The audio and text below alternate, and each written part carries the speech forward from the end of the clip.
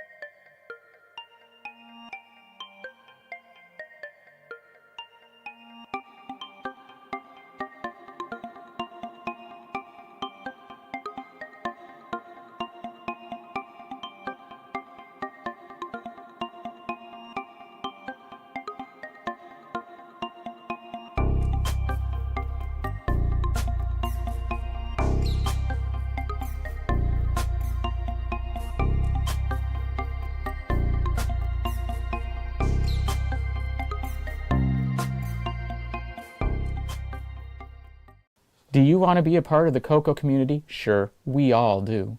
So join this free weekly live talk show to find out how easy it is to watch at home and learn about your color computer. At the CoCoNation, more than 9 million men and women have participated in the community without setting foot outside their homes. And now at home in your spare time, you can see what's happening, or even join the discussion. Choose from any one of these segments: panel intros, project updates, acquisitions, CoCo thoughts, featured interviews and events, the Game On Challenge, news, Ron's Garage, CoCo commercials, show coverage, panel goodbyes, or you can join one of our extra shows. You can choose from the Game On Challenge Live or CoCo Tech. Join the CoCoNation right now. Click the link for the free information TJB Chris spoke about. Then decide if you want to watch the CoCoNation Live Show, the world's leading live weekly talk show featuring the Tandy Color computer, its siblings, cousins, and red-headed stepchildren. Visit thecoconation.com. There is no obligation, and no salesman will visit you. Visit thecoconation.com.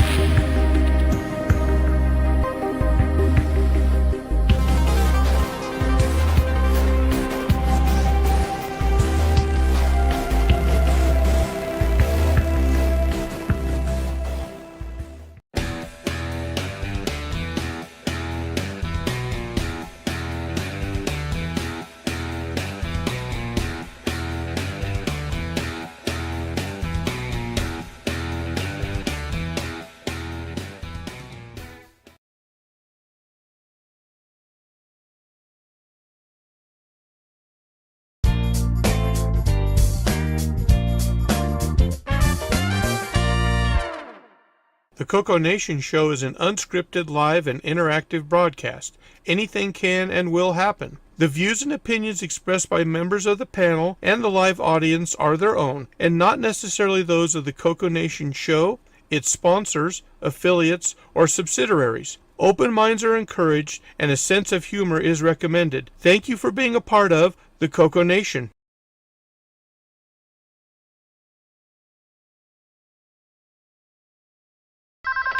Radio Shack?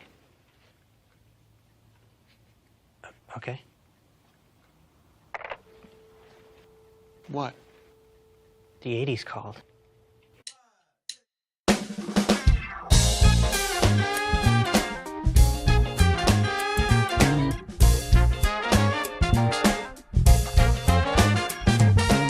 Welcome to the CoCoNation, the world's first live and interactive talk show featuring the Tandy color computer and its hardware cousins.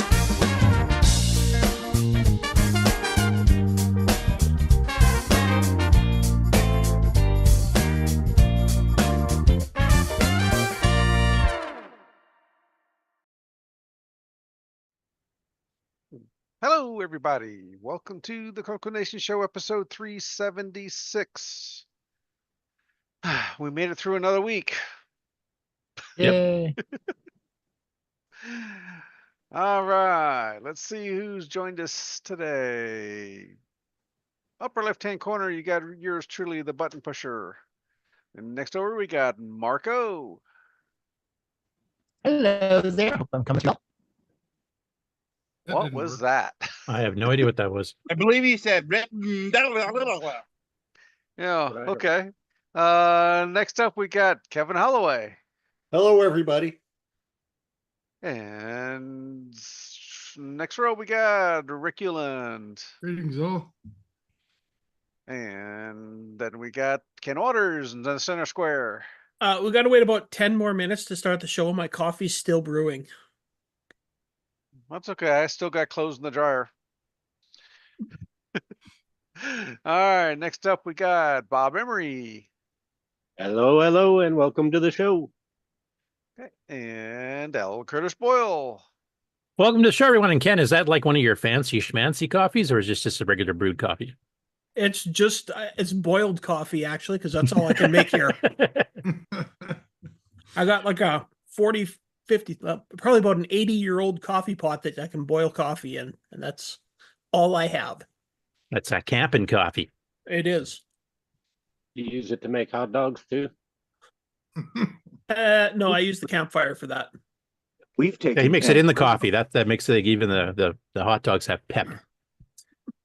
We've taken Ken's regular coffee and replaced it with Folgers crystals. Oh God, no!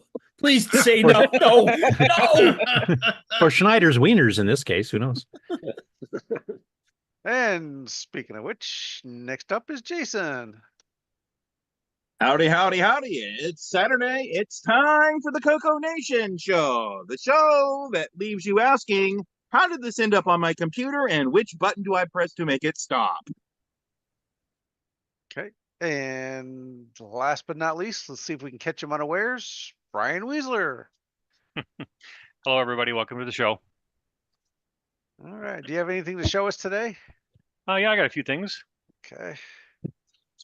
Also, Brian and have a sad announcement to make too for those who haven't heard. Oh, okay.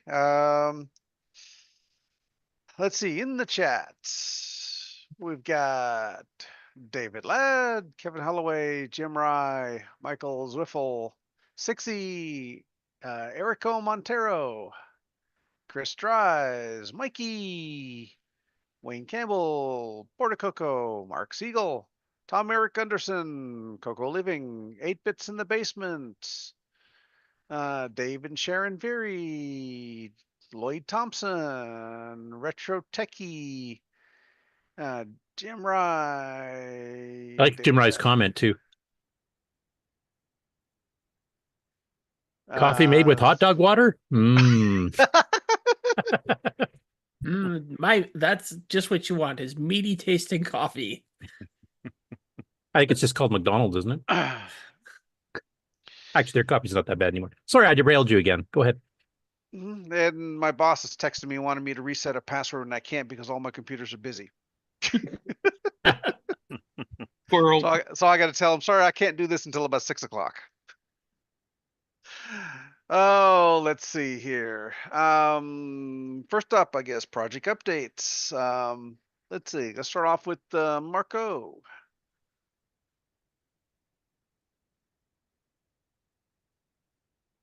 Hello, Mark? Band problems. Can you hear me? I got a couple of Pretty syllables. choppy. Bandwidth problems, I think, is what you were trying to say. I have sent Mark my old internet. Next person. Oh, okay. Hey, type it in a message, Mark, and then just screen share it when your turn comes back. All right. Well, let's see. Rick.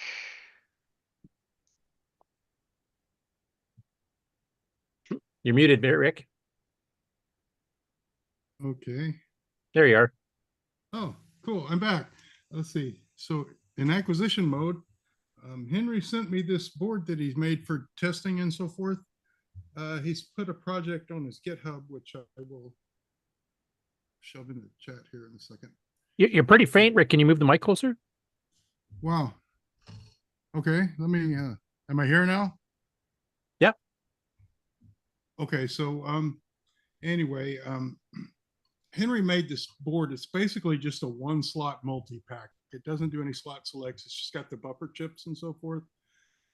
So for instance, if you're making a project that's 3.3 volt, 5 volt tolerant, do you need the buffers? Will that make it work better? You know, this might tell you that. He put it in his GitHub, which I can't do two things at once, so I'm not able to talk while I'm cutting and pasting a link into our chat, which hopefully it will let me do, where you can make one yourself. And it's got a couple of extra features, like there's a decoding for hardware, so you could make a project board that doesn't quite do everything that needs to be done and plug it into this thing. It's a worthwhile project, and if you're into hardware like I am, look at this GitHub. It's a really handy thing. I put it in my chat. I still can't Rick, be heard. Rick, you are really low. Let me. Yeah, people in the chat are saying they can't hear you either.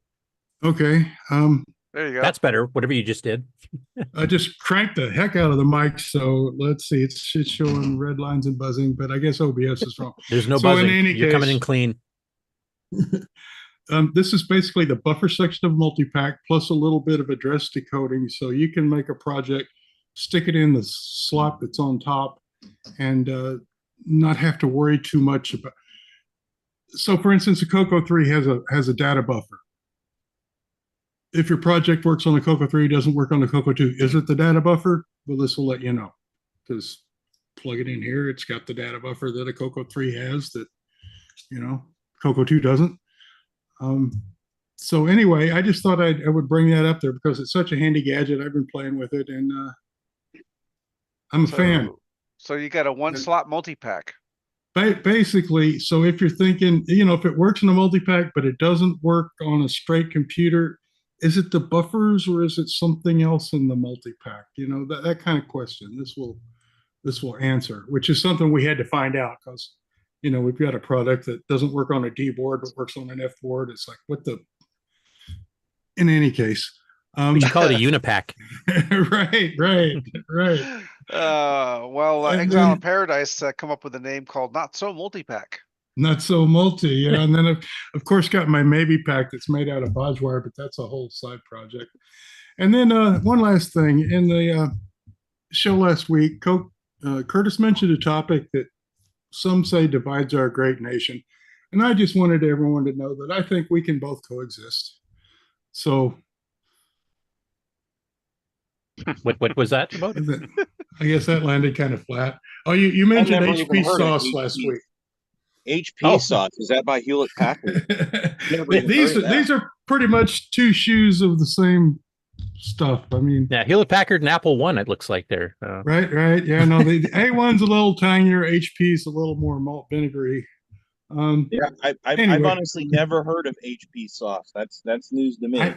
Curtis mentioned it last week. I couldn't not bring it up after that. But what I've heard is that if you tab these in Canada, they actually taste the opposite of each other. Okay. I don't know if that's true because I haven't sampled the States ones to compare with. Ken, have you had any experience with those two sauces? You muted, Ken. He's just sauced. He's saucy. Yeah.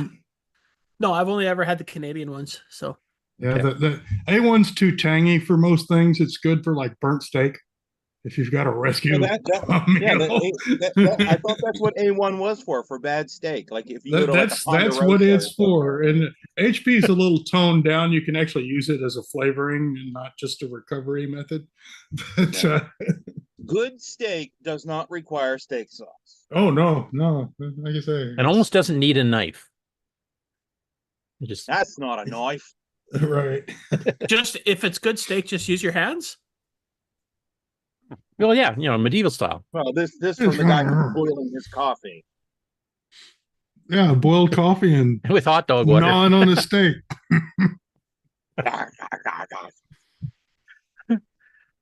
Get one of those Costco jumbo dogs, you can make it a whole pot.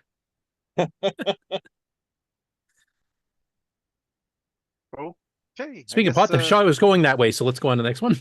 Yep. Right. Let's see. Since Mark's still booting, so yeah, so I guess Brian? we'll go to Brian. Okay. Can you hear me okay? Yep. Beauty. So first off, Curtis kind of mentioned this last night through the Glenside. We had received some news. Those of you that have been at CoCo Fest at any time in the last 40 years, you probably know of Chris Hawks of Hawks. Chris Hawk. Yep. And so if you were on the last month's meeting with their Chris was talking about his wife not feeling well. So those of you that know Chris, his wife had passed away here the other night. There, she'd been dealing with some cancer, and so some sad news in the community. But many of you that have been going to Rainbow Fest and CoCo Fest probably remember Christopher Hawk and his Hawk software that he's been, and he's always had a table there for many years. So. Yeah, he did all kinds of stuff. He did stuff for the MM1. He's done commercial software for the CoCo since 1982.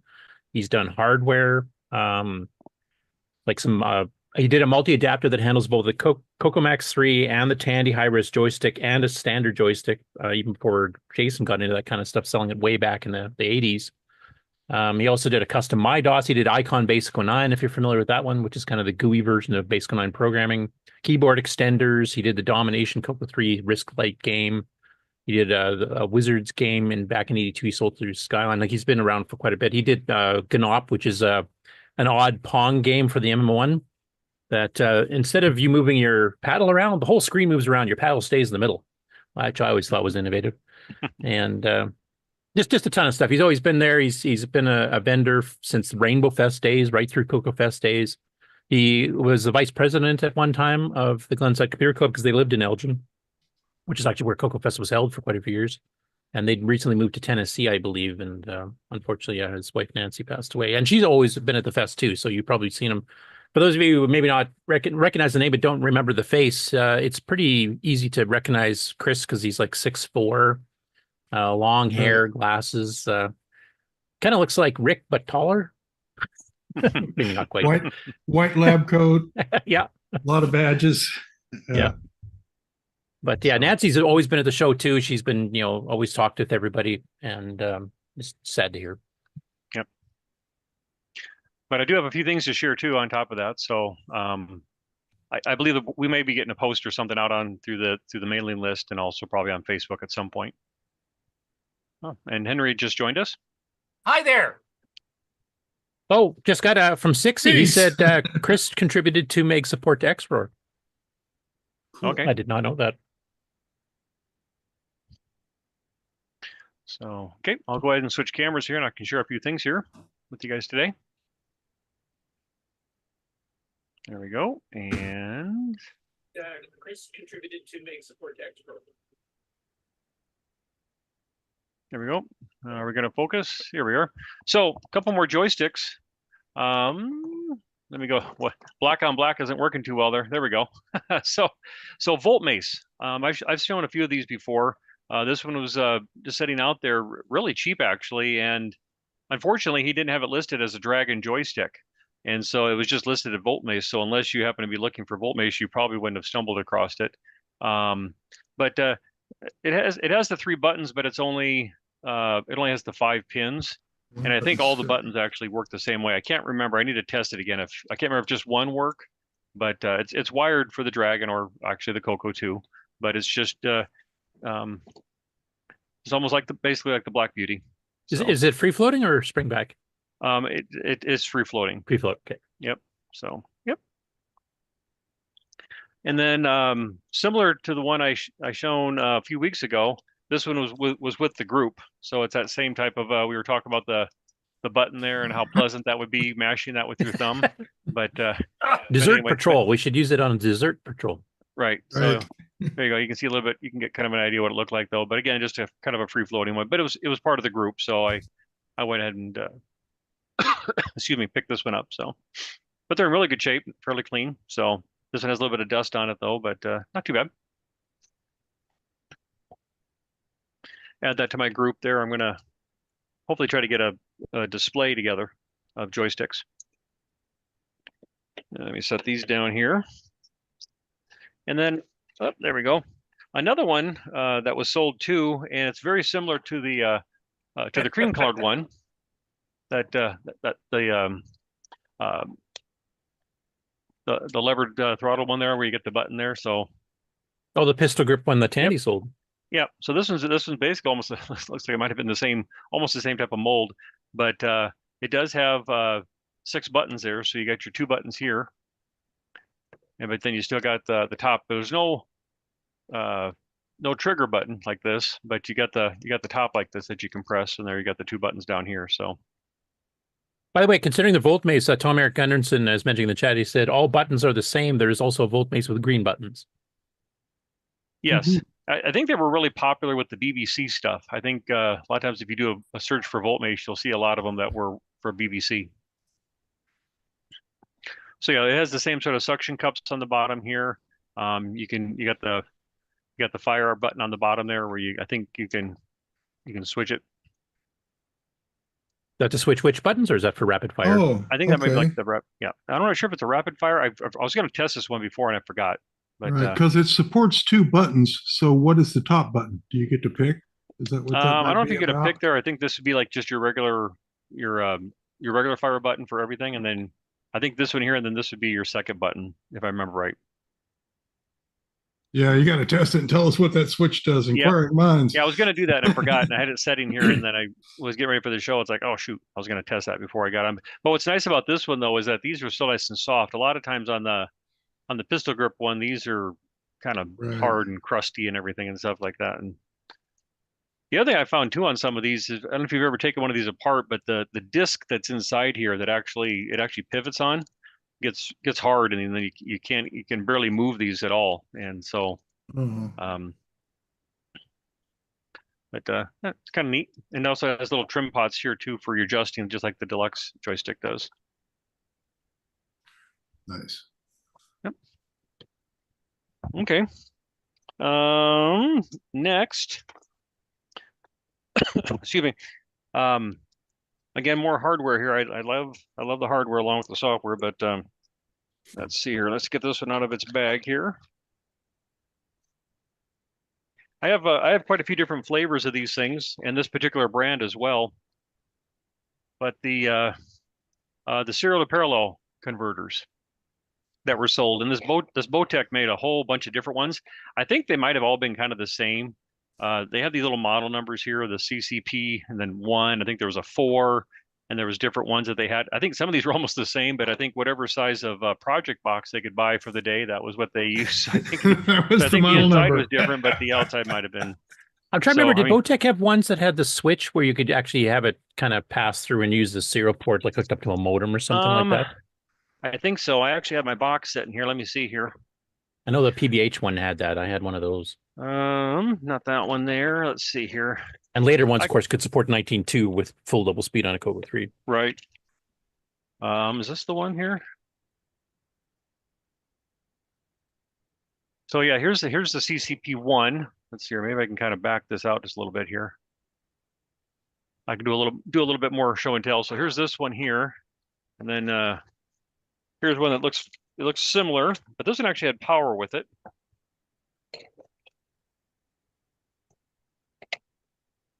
So this also is labeled as CCP-1, but this one had power going into it, and but there's no extra port though. So again, just kind of a little different. Yeah, I'm pretty sure my PBH had power going to it too. So,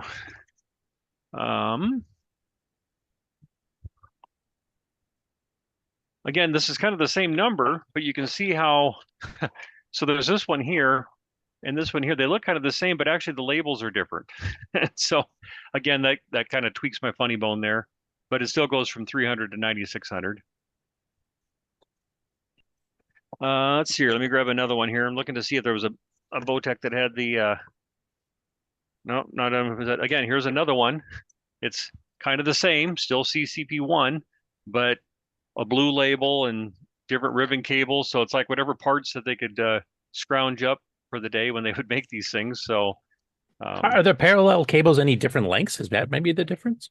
I think they're all about the same. Like the one, like this one uses a rainbow color one. This one's solid blue.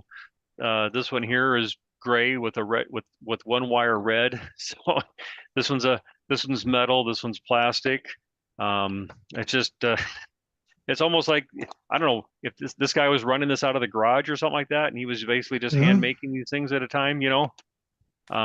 Here I got more here to. So other than the one with the power, they're all pretty much a CCP-1 is the same thing, except one of them has a power award for some reason. Let's see here. Yeah, that's all that brand that I have. Plus I got this other brand here, this Metric. Yep. And this, remember that one? So again, very similar. This one here has a hardwired, more of a hardwire, you know, versus the flat ribbon cable. What else got here? You have enough printers to match all these? Yep. No, actually. Of course he does. No. But you know, I just, like I said, just kind of, let's see here. Again, this one's very similar to the one I just shown you. But again, depending on what project box that you had, you can see this one's, it's the same thing, just smaller box, right? So changed his label, and yeah, it's a good day. It's like, oh, here I can buy 100 more of these here for that price there. I like the silk screen labels. That was a nice touch back in the day. It's like whatever they could find in the surplus market. Yeah, probably. Right. So here's one kind of along the lines, I think, what you were talking about there. So this one here was made by this was Blue Streak 2. Blue Streaks. Yep. Yeah, Blue Streak Ultima. I remember that. And so this has the female connector on it. Kind of hard to see the ends there. So you could plug this into the back of your CoCo, plug your modem into here, and then here's your switch that you could you know flip back and forth there, and you could do your baud rate and everything. Here's the one that was, I remember I actually had one of these, and I don't know what happened to it, but I had one of these back in the day. So this is a common one. This one's a really nice package where it's all kind of together. You know, you can just plug this right. Yeah, and the parallel connectors are built right into the interface. There's no separate cable. Yep. So that was nice. I do remember this one. Let's see here. What do we got? Here's another brand that was out there. If you guys remember this one. And this is the same concept too, where it had the no, this was just the no, this had the same thing. So this had a modem switcher on it. Yep. So you got your modem and printer back and forth here. You can switch the baud rate. Or CRC, the CRC stuff. Yeah, this is That's CRC. Why there's French on it. Yes. So there's that one. Running out of room here. Let's see here. This is one that I did show on the show here a while back. If you guys maybe remember this one. This one actually came from Australia. Ooh. This was the MK1 serial to parallel interface.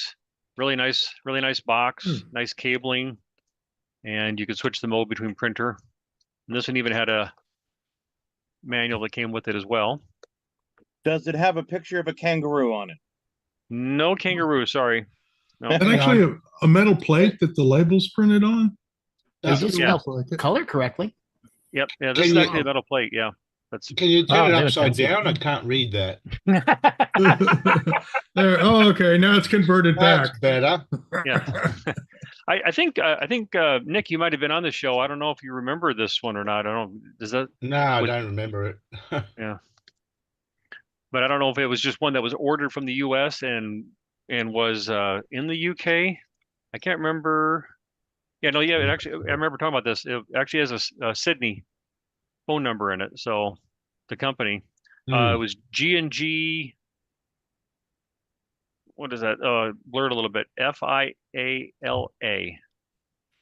No, don't G&G, know yep. them. Yep. That's not your neighbor? No. Hang on, I'll just open the window and yell out and ask. Yeah. Right.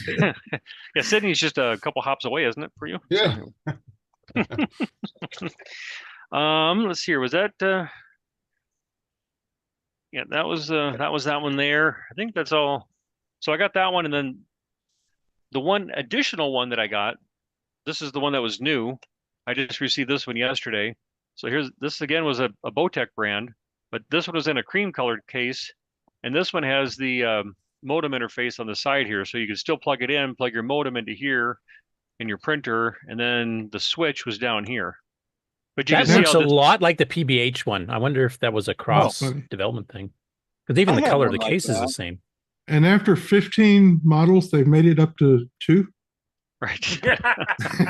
Well, and you can kind of tell here too, like the board doesn't sit in there. You can see where this was drilled out. This was Yeah. almost like it was carved out. It's not even perfectly straight. So I mean, these Some- were all handmade. Some you dude know? with a file. Huh? Yeah. What I thought was kind of interesting though is that kitchen this is a- table businesses. right, yeah, different cables and stuff to hold. But the switch is a 3-position switch, so you have printer modem, but it also has off. So I suppose if you wanted to have, you didn't accidentally send some serial data somewhere and you didn't want to, or I don't know. I think that is specifically there. Some of the very old games, the original version of Ghost Goblin from Spectral's one, I know off the top of my head. Mhm. They didn't mask off the bits on the PIA correctly where the sound is, happens to be also where the serial bit banger is. So anytime it did sound like you ate a ghost or something, it would just spew garbage to your printer. It's probably for that. So you could shut that thing up. Afterwards, people figured out how to shut that off, so it wasn't a problem. But the very first couple years of CoCo games, there was a few that did that. Yeah, And I think- I agree. I ran one of those for quite some time. And I think Rick mentioned here that they finally did get to a 2 here after all the different blue case revisions there. So let me do. But that looks identical to the PBH one I had, except it says BoTek. So I'm wondering if it's a cross license thing or something. Let me do a little bit of housekeeping here real quick, guys. So yeah, I have quite a collection of these. Like I said, I enjoy collecting different variations and stuff like that. I just find it kind of interesting to see how they kind of, the evolution of things and stuff, and how they did things, and just like Burke and Burke, he was making this stuff right out of his garage and selling this stuff, and I imagine there was probably a lot of companies like that. Yeah, it was very much a hobbyist business, not a professional one, except for with some exceptions. Okay, so the next thing here I was going to show, this one's a little bit heavier beast here. Let me zoom the camera out here. So part of the stuff disk that drives. What's that? Model 2 disk drive bay. You're close. Oh. Does anybody know what this is? Yeah, it's an 8-inch floppy drive. 8-inch floppy. At least 8-inch floppy drive. Yeah. So this is part of my project there to archive some of Robert Killigas's stuff. And so I've been waiting, and so I finally got a decent price for a Shugart 8-inch drive. This is an 800, so it's just a single side drive head on it. The 851 would be dual heads, but that's all I'm going to need is just the single head on it there. So I'm working on now getting a power for this thing. I found a part number for this, and also for this here in the manual. The main motor here actually is wired right to 110, Yeah. On the connector, you got 20. Those go ahead. motors don't stop. They just run. They don't stop. They just run. Okay. Yep. On this connector here, there's 24, 5, and -5 voltage. So I'm working on getting some power supplies together. I think I got kind of a game plan there. And then of course this will be connected. I do have, it's not in this box here, but I do have, I think I showed it on the show last week when I showed the grease weasel. I do have the connector to go from this to the ribbon cable. Okay. So, but yeah, it's a bit of a beast. I haven't tested it yet. I hope it actually works. What's the but I host haven't- machine you're hooking that up to? What's that? What's the host machine you're hooking that up to? Well, for right now, it's going to be hooked up to the grease weasel, so I can archive some discs. But I did fancy the idea of trying to hook this thing up to a CoCo and actually saving to an 8-inch drive. Just that would be fun. I would like to do that. That would be fun. Yep. And you've seen like there's several different YouTube videos out there. Like Adrian's got one hooking up an 8-inch drive to a PC. Of course, you got Curious Mark, who goes into resurrecting 8-inch drives all the time. And I think Curious Mark actually talks about the Shugart itself. So there's a lot of resources out there that you can go to. Excellent. And I know it is possible to hook up to a CoCo, because back in the day there was a kid here in town that did hook them up to his CoCo. Okay. So I think it's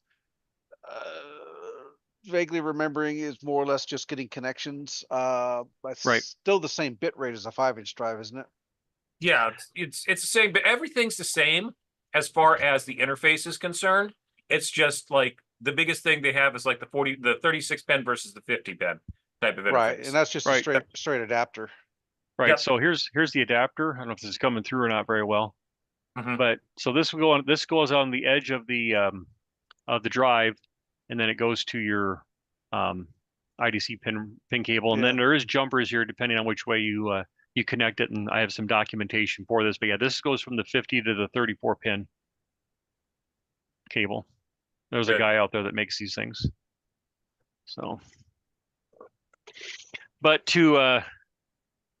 because I'll be doing some archiving, you want to keep the drive clean. Oh, nice! I located one of these things here. So there's just the one disc, but I do have a Tandy one, but you know how these have the little check marks. You know, like I've used it, like 20 times. Most of the check marks on that one are used. Doesn't mean it still doesn't have some usable life in it.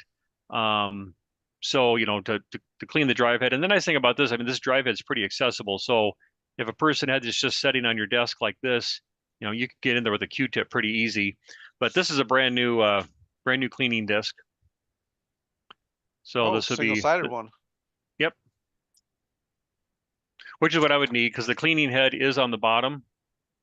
So there's your cleaning material, and then it's just smooth on the back here for the top glide. So.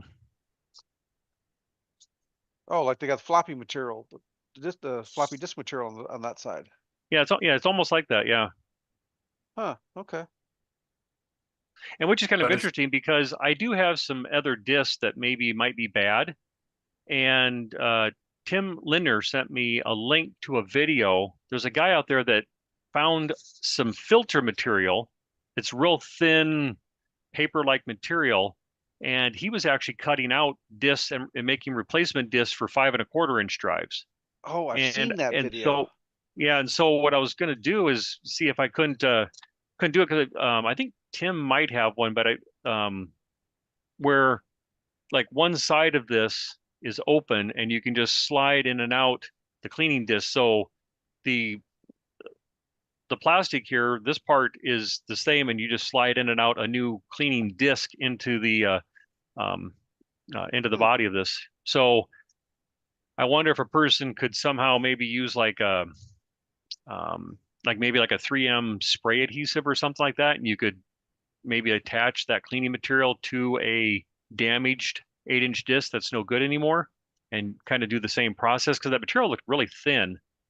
And obviously for a smaller disc, it would probably work, but you get a bigger disc like this, and to have it, there's nothing really to clamp on, where a disc here has this little paper sleeve right here to, give it a little bit more meat for the spindle to connect on. So I don't know if maybe a person could. Most of the 8-inch discs that I've seen do not have that reinforcement in the spindle area.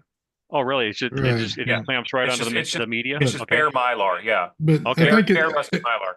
I think it's fair to say though you need a sheet of mylar to back up your copy yeah. filter. So yeah, I want to do a little experimenting with this before I go, and I do have some just other random discs. Excuse me.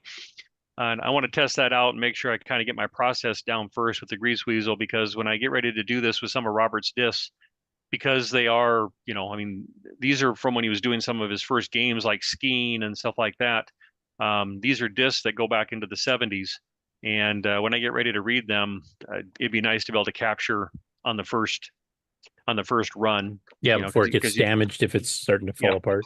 So anyway, so I got a little bit of a learning curve. I just wish we had somebody in the community that was maybe familiar with the grease weasel. I don't know if we know anybody that might. That's for David. Yeah, Ladd, I wish we did too. Yeah, that's for David Ladd if he happens to be listening. So he's in the chat. So anyway, one time he doesn't come on the show. We're talking about stuff right up his alley.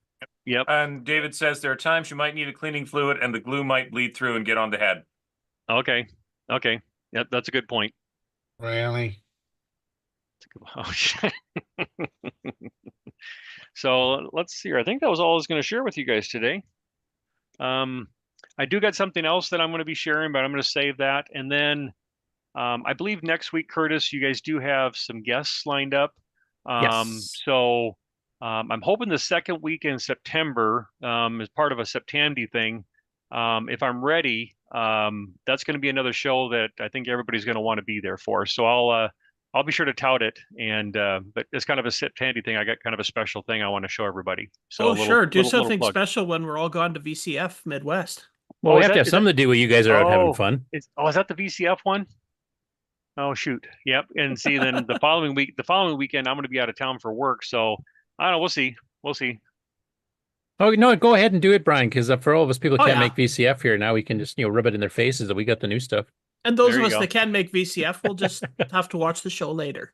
There you go. So anyway, but that's all I got, gentlemen. Okay. Did Mark come back on? I'm still here. He's there. He's streamed. But he's AWOL. His microphone's there, but he's not. Great. Now Mark's crashed. The computer's fixed. Mark has crashed. Yeah, he's laying on the floor having a nap at this point. A wall and a doorway. Okay. Well, there didn't have anybody else on. I guess I can talk about the guests we're planning on. Now I haven't got confirmation on all of them yet, so I'm not going to mention all the names or anything. But next week we're going to have 4 people on that will be representing the show World of Retrocomputing, which is this in September 14th to 15th in Kitchener, Ontario. So we're gonna have some people that are the organizer of the show, one of the sponsors, and then some of the attendees that have been in there in the past, and attendees that will be there this year, including one who's actually going to be showing some CoCo stuff off. So I just want to kind of hype that show up a bit. So it's because it's our Canadian equivalent of VCF. Probably about the closest we got at this point. I will mention that Frank, he's one of the sponsors. So he's going to be on too. You can probably update us on all the flooding too, since he's had 3 now in 6 weeks. Right. Just terrible luck there. He's wasn't as bad as the first one though. That was the big one, but it's still, he just got some furniture replaced. Now he just gets replaced again. It's... Well, that's what you get for living in Toronto. Yeah. Pretty soon you're just gonna have one Great Lake. Yeah. Well, actually, the funny thing is he just bought a new house that's further inland and away from that, and he takes possession, I think, originally supposed to be this weekend or next weekend, I think. So he is escaping from it, but just he just went and hit them all in 6 weeks, so give him time to do anything. Well, he'll have less furniture he needs to move. Yeah, just get it all delivered to have the all new the new place. furniture delivered. Yeah, exactly. Yeah, it's a bit of a mess. But yeah, we're Frank and 3 other guests is the plan for next week. Okay. Trina's Technobabble will be one. She actually was at the show last year and had a booth. A guy named Justice, I think.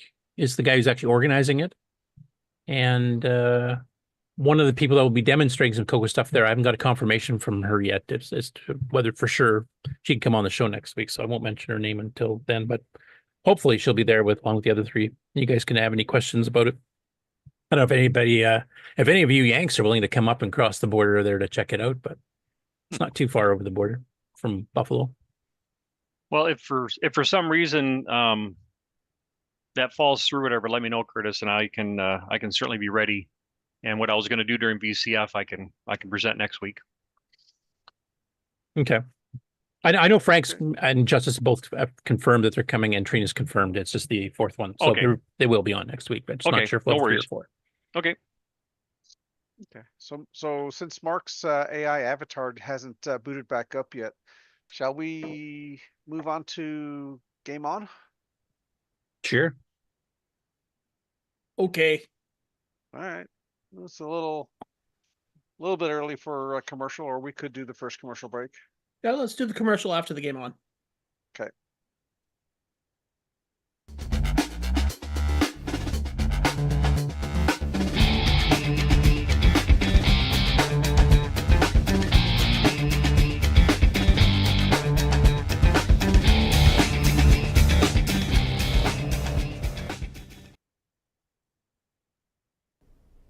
Welcome everybody to the CoCoNation Game On Challenge of the Week results video. This week we played Desert Patrol. We had a total of 18 players. We had Strychnine with 3,000, Exile in Paradise 11,000, Mark B 16,100, MarkO 16,950, Retro Rick 60,700, Damon Beals 63,250, Jim Rye 66,000, Sloopy Malibu 128,850, Sabhead 138,850, Ed Rhodes 131,450, Henry III 146,50, David Ladd 202,150, L Curtis Boyle 281,850, Canadian Retro Things 322,950, Shenley 355,600, Mike 511,100, Tasman 555,550, and this week's number one score is Dr. Ted with 704,550. Thanks everybody that played. We'll see you again next week. And the CoCoNation salutes Dr. Ted. Salute! And I'm going to guess that he probably used an auto fire, otherwise his thumb would have fallen off.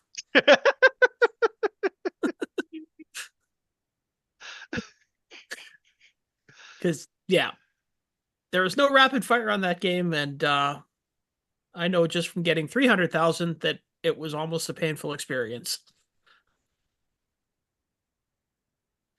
So I could not find any reviews of this game in any of the magazines or anything. Yeah. So not exactly the hardest game in the world.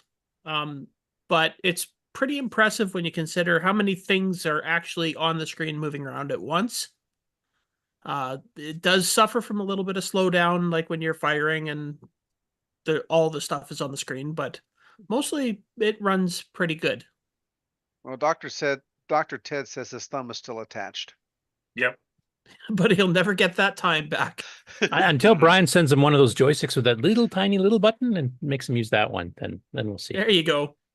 From now on, that's Dr. Ted's handicap. That's the handicap.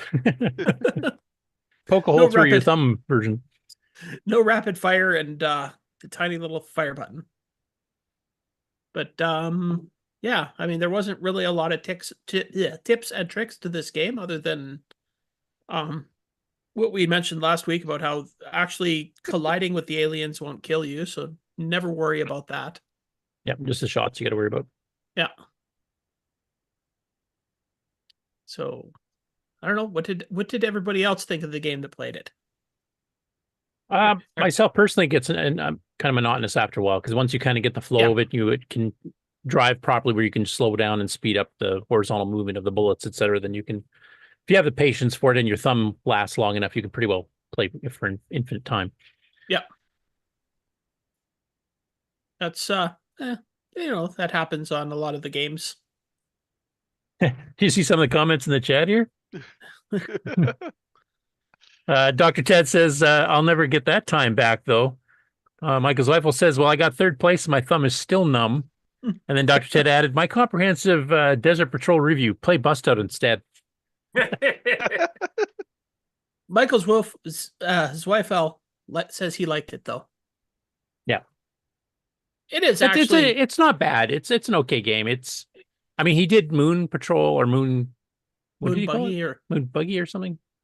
Moon Hopper, yeah. A little bit earlier, which is closer to the arcade game in scope, and has a little, refueling station. You get to the end of the track and you get refueled, and then you continue on. And this one, it's just weird how all of a sudden it'll just stop and it'll say free man, and then you start again as if nothing happened. Yeah, you're on it at the next level. Yeah, to me, it's a little bit of a cop out because he did two games so very similar, and honestly, Steve York kind of did that with Arkanoid and Bash too. So I guess there's a bit of gameplay difference there too, and there's a bit of gameplay difference between Moonhopper and Desert Patrol. But honestly, write something else. Like he released this under his own company, right? Yes, Arcade Animation Inc. So is this the first one he released under that? Nope. Moonhopper. No, he released 4 games simultaneously at Wacky Food, Food War, Desert Patrol, and Ice Master. Okay. I'm just wondering if he just wanted to get more product out there and just kind of just reskinned. Yeah, because he did a few for computer where he did like Grand Prix, Morocco GP, I think it's called. Moonhopper. I think he did Hyperzone. Probably a couple others I'm forgetting off the top of my head. And then he kind of went independent for about a year or two. Like his very first ad, if I remember correctly, was like a full page in Rainbow, which is not cheap. So, yeah. I think he probably just released this game to kind of have it as his own, version of it, rather than buying it for computer where we only got like a small percentage of the and then the money. He took enough out of the game and changed it enough so that he wouldn't get sued by the company that he made the original for. Which I find ironic because it's a clone of an arcade game that they could have got sued for anyway, right? Yeah. It was not my favorite of the games he put out. I think Food War and Ice Master, which was an early Pango clone, actually are probably my favorites out of the ones he released. And Dr. Ted also says it needed more obstacles and challenges.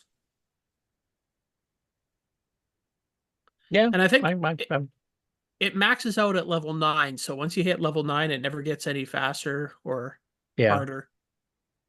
One of the nice things about the original arcade Moon Patrol is that you finish the beginner course or whatever they called it in the arcade version, and the export course or challenge course, depending whether you're playing the CoCo or the official arcade version, is that there is new things on there. They'll add in some new monsters you've never seen before. So there's always something new to discover.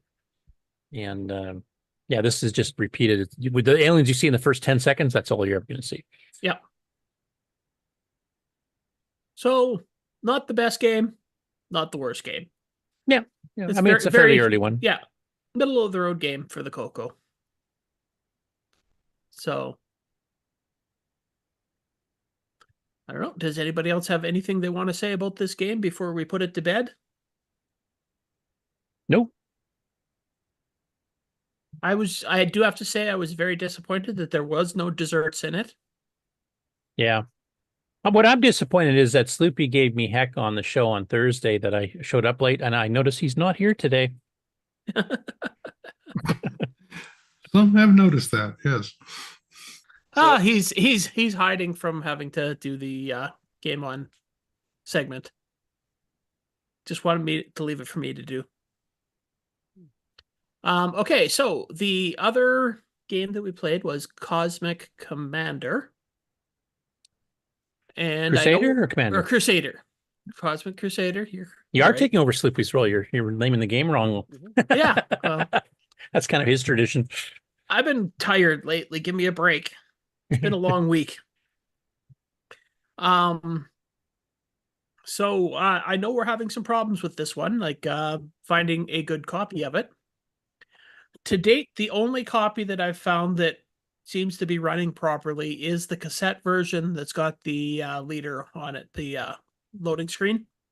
Yeah. We'll mention that Karen did do a quick hack to try to get a loading screen version. It does last longer than the disk version that's on the archive still.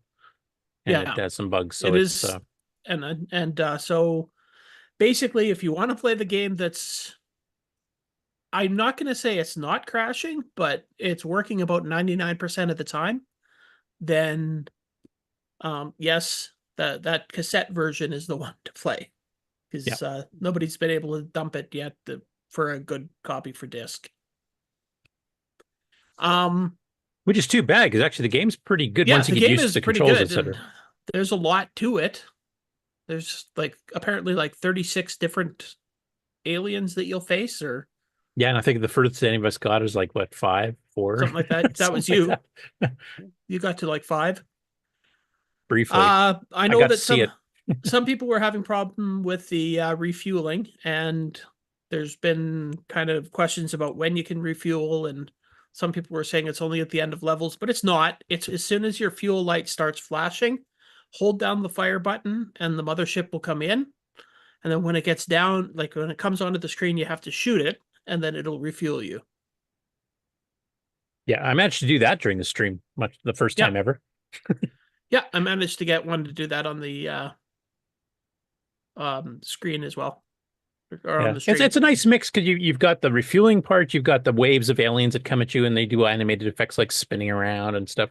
And then you got the swarms of things that you go through, like there's the meteor storm you can't fire, then there's the antimatter, whatever the heck it was called, that actually you can destroy them. Yeah, and which we found out after you're trying to dodge them all. Yeah, I took 1 or 2 shots just to try it. Hey, it works. I'm dead. Yep. And that was as far as we got. But yeah, tips and tricks on that game. The fact that you can move the sight around on the screen is completely useless. Just leave it at the top of the screen. Because it'll hit anything up. I thought it was like Intercept 4, a game we've never played, because it's complicated. But basically that one, you have to have the crosshair depth to where it's going to explode. Your shot's going to explode. So you have to use that. This, it just goes up as far as your sight thing is. And if, like you said, if you put it to the top, you can shoot across and it'll hit anything that's in between. So it is kind of useless. I couldn't get mine to move, actually. Much as I tried, I couldn't get the crosshairs to move, so I just swung side to side. Well, you were also playing a buggy version, so yeah. Yeah, as I said, it's unfortunate that it's only the cassette version that so far I've found is working at all properly. At least we know we can get up to at least level 5 on the cassette version. Yeah. So, Dr. Ted, I'm expecting that if you play the cassette version, we want to see at least level 15. Or just complete the game. Yeah, complete the game. All 36. All 36 levels. Or Buck, maybe this is your time to shine again. Yeah. No, it's it's unfortunate that we're having problems with this game, because it is actually a really good game. Yeah, I mean, the 3D perspective's nice. The fact that your ship kind of angles around, it's got good sound effects. It's got some good visual effects, like when your ship beams in and stuff. Yeah. The stuff like the spinning TIE fighters, like the first time I saw that when I was setting up my page entry for it several years back, I was like, oh, this is really cool. The guy put some thought into this. Like, these animations are really, really good. Yeah. So I guess there's nothing to say about it other than try your best to get it working properly with the cassette version, I guess. Yeah. Yeah. And of course, you need an analog joystick. If you have a digital one, don't. Because your sight thing is completely based on that, for example.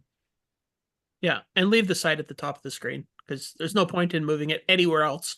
Yeah. The one thing that takes a while to get used to, too, like your fuel gauge has a little yellow bar showing you're in the danger zone. If you run up the other fuel, you die. At first few times I glanced at it and I just thought, oh, I'm right down there. No, it's just a little marker. But you have to keep track of it. When you're busy trying to dodge shots and aliens and all over the place, you just totally lose track of the fuel. Yeah. But you do have to look at it, because all of a sudden you'll just die and you'll go, I died for no reason. And then you take a look, oh, my fuel is gone. So that you do have to kind of monitor and get used to multitasking. Exactly. So, because I know that happened quite a few times on the stream where you're like, oh, why did I die? And I'm like, yo, you ran out of fuel. Yeah. One thing that surprised me last week when you mentioned the game and we're trying to work on getting versions working properly is that Kieran and Tom Eric Gunderson, some of the other guys that live in the UK and Europe that were heavily into the Dragon State had never played it before. So I don't know, was it just a rare one that was sold by a small company, or I'm kind of curious why that one never kind of got popular, because it's visually a very striking game. That would have done well, I think, in North America if they'd sold it for the CoCo. And I don't know if that author did anything else. I don't have as much full research on Dragon games as I do, obviously, for CoCo games. So DK Pridmore, I think, was the guy's name. I don't know if he did anything else, but I would like to see if he did, because that was a really well done one from what I saw. So does anybody else have any questions about that game or comments about it or anything like that? We need a good crack of it. It seems like a good game if we just play right. Little bits of it is excellent. Play the cassette version. Yeah, play the cassette version for now. It works with a disc controller plugged in, so I mean the copy protection's not having to disable the ROMs or anything fancy. I know it's got some extra header crap and preloaders and stuff. 60 says if you're moved all the way over to the side of the screen, the target just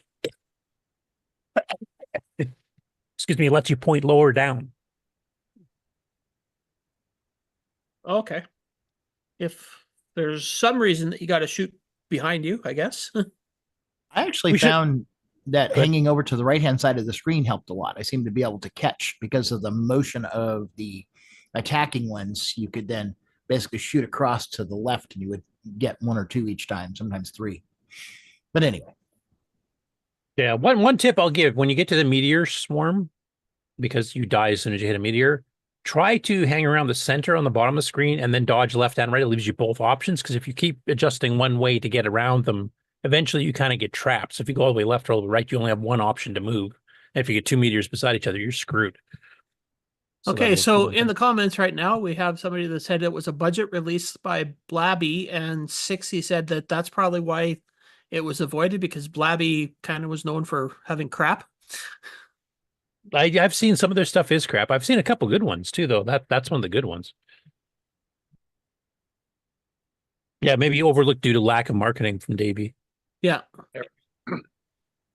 Every so often, when you look through the sow's ears, you do find a silk purse. Right. Yeah. Well, it's just like, on the CoCo occasion, you get like a public domain or a shareware game that's as good as any of the commercial ones. That happened a few times. Mm-hmm.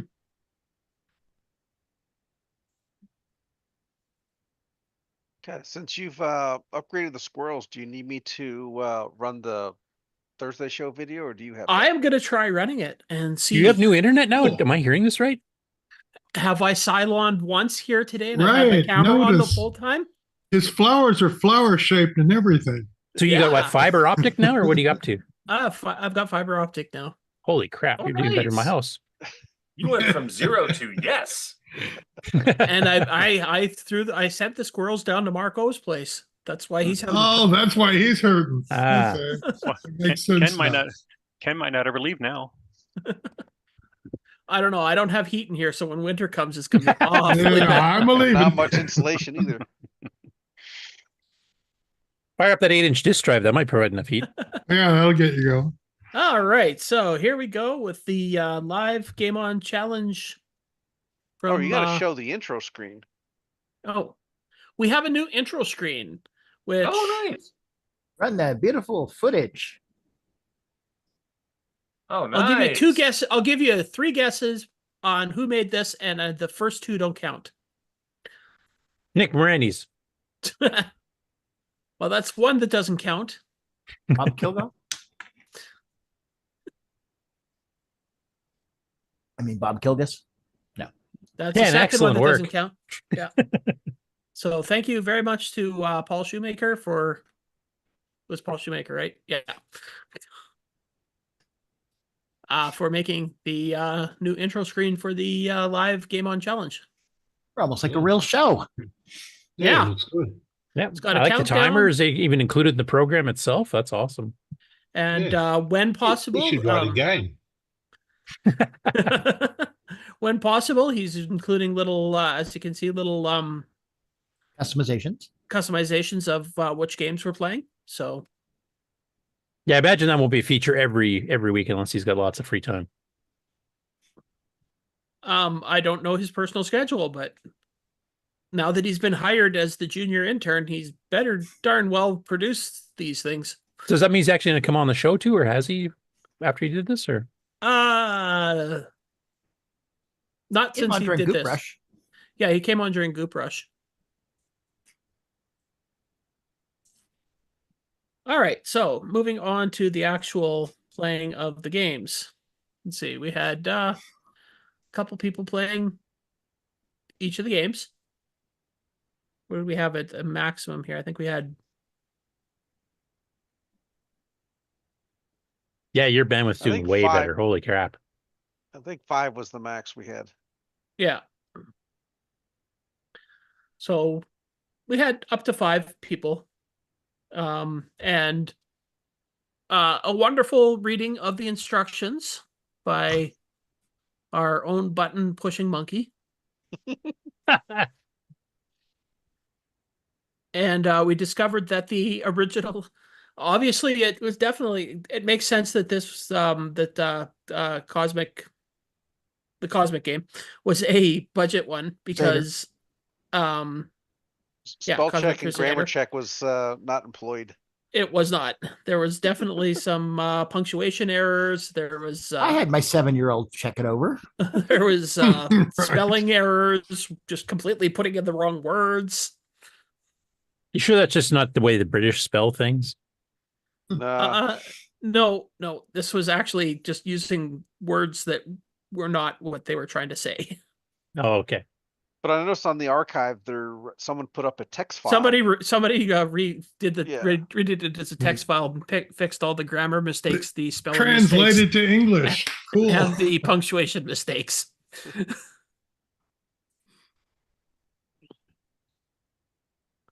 I do notice a few are running composite color mode because you can see gray instead of yellow, but that's a minor quibble. Let's see if I can see. Oh. Here's the loading screen. That the right color set? Yep, that's the right color set. Mm-hmm. Of course it's the right color set. You think I would Ken's use a the wrong professional color set? gamer here. See, I'm just trying to find the refueling thing here. Did you do it on the show too, Ken? Or? Yeah, I did. Okay. Oh.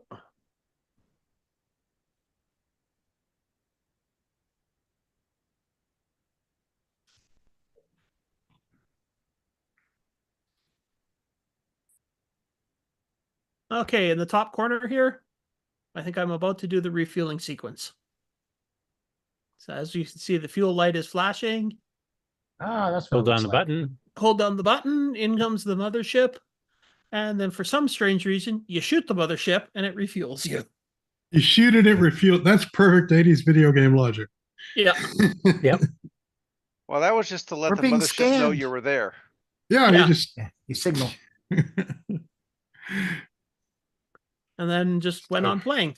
So that wasn't at the end of a level. That was see there on mine at the bottom left. You can see if you swing way over to the right, you can usually catch them coming across.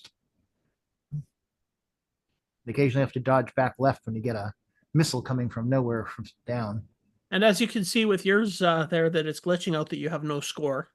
Yep. There's a lot of fun play. I like this game if it just worked correctly.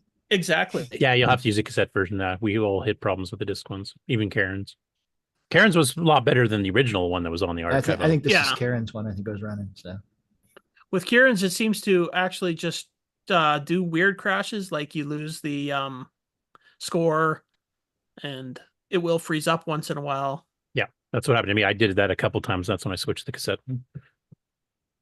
But if you're running the cassette one, yeah, it runs pretty good. Like, let's see if I can find Curtis playing here.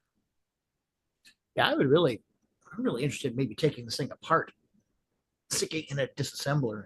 Yes, please do. Unraveling it. I think it has good potential. Yeah, ditch that stupid crosshair thingy and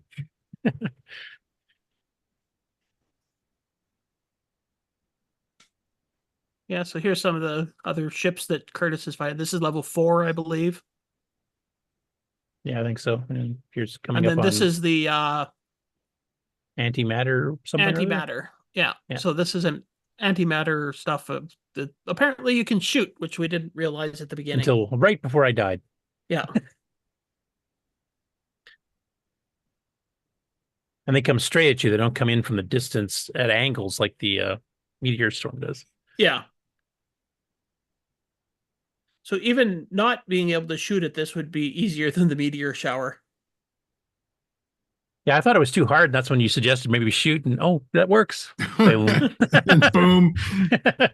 It's like, oh, cool, we can shoot them. Oh, I'm dead. Oh, we can. Game over. I like the effect too when you get blown up, like all the different little explosions going off. That was really well Yeah. done. So for a budget game, this was pretty good. Now we just got to make sure that we get a version for the disc that is actually working properly. And thank you, MarkO, for saying that you will volunteering that you will disassemble it and get it working properly. Thank you. They'll put it on the list. No, I like the gameplay. It's like I can see a lot. It's like, wow, I like the way this works when it works. And the fact that there's supposed to be like 36 30 levels. some odd, yeah. I really want to see, like, all the aliens are quite different from each other design-wise. Yeah. And even have different patterns and how they do. So we put a lot of thought into it. I really want to see what the other 30 or 26 or 27 left are.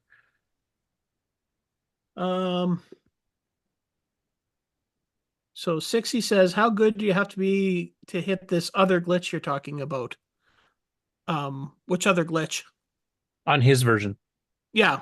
Often I think what happens is it will freeze up at some point. I don't know if it's just a random spot that it freezes up, and then it resets itself, and then you don't have a score.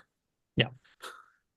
Yeah, I was getting that. I was getting no score. I think I was using 60's version also. Yeah. So I think that's what's happening with the glitch in 60's version. That if it will freeze up, and then after it resets, there's no score. But then it seems to run fine after that. Like does it freeze up after there's no score, Mark? I noticed, yeah, there was a couple times where it seemed to pause and then it would go on, and it didn't really reset. It just it was like a multitasking operating system where something else took more higher priority, and then it'd just come back and everything would keep going normally. So yeah, I don't know exactly what it's doing, being in some sort of loop. I mean, obviously recovers and goes on, but I can film mine with my system, so I can probably shoot some video and then send a link for 60 to look So at. I gotta wonder if this was intended, copy protection, or was it just accidentally a bad dump in the first place? Well, actually, it can't be though, because that version that Karen based it on does seem to work mostly. Or was it just some sort of weird way of programming it that causes this when you dumped it? Yeah, maybe. I don't know. I mean, for the most part, like this right here, you're looking at makes perfect sense. I mean, the little TIE fighters come out, you shoot at them, either hit them or miss them. Yeah, and they go spinning off the distance or come spinning in from the distance. I love that effect. That was really well done. Yeah, I mean, there's just a lot of really cool things in this game. Yeah. It's like, so hopefully before the end of next week, we can have a properly working disc version. If not, then yeah, like I said, the cassette version with the loading screen seems to be the way to go. And if you're trying to use it on real hardware and you don't have a cassette player, then I guess you got to rig something up to your phone and load it off of there. Yeah, pretty much. Yeah. Otherwise, I don't know. Is it XROR? I don't really use. Is it very hard to load disc or cassette images on XROR? XROR easy. You can use WAV or CAS files on XROR. Okay, because VCC is easy too. You just go into the configuration, put the file into this thing, hit play, go back out into the main screen and type cload M.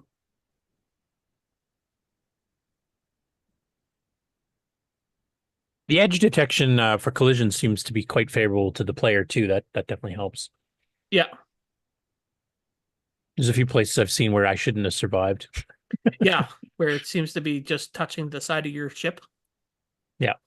I'm wondering if maybe, yeah. Anyway, so this I is can't imagine playing it on keyboard though, with the sight hairs and stuff. Yeah, that would be a little more difficult.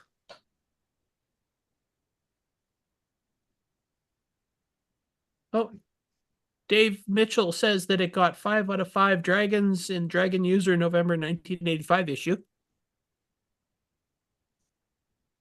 Cool.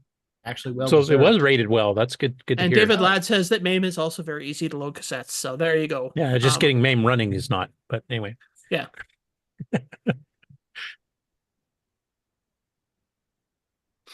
Sixty says your description of easy is baffling to me. That's not logical. All right, so now I guess I got to give a little plug for this. This is Thursdays that we play live on the Discord channel, starting at 8 p.m. in Eastern time. Correct. So just drop in. You can hang out, share your screen on an emulator on real hardware.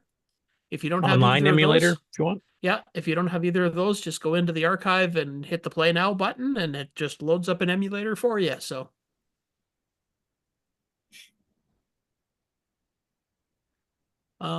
yeah, I expect to see you all there. Even that no-show Sloopy. Yeah, we'll see if he's there or not. No, I'm talking about right now. Oh, no, Sloopy usually is good for making the live game on show. Yeah, I know. I'm just busting his chops because he busted mine when I showed up yesterday. Yeah, that's. I mean, that's half the fun.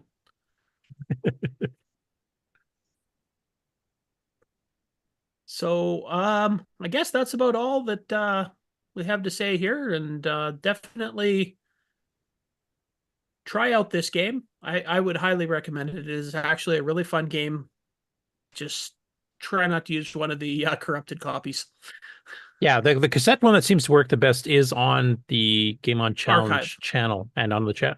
Oh, it's on the channel? Okay. Well, no, I was asking, is it on the channel as well, or is it on the archive? Oh, I don't. There's only. I think it's just on the archive. I could stick it on the channel, I guess. 60s, I think, is on the Discord channel.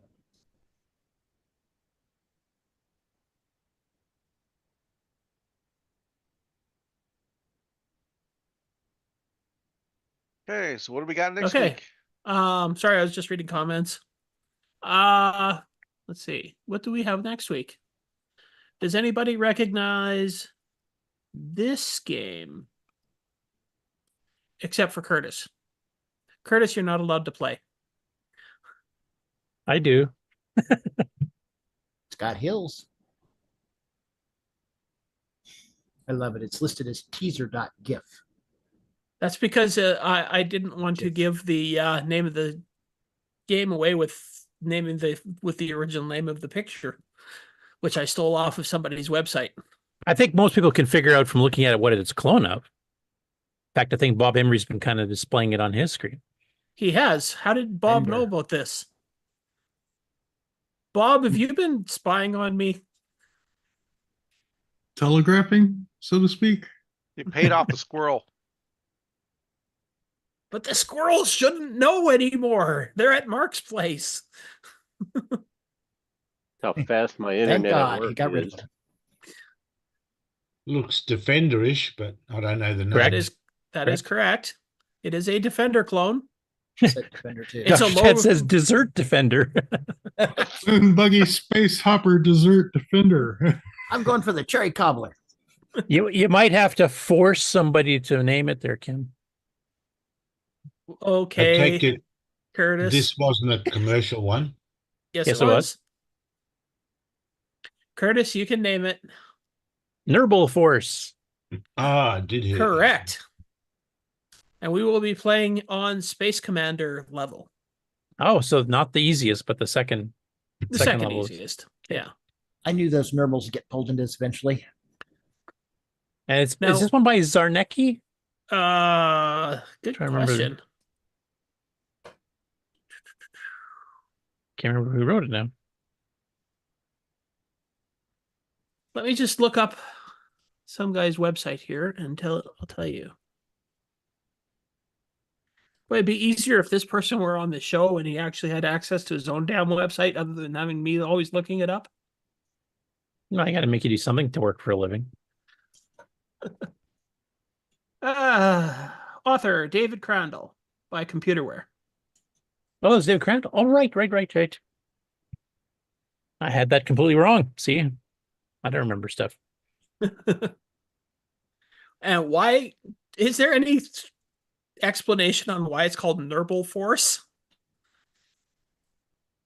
No. David even went, like, David actually sent me physical discs with all of his stuff on it because he had a couple unreleased games on there. I think including this one, and he never did explain it. This is one that's available on your website, isn't it? Yeah, I got legal permission from David directly, the author. Yeah, so for all of his stuff, actually. From L Curtis Boyle's website or from the archive. For some reason, it's called Nerble Force. Nerble Force has absolutely nothing to do with Defender, so I don't know why that was named this, but. And actually, David's got a couple other good, unique games. We've played some of them. Doodlebug is one of his, if you guys are familiar with that one. If you go to the bottom of my main CoCo Games page, there's a disc collection by author, and you can grab the David Crandall collection, which has all of his games in one easy to find disc image. Oh, okay. So this one requires 16K, CoCo 1, 2, or 3, joystick. And yeah. So if you've played Defender, you know how to play this game. Correct. And that's all I have to say about that. So, Bob, now you can switch your version of Defender there over to Nerble Force. To Nerble. Nerble it up, Bob. May the Nerbles be with you. All right. Well, I have nothing else to say, so shall we take a commercial break? Sounds good to me. Okay.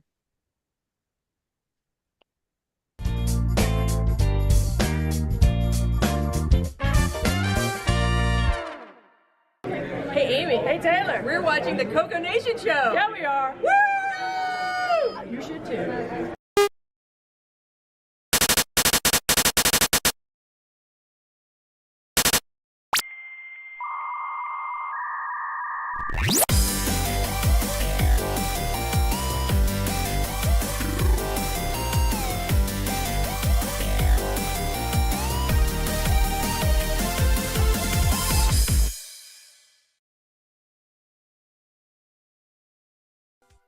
Hello everyone, it's your good buddy, your good pal Amigo, and joined by that dastardly The Brent from ARG Presents. You're watching CoCoNation. I feel like this should have been longer. The CoCoNation show would like to thank the following patrons: Alex Gayer, Brandon Dunny, Brian Walsh, Brian Weasler, Karen Anscombe, Coconut Bob, Daddy Burrito, David Ladd, Derek Smithson, Diego BF109, Don Barber, Eric Canales, Glenn Hewlett, Graham Wabke, Grant Leedy, Henry Strickland, Jason Warrens, Justin Larson, Ken Reichard, Kevin Holloway, Paul Fiscarelli, R. Allen Murphy, Retro Tech Time, Rob Inman, Rocky Hill, Steve Batson, The Break Key, TJB Chris, Tom C., Tom Gunderson, Tom S., and William A. Thing. Thank you so much, patrons. If you would like to support the CoCoNation show, please sign up at patreon.thecoconation.com.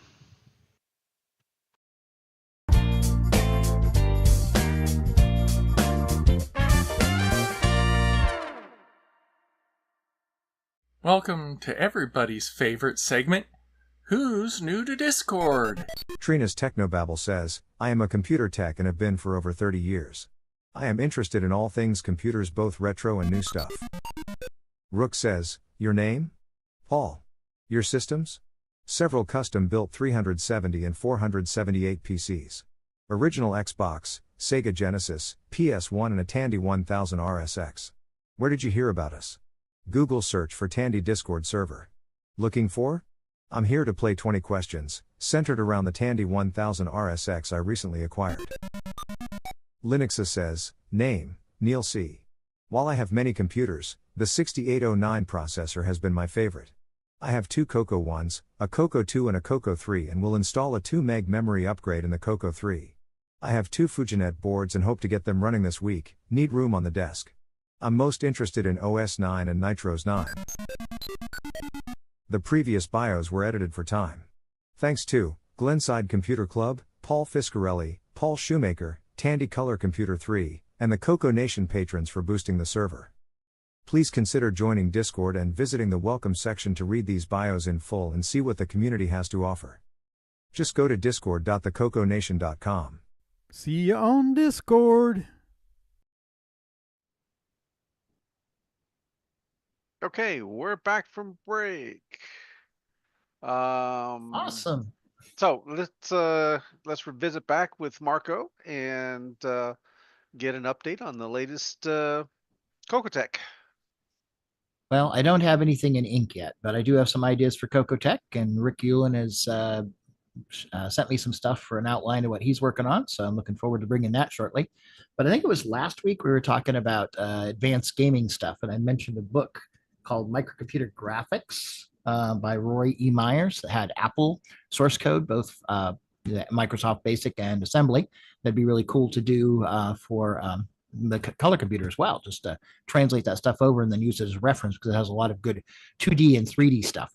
And somebody had mentioned this book, and I now have a paper copy here of Microcomputer Display and Graphic Animation by Bruce Artwick. And Bruce Artwick was the president of Sublogic Corporation, who is known for making Flight Simulator and a few other simulations. One thing about this Flight book, Sim 2 on the CoCo 3 was written by Bruce Artwick. Was it? Okay. I also know that Bruce Artwick was a graduate of the University of Illinois, and so he is a Plato system user. And I believe he had something to do with the simulation system on there for basically flight simulation as well. It's probably where he got his idea.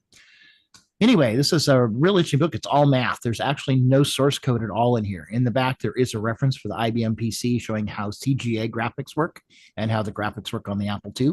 But there's really no source code. It is all just logic diagrams and basically formulas. Essentially, it has lots and lots of math. How to calculate things, aspect ratios. Anyway, it's basically everything you need. Your cookbook, how to figure things out. But Nick and I's heads are already hurting because you said math. Yes, exactly. There you go. Diagrams, angles. I don't understand what he's talking about. No, I don't either. Yes. I don't think it's even better upside down so you can understand it, Nick. I don't think it makes any sense. Anyway, Whole book with Norse. Yeah, might as well be Greek. Well, some of it is actually, I'm sure. Anyway, it looks like it'd be a good reference. But like I said, I'm thinking that maybe something along the lines of a book that already has some source code to kind of go on would be a good idea. And Yeah. Rick, you're up for doing a presentation on stuff at some point here soon? Yeah. Okay. Make it. Okay. Well, we'll put a stake in the ground at some point here shortly. So, You want to reveal what it's about, Rick, or is that a surprise for the future?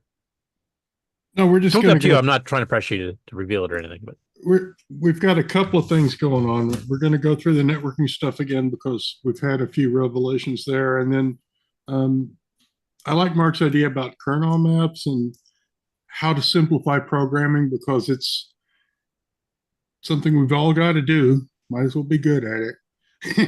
it's a dual-edged sword there, because it's both a hardware thing and a software thing. For people that are doing logic circuits, it's a way of going through and reducing redundancy, which will save you time, space, and money.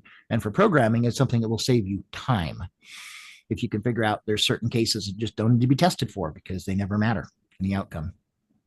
Exactly. Yeah. Kernel now, maps, Nick, were you about I to say something? Oh, sorry, go ahead, Henry. No, kernel maps don't necessarily play that much into modern Verilog these days. But if for whatever reason you're having to reverse engineer or deal with the PALs or the old gals or something like that, you know, sum of products and product of sums becomes huge in that regard. Well, and as a hobbyist, it's more important to me to know what I'm doing than get it done. So yeah. I'm more into the whys and than actually, okay, I can do this and it's done. I could throw it in a pie and it spits out the other end and it's finished, but that's not that interesting. So You mean the way Nick and I do it, which is just like throw stuff at the wall till it sticks, isn't the proper way of doing things? well, no, that works. But If you enjoy it. I thought it was scientific. I Well, mean, well, if Curtis, you don't have an initial hypothesis, it's a good way at least of coming up with a question. Yeah, we do it Exactly. the Thomas Edison way. You just keep hammering at it until something works. That was Lee DeForest, the father of radio. I had no idea why his stuff worked. and the triode. He just got it working. Couldn't explain why, but yeah, he invented the thing. So, Nick, I think we were going to talk about something last week, but you were ill. Do you want to talk about that now? We'll also mention that we are planning on doing a follow-up CoCo Tech for some techniques you discovered over the last month or two. It's September next week. Literally next week. I just thought, since I've spent all this time putting this other game in BASIC that I've mentioned before, I thought, I'll finish it off in time for Septandy. So I'll make this my Septandy project. And I think Curtis was saying we should have another tech talk to talk about the programming side of the project. So I'm all for that if you want.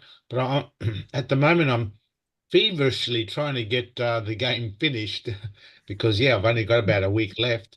Oh no, Septandy lasts the whole month of September. You get up to the end of September. You're good.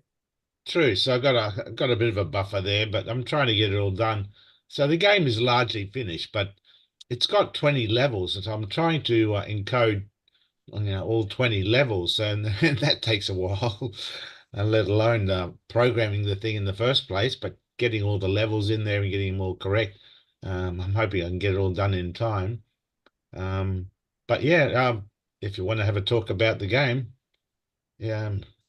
it's turned out not too better than what I thought. It's only going to be a freebie for September, Tandy, but I've taken a bit of a love to it eventually. So, Nick, how soon would you be ready to present something on that? Well, I'm hoping sometime in September. Yeah, sometime in September. October. There. September the 31st. No. I'm hoping to have this all wrapped up in another week.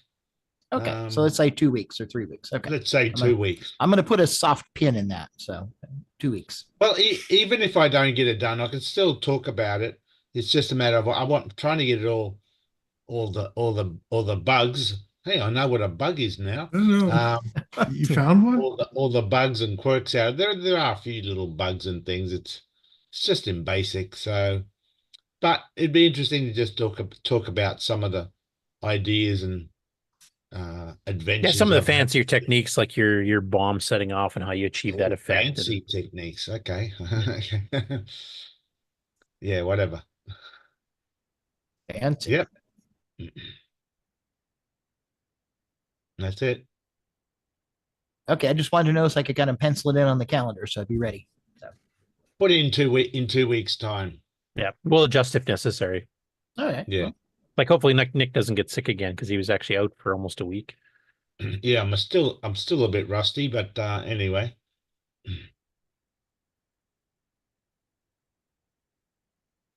Cool. So there's one follow-up at CoCo Tech for sure. And Rick, sounds like you got a couple on the go. I've got a couple more I want to get into too. But I've been trying to catch up some stuff, other stuff CoCo related and some other stuff not CoCo related at the same time. So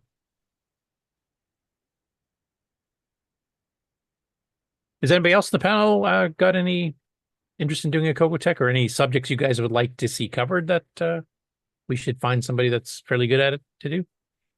And same with the chat if you guys have any suggestions. Yeah, if anybody has a suggestion of something they'd be interested in learning more about on the CoCo or the Dragon or something definitely related here, yeah, throw it out there. We'll try to see if we can find the right people and put together something. Well, go ahead. Well, I was going to say, I think maybe this has already been talked about or on the list, but I'd be kind of curious about like OS 9 and be able to load modules in and out, things like that. Like if you wanted to get maybe you want to get a hard disk going versus, let's say, another drive or something like that. And Cobbler or Quick Gen, being able to customize your kernel. Yeah, we could do something like that. Well, my solution is just download EOU, but anyway. Well, right, but I have some different. I have some of the different drive controllers. Hardware. I got that hard disk controller that I got from Rick. Be able to load that up, make that work. And Rick did provide me with a floppy disk that I can boot from to use his controller. But to be able to, what's the word? Not the modules. What's the word I'm looking for? The what's the device descriptor file? Descriptors, drivers. Yeah. I mean, maybe not take a deep dive, but just kind of lead person in the right direction or Just something. kind of build your own. Yeah. Yeah, I'd still like to get that serial mouse to work. Because EOU's getting to the point where coming at it head on is kind of daunting. It's complicated. So just kind of, cheap one. Okay, here's floppies and you do this and now the hard drive works might be a nice. Yeah, I think, Ken, you did a video kind of covering a very basic bare minimum of doing that kind of thing back in one of your Nitrous 9 ones, which could be a good, course for somebody to watch your video just to kind of get up to speed, and then we'll do a more just to learn how it. to actually use the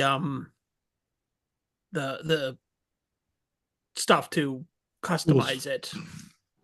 To use the. I'm glad you're up on the terminology too. Programs. Use the right.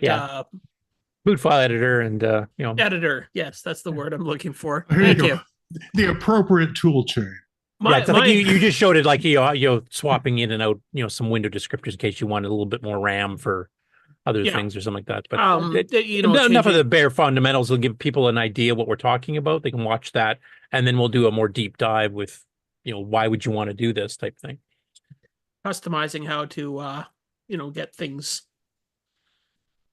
set to how you like them for your loading, 40 or 80 column screens and color sets and key click off, turning the damn key click off.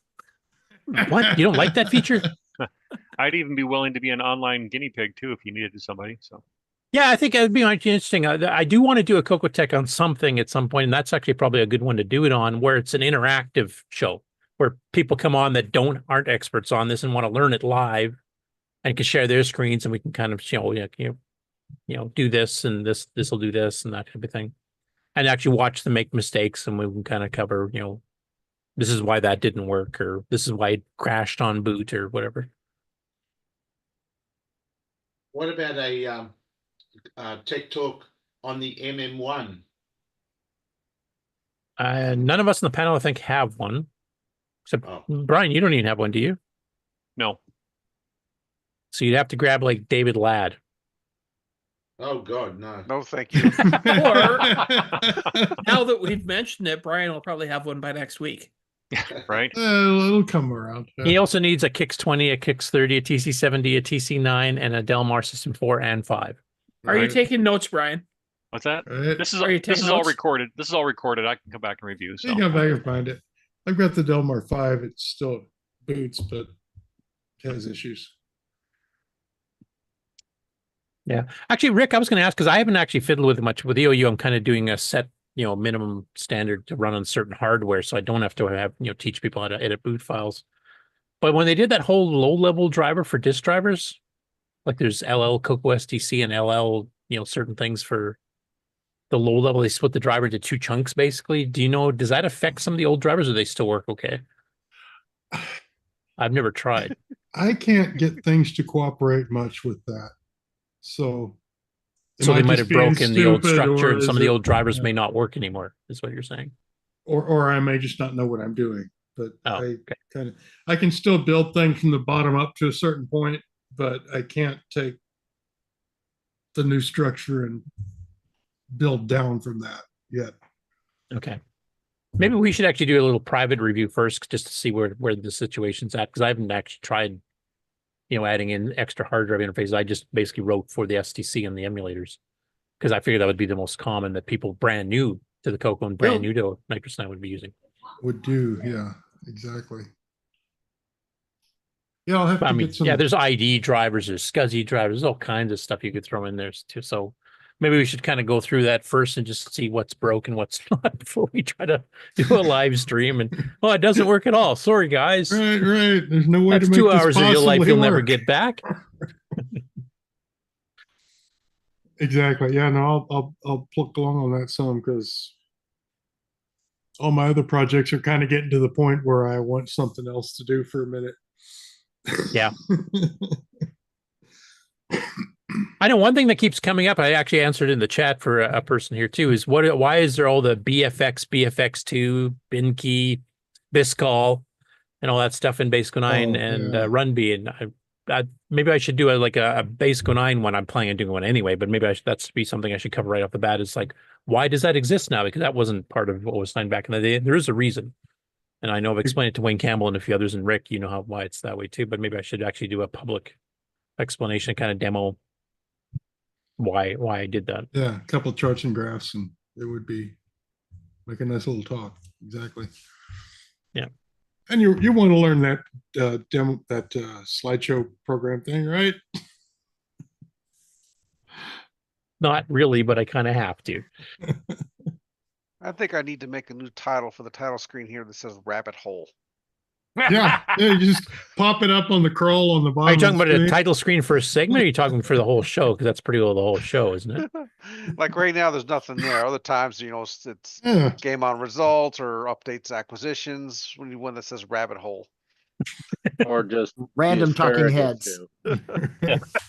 Feel free to insert asparagus here. Yeah. That's the green. Anyhow. Yeah, this sounds like there's a few that'll be coming up here anyway. Probably Nixel or Rick's will be first. Any dates written in? I think I missed that. Nope.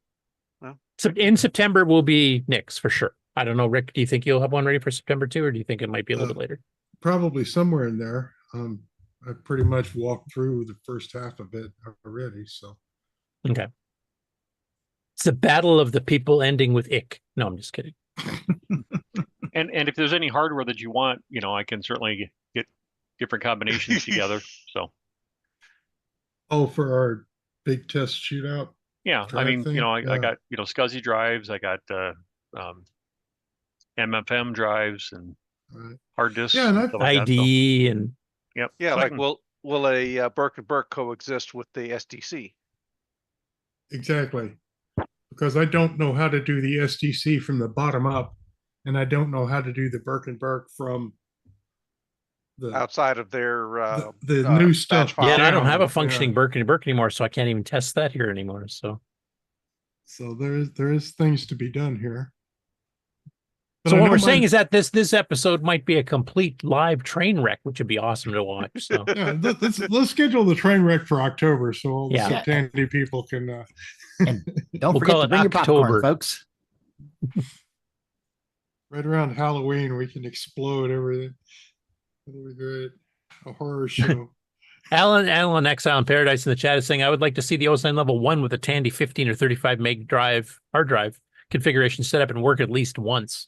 Because I know somebody on the Tandy Discord has been trying for months to get that to run. I have no experience with that because that was such a overpriced piece of crap. Well, the drivers came with the dev pack, so you can get them off of the archive now. Yeah, but you had to get the $129 adapter for the CoCo. Then you had to buy the actual controller that was for like the Model 3 and whatever, and plug that in, and then spend thousands on this stupid drive. No, it's easier than that. The controller is built into the Drive O unit. That's where the controller is. And if so you have a primary the drive, if you have a secondary, it's not. But yeah. Well, right. No, you got to have a primary drive to start. And then the HDA Connect makes one. Because we cloned the Tandy one. So that's doable. Yeah. The main problem now is the cable. There's a cable that you can only get from like C-Link for $40 or whatever. It costs more than the whole rest of the system's going to cost you. Yeah, because the interface only had like 3 or 4 chips in it. Yeah, it was just a host adapter. It was like the Burke thing. and Burke. It's just an adapter is all it is. Yeah, Overpriced. I've got one in one of my boxes here somewhere. I remember when Bill Noble and I, when the Burke and Burke first got announced in '88, I think it was at Rainbow Fest in Chicago. Bill went on Friday night and he bought a Tandy hard drive adapter from the Tandy booth at Rainbow Fest. Then we talked to Burke and some of the other people. Oh yeah, this thing, the drives are like half the cost. They're faster. They hold more. Like there's no negatives at all to it. So he went the next day and gave it back to Radio Shack, got his money back, walked over to Chris Burke and bought one of his. Well, the thing about the Tandy drive, it was built for computers that weren't fast enough to run hard drives. So all the processing was done. Basically? Well, no, it was just a host adapter, and they had a separate standalone computer, and it was a SASE-like interface, but it was just something Tandy made. Yeah, but it was outdated when it first came out. But all the processing was done in the drive-O units, so Z80s and 6809s and all of these little things would all work with it. Because they didn't have to do, where the Burke, he needed to do some nice little programming to get the MFM interface, the WD-1002 or whatever to work. There was work done there that the Tandy interface doesn't have. And it was twice as fast as the Tandy one. Exactly. And the Eliminator was even faster than that. So what are you holding up there, Brian? 1004, right? I'll zoom them up there, Mark. Yeah, let's see. So yeah, this is what would have went. So this would have went into one of the Burke there. Yeah, the IDE interface. ISA. So yep. But that's a Western Digital 1004 or 1002, one or the other. Yeah, this is a 4. Okay. This should be the 4. Let's see here. Yeah, there were 2 or 3 of those style interfaces that would work in it. Yeah. Exactly. Yeah. Wayne Campbell. Well, this is a 2, WD-1002A, but it's the W1, the WX1. This is the one that's actually listed in the manual. So, yep. Good times. So Western Digital also marketed those as hard cards. They would strap a little 3.5-inch hard drive to the end of that, and they sold those hard cards for some of the XTs. So internal added in. Hey, Wayne Campbell. So Basic 09 Tech Talk. What's your schedule? You got something ready? Well, him and I are going to do a dual one, so that'll be a shared one. Yeah, we talked about it a few weeks back. Okay. Nice. Get it. That's probably the one we'll get into the bin key and in key and all that kind of stuff and why those differences are, plus a bunch of other things that Wayne's discovered in writing decom and decode, and I've discovered, rewriting bits of Basic 09 itself. Is there anything that Noble has going on that would be worth sharing? Has he been doing anything? I know he's been super busy. He hasn't done a darn thing on the CoCo for 6 months. I haven't even been able to get a hold of him. I know he's still there because I see him active on Facebook every once in a while, but he's been busy gardening and doing, other stuff, home life stuff. And he tends to be quite busy in the summer doing that kind of thing. Him and his wife are really into that. Right. I don't know if he'll come back in the winter. I know he had a really good game project going. I really want to see him finish. So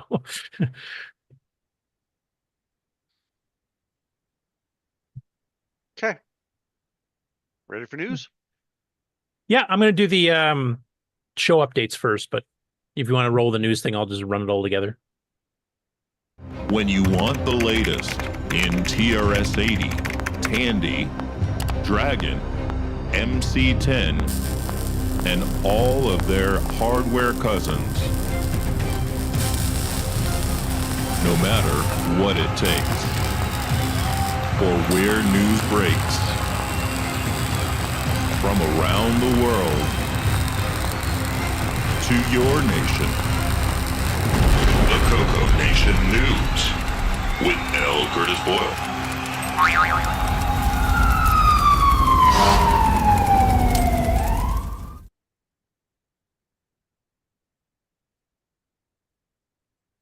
Okay, you guys should be seeing the VCF Midwest splash screen on the web there.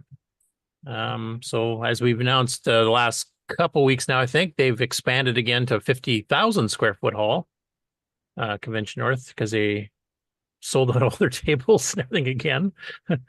So this one's coming up pretty darn quick here. It's what, 2 weeks away? Am I calculating that right, Ken? And are you others that are actually going to it? That is correct. September 7th and 8th. Yeah.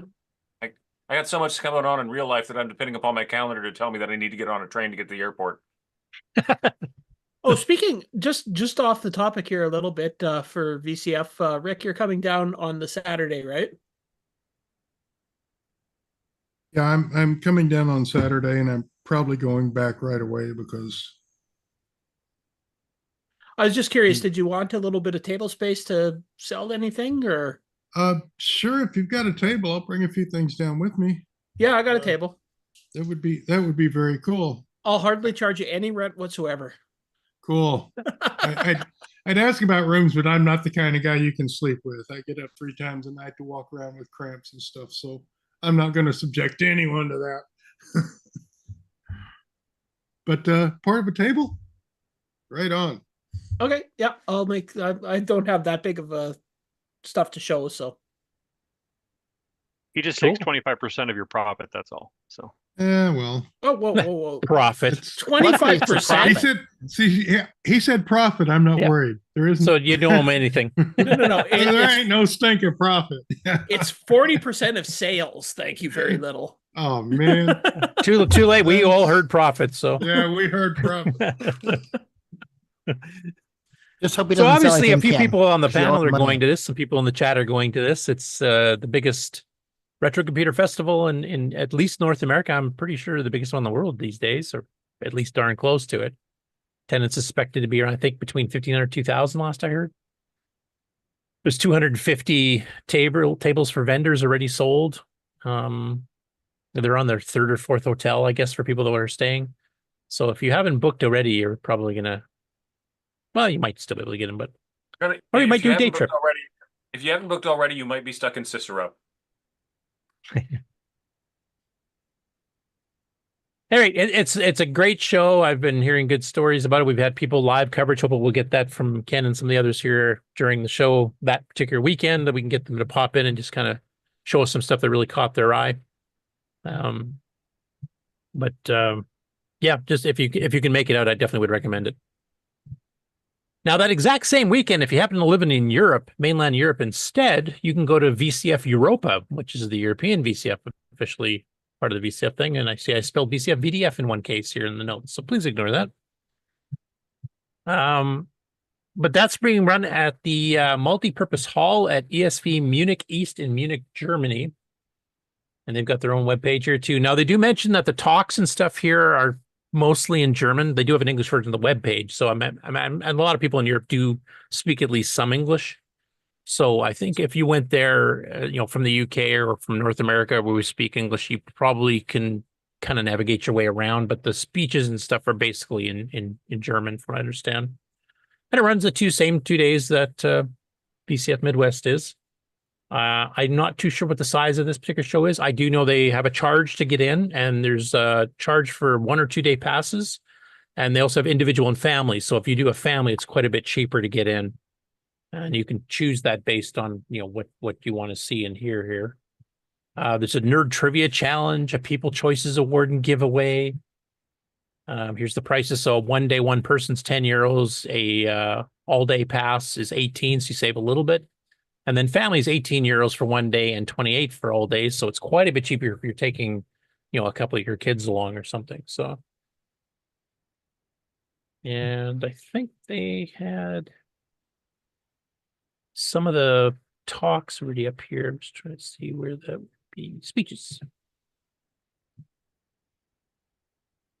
And it says, please check the German speeches page because they're mostly in German.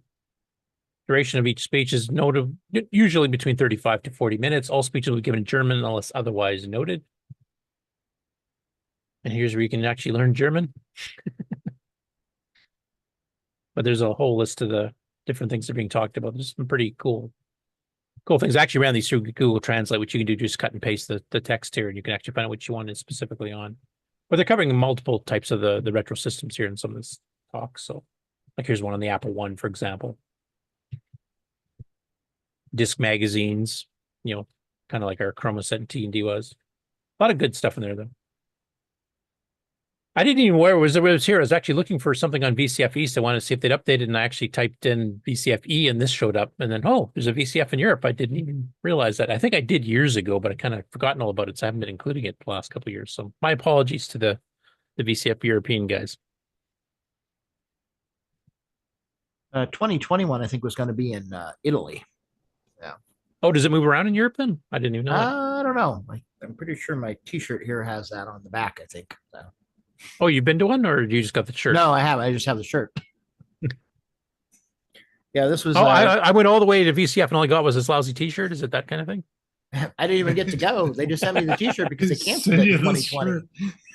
This is the 2020 VCF T-shirt. I can't even see where you're. Here, I'll stop sharing so you can show it to the audience. Sure. And Mark, if you can zoom up. Nice. This is the VCF 2020 T-shirt, and the VCF Pacific Northwest was the first one in March. And because they canceled everything from COVID, I got the T-shirt anyway, even though they didn't have any. Well, they had a virtual one. So anyway. Oh yeah, it's got little aliens and a chip and Yeah, all kinds of stuff. Okay, so it's listing all the VCFs for 2020. Yeah. Rome was a Silicon Valley, Wall, New Jersey, that's VCF East.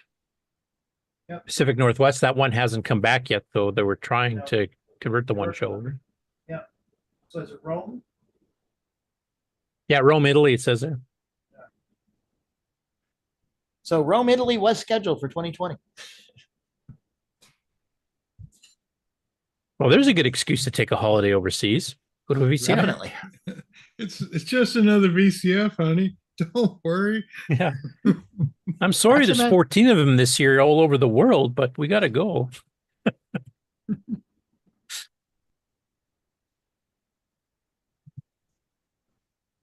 So yeah, there's a bunch of talks, full 2 days. Probably should know some German, though. But there's enough English speakers there. They've even got an English section of their webpage, so I'm sure you can kind of work your way around there. There'll be at least some people you can talk to. Next up after that is the World of Retrocomputing 2024, September 14th to 15th in Kitchener, Ontario. So this is kind of the Canadian equivalent of VCF. And located in the old goodies department store, and free admission. Covers all kinds of retro computers. Now, next week, we're going to have 3 to 4 guests, including Frank Linares of Retro Rewind, who's one of the sponsors, Justice, who's the organizer, showrunner. Trina from Trina's Technobabble will be on because she was actually there last year and kind of talked to it as a person that actually had tables and wandered the show for the first time type thing, to kind of give a first person perspective on what it's like for people new to the show. And then Steffi Wetzel is actually doing a CoCo presentation demonstration there, and we're going to try to get her. She's the one I haven't confirmed yet for next week, but hopefully all 4 can show up. Frank apparently has some pull with these people, so hopefully he can get that organized. And we'll kind of get a bit of background on it. I know there was some talk about possibly making this an official VCF event at some point. I don't know if that's even in the plans still these days, or if they just want to keep it independent. But it sounds like a lot of fun. And for those of you that are in, near, Buffalo, New York, for example, it's actually just a couple hours north of the border. It's not even that much of a drive. So it might be worthwhile for some of the people in the northeastern states to pop by and take a boo at it too. Yeah, but you got to convince the border guard that you're taking a tourist to Kitchener. Yeah, but the advantage is you're going to be getting like almost $1.40 per dollar, so you'll be able to get stuff cheap. And then you can try real poutine.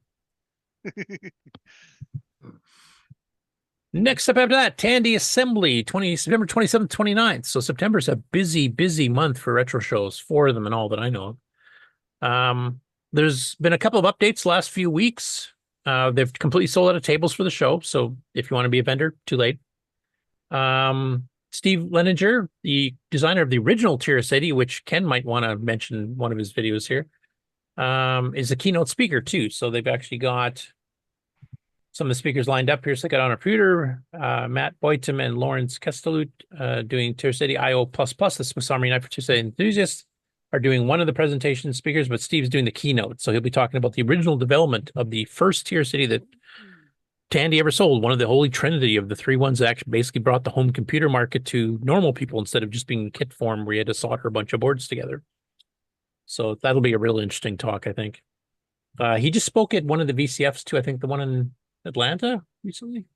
I can't remember which one that is because there's too many VCFs now.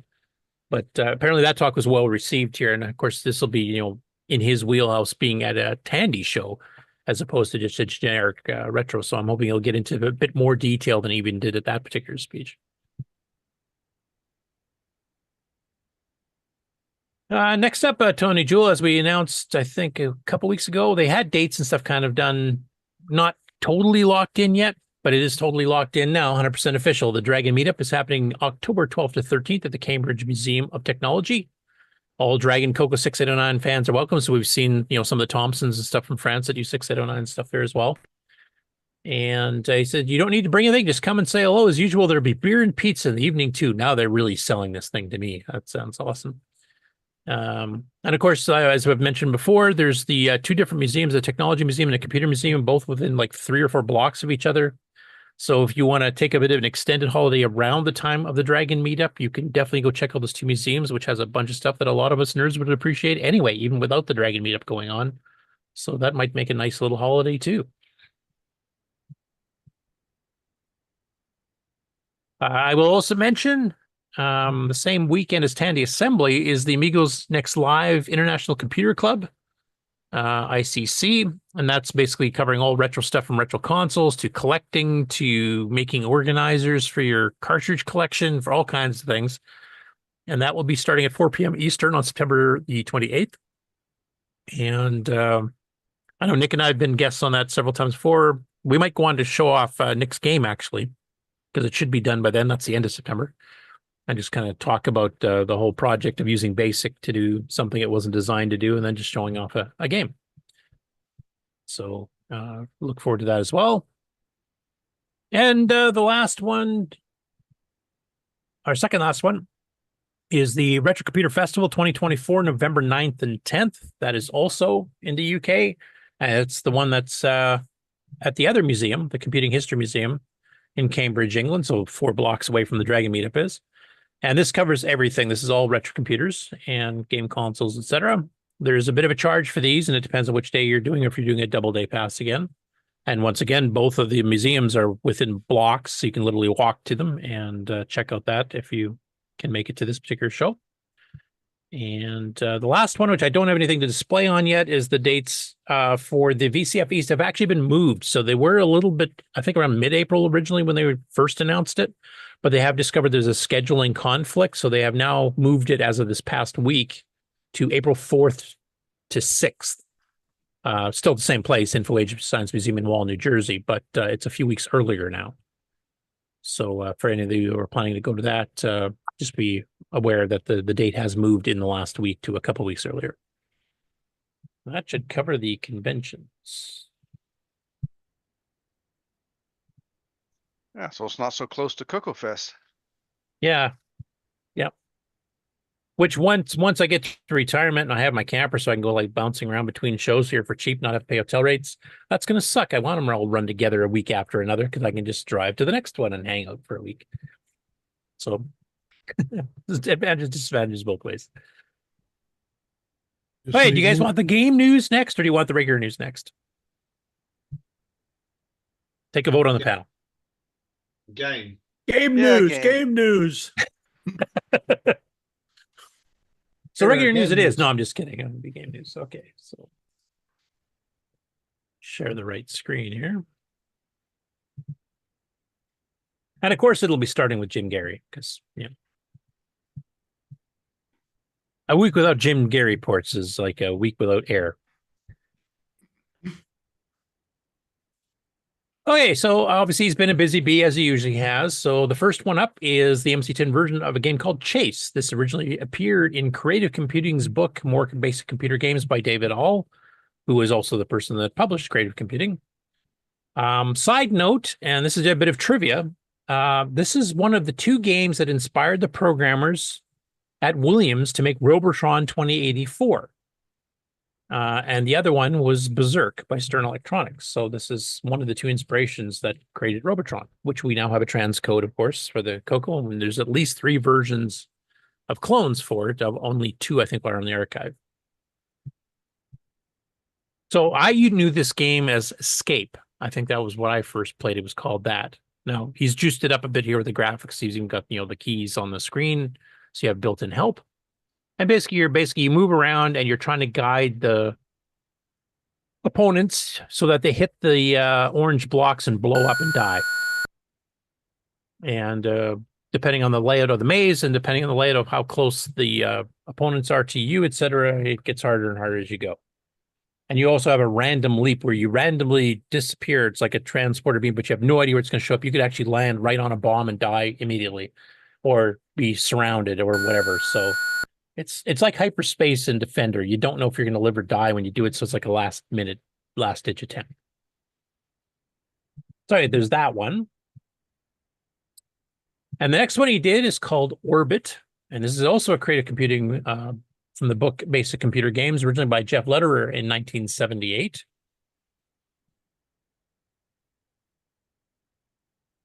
And they made it into Star Trek-y because there's Romulan ships in here.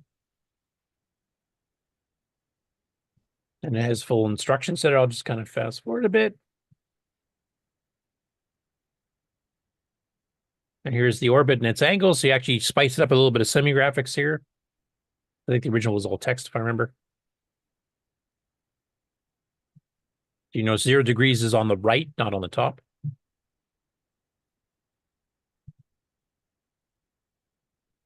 And then you start setting your photon bombs at different angles. And then there's some rules as to whether or not you can kind of basically have to triangulate where they are based on the results of the explosion.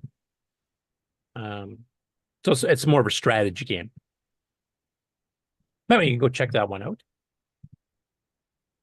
Next one's a bit of an oddball one. So one thing I've been doing on my computer games page for the CoCo is I have a section called the timeline. And this is basically me trying to find every single CoCo game that's ever been released commercially through ads.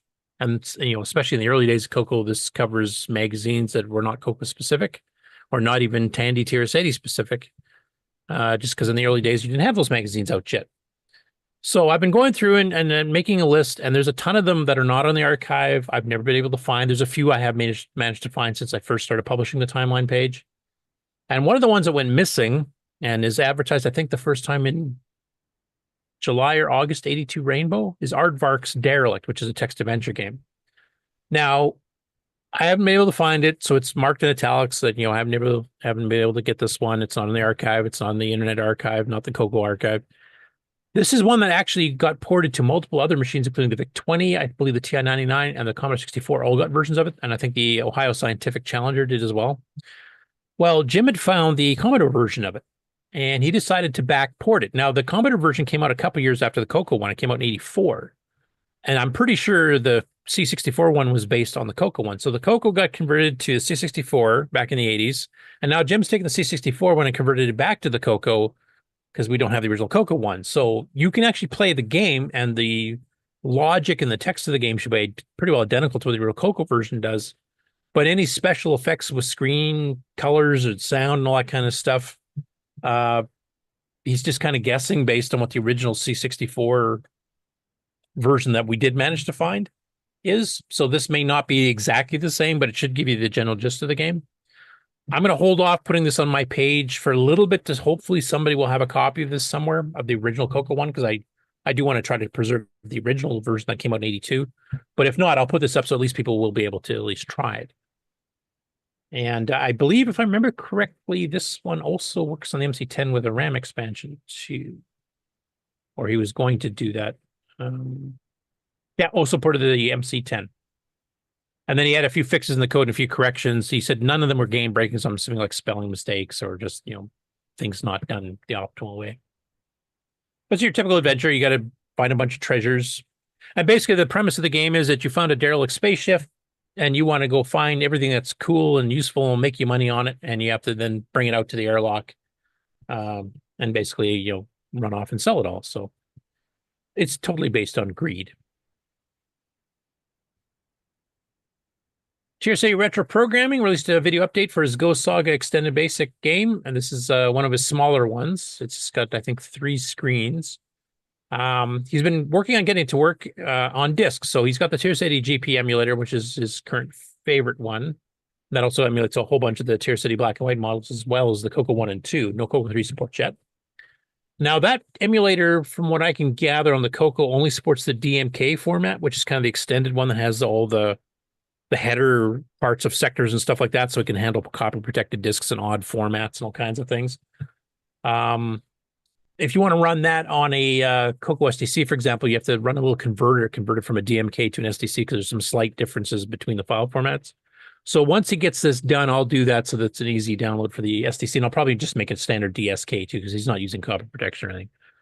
But this is him. He's just in the last couple of weeks, he's been learning Disk Basic because he never had it back in the day. He's wrote everything he's done so far on cassette. And considering most of his games are multi-part and they have to run the next basic program for the next chunk of the game, it's quite for me anyway, a pain to have to do this on cassette. So I told him, just do it on disk, and then you got 156K to play with, and it's quite quick to chain between programs. You can even save games in progress and reload them up and all kinds of things. So he's been working on that. And this is kind of a video update as to where he is. He's getting close to having this one ready. I'll be putting it up on my site as a game entry, and he'll also be uploading it to the Computer Archive too. Okay, he's actually got a little loader. I'll just mute him for a little bit here, but he's got a little loader here that actually does a little intro screen for his quote-unquote company, software company, which he did a really cool effect, I thought, in BASIC for it. And it'll chain into the actual level one, because he said, you know, if he gets enough requests, he might actually consider expanding the game with different levels, and then it's pretty easy to do that from disk, right? Let me fast forward to actually get this right.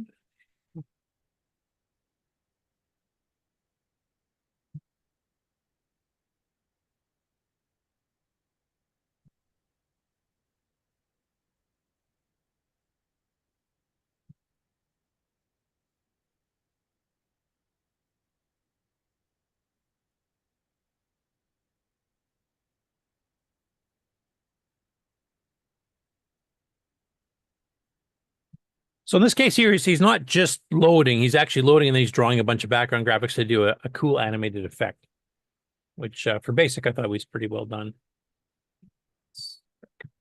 Here.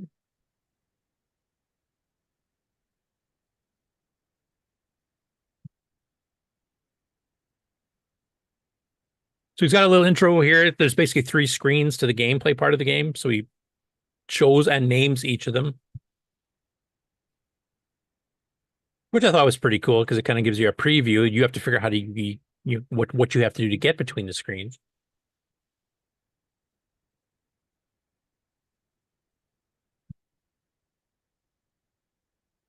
I'll fast forward a bit here to the software company splash screen logo thing, which I thought he did a really good job on.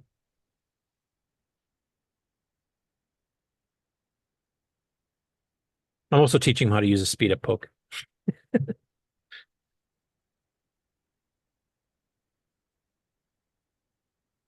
I thought that's pretty nice effect for BASIC. I think it goes in the actual game, but I'll let you guys watch the video to see the actual gameplay.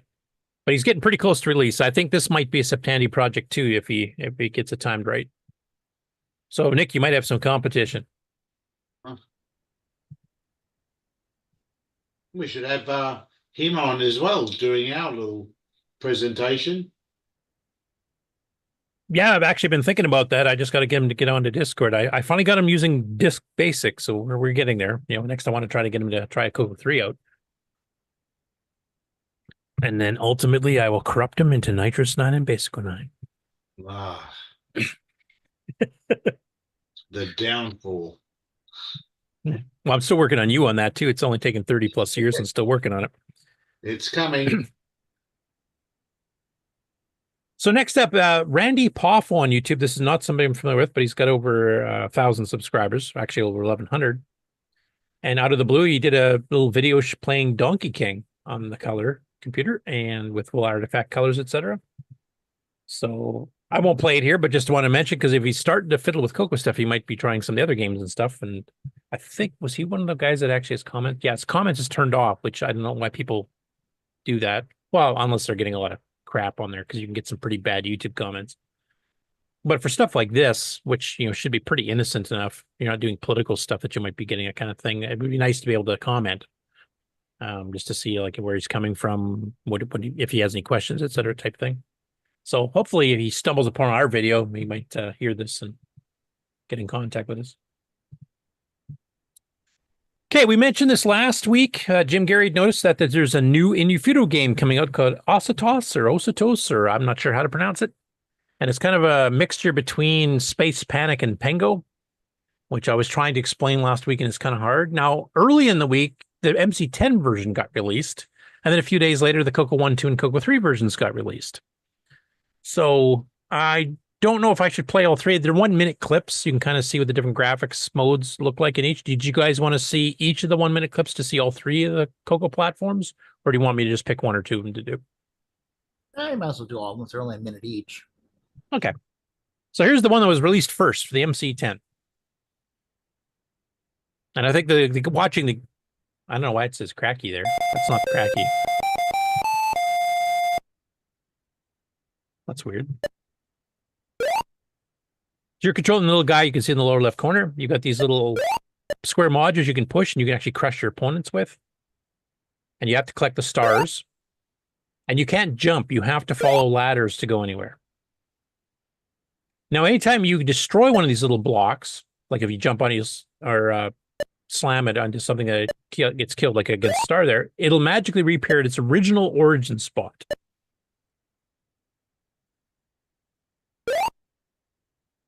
And you got monsters to dodge and stuff too, of course. And there's multiple levels.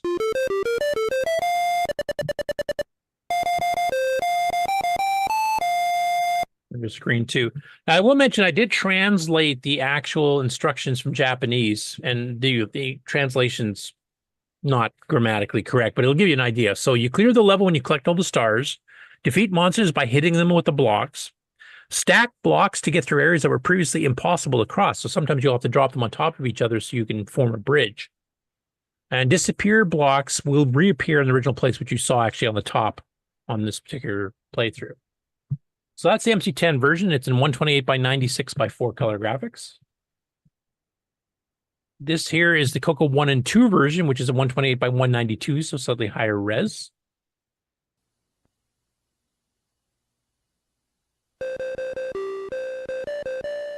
And one thing I noticed on this here, the player sprite, I believe most of the other games that Infinito has done, it's usually like a single color, because a lot of the machines that have hardware sprite controls, sometimes the limitations, you can only do like a background color and a foreground color and a sprite. There's a few that will allow more colors, but I think most of the CoCo MC10 ones before this have had single color sprites for the most part. But now he's actually got the player with multicolors, like blue, red, and yellow with the green background. So that's a bit of a visual improvement I noticed on this game versus most of the other ones.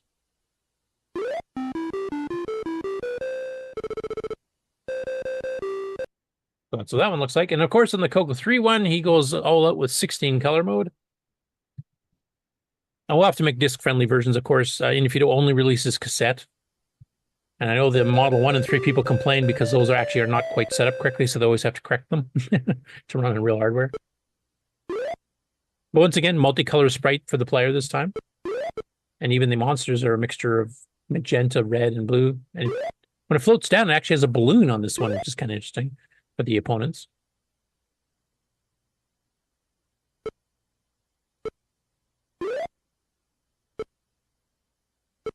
So, Ken, this might be a possible upcoming Game On challenge.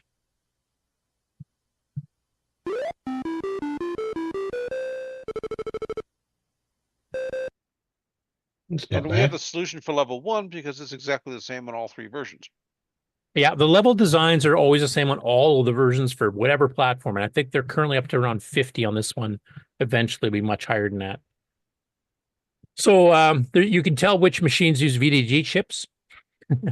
Because there's a few other platforms like the Acorn Atom, the PC6001 from Japan, and a few others actually use the 6847 as well. And you'll be able to recognize those right away from all the green.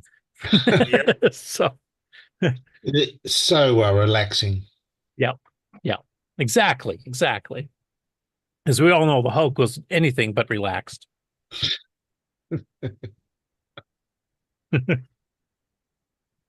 And then speaking of Infinito games, Nostalgia Vault, which we've covered a few times before, he does gameplays of all kinds of games, both retro and fairly modern. And he throws in Dragon and CoCo ones every once in a while. And he actually did a different Infinito game here called Anti-Air, which I'm trying to remember, Ken, did we play this on the challenge already? I can't remember if it's one of the ones we did, because I don't think we've done all the Infitos yet. I mean, I've played it. I can't remember whether we played it on the Game On Challenge or not. It's kind of a Space Invaders, except they drop these blocks that block you from moving. You have to like wait for a bomb to fall on it because you can't destroy them yourself. You have to let the aliens do it for you. And if you're too close to it, you'll die along with the blocks. So it's got some strategy in it that regular Space Invaders does not have, and it gets more complex with more aliens and different patterns that come as you go between stages. Like here's a bit of a later level. You have a lot more to deal with. You don't just throw bullets at that. You fire your entire flipping You're ship. throwing your... Oh my goodness. Well, I think this is supposed to represent a missile launcher that's partly underground on a track or something, and it's firing up the missiles. Oh, that's my Those excuse. are awfully big missiles. Those look like they could be manned. And then your alien opponents carry the blocks or they carry bombs, and you can see which one they have to see which one they're going to drop. And of course, he played the CoCo 3 version of it as well. No green. Well, a little bit of green there on the. Right. It's like they're laying eggs. Not bad. Yeah, considering this is a multi-platform, like massively multi-platform engine, kind of like Micro Games Basic and some others we've seen recently. And he's using, I think, a C-based language for this that has all this multi-platform library stuff built in. But he cranks these out for like 100 platforms by the time he's done. In fact, I think some of the HP or TI calculators just got a raft of these recently. Ooh. Actually, I'm going to hit that because that's that may interest a few of you.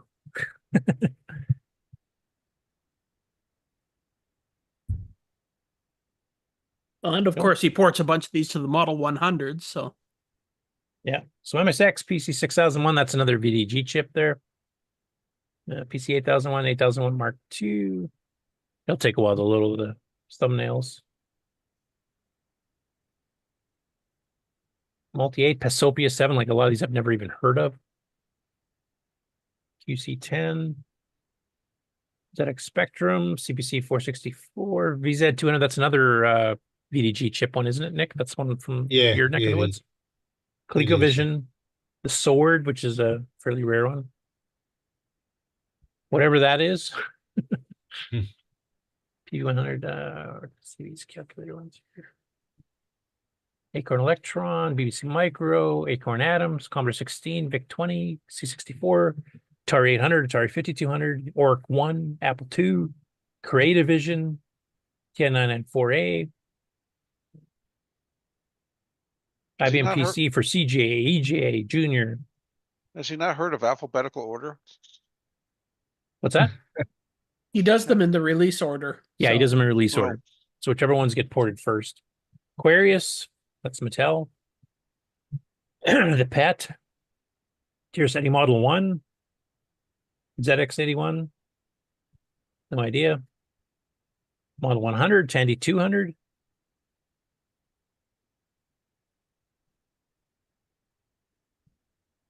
Actually, I wonder if he has a easier to look on the YouTube page. Does the page not have a translate?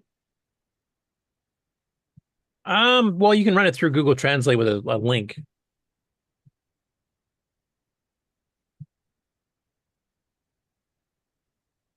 Come on, we'll load the bottom here.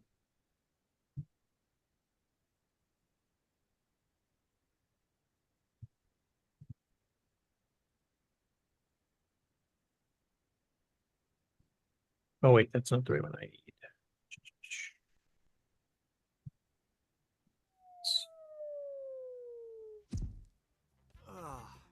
Alex, are you there? Riveting, I know. Hit the rabbit hole, graphic. I'm trying to get to there. Like, there's a YouTube channel called Retro PC that actually releases the Undefeated videos. I think that's his own channel where he releases the gameplay videos as he releases versions. And he has them organized into playlists, if I remember correctly, that you can actually see what platforms are available. So I'm going to see if I can do that here. Yeah, here we are. So like a TI 83 Plus. You can see Atari 7800s, Game Boys, Game Boy Colors, Atari Lynx, HC40, which I think is kind of a Model 100 style clone. A Casio FX870p, which is like an LCD screen.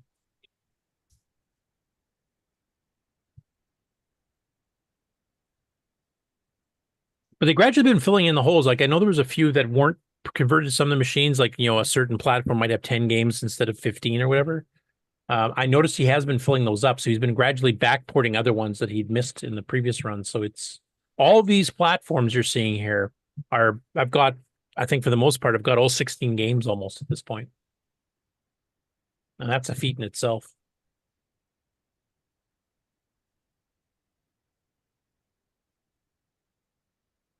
I'm just trying to remember what the other, if there was any other of the calculators. Looks like just a few at the top there. But yeah, he's even got some calculators that are capable of playing these games too, which is pretty awesome. I'd be interested if any of you guys have these fancier calculators still. Maybe to give a download if you've actually demonstrated them on the show. I'd be kind of interested to see that. I don't have the TI, but I've got a couple of HPs. Okay, if they happen to have the model for the model that you have there, it'd be interesting to try it.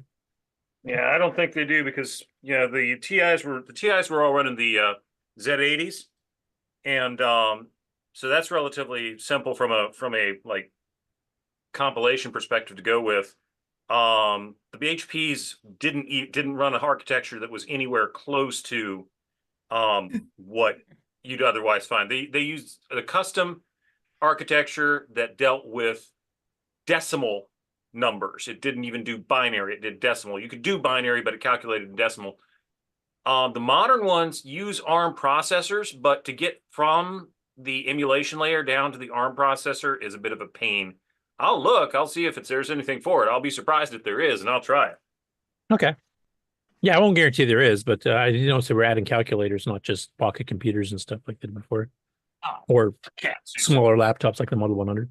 In 1981, when my father, or 1981, when my father picked up the 41C, I'm sorry, that classifies as a pocket computer. Okay, to continue on, David Mitchell actually posted a couple of things, and of course he's one of our UK guys with the Dragon. So the first one here is a 1 or 2 player adventure style game called Lachlan by Magic Midnight on the Dragon 32. This apparently, if I remember correctly, was a type-in of some sort. I don't think it was commercial, but it's got a rather interesting and possibly unique fight mechanic I've not seen before. You guys correct me if I'm wrong, because some of you play a lot more, say, modern games and stuff than I do, and maybe you will recognize this kind of thing, but it was kind of interesting, and it's actually, it changes depending what type of monster you're fighting. So the standard monsters have one fight mechanic that you go through, and then if you get the dragon, it does a slightly different one. So I thought I'd play a little bit of that.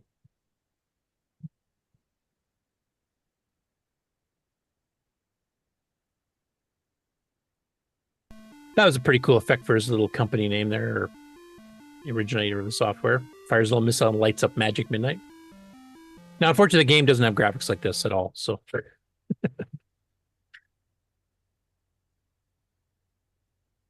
he also said he picked this one to try typing in because it's the same name as his dog.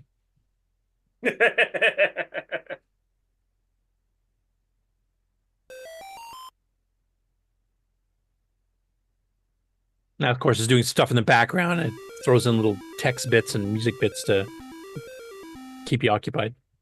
1 or 2 players. That was a bit different for an adventure-style game. And this is more like Quest from Aardvark, where you wander around this map, trying to get up to the thing at the top castle, whatever it's supposed to be. So he met some hungry hobbits and got some supplies from them. And then he's going to have a monster encounter shortly. You've been in a hut with a damsel in distress. Now you're fighting a dwarf. Now I'm just going to pause this here. So you have your fighting strength, and the little black dot in the middle of the green bar is what your fighting strength currently is. Your opponent, you'll notice, is much stronger than you at this point. Then your actual strength for attacks is a different bar on the bottom, and then it just randomly bounces this fighting strength thing all over the place. And you hit the space bar, and wherever it is, if you're above the black bar of your opponent, then you'll hit him, and if you're below, you will miss. So it actually lets you roll for attack. Yeah, And you're watching this thing bounce and like try to catch it at a certain spot, like good luck. So there he was in the win side, so we actually hit him, and now I'll try to randomly hit it again. And you miss, so now you hit you. And that's how you do the whole thing until one of your strength or your opponent's strength goes down to 0 and you win or lose. But I thought that's quite a different game mechanic. It's like rolling dice, but with a visual cue on it type of thing. And it makes you feel like you have some control over it, which you don't, really. I like it. I had a dice game that let you stop the dice by clicking, but it actually rolled one more time. So I bet he does the same thing. But have any of you seen an interface like this for doing attacks on a computer game before? Because I have not. I like it. I thought this was quite unique. Not quite this. I'm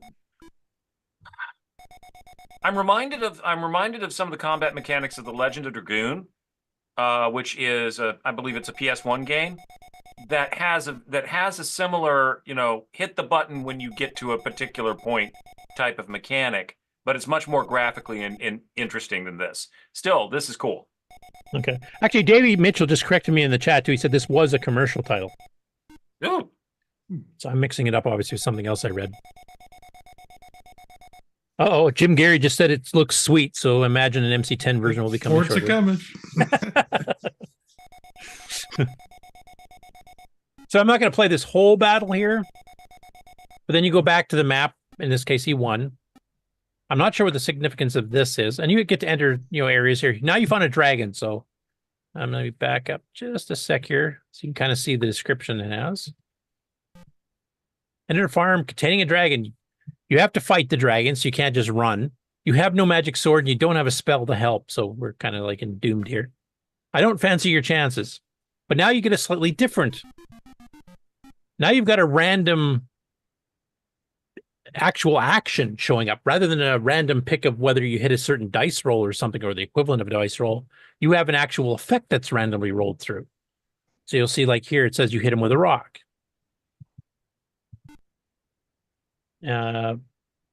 Hits you with his wing. He scorched you with his breath. So there's a combination of stuff that it'll randomly pick where you hit him and he hits you and all this kind of thing, and it's just whipping by and you have to hit a key to pick whatever happens. So he hit you with his wing is what you happen to pick there, so you got hit. A scale fell on your head. So it's a different take. It's still the random selection, kind of like a dice roll, but done differently, where instead of rolling above a certain number, you get to hit him, and lower he hits you. It's a complete mixture of him hitting you or you hitting him, and you just pick whatever the action happens to be by hitting the space bar. So once again, a slightly different mechanic, kind of loosely based on the previous one, but different enough that it's... I really like this. This was pretty innovative thinking. For this kind of thing. Now, to that particular mechanic, which is a little bit different, where you're randomly rolling an action that's going to happen to you or your opponent. I don't think I've seen that before either. Henry, does that strike with you? Since obviously you played some what of was these. that again? The random what? The way that the dragon attack is done here, which is different than the previous one. Or did you catch that? Were you busy with other stuff? I caught that, and no, I've not seen anything like that before.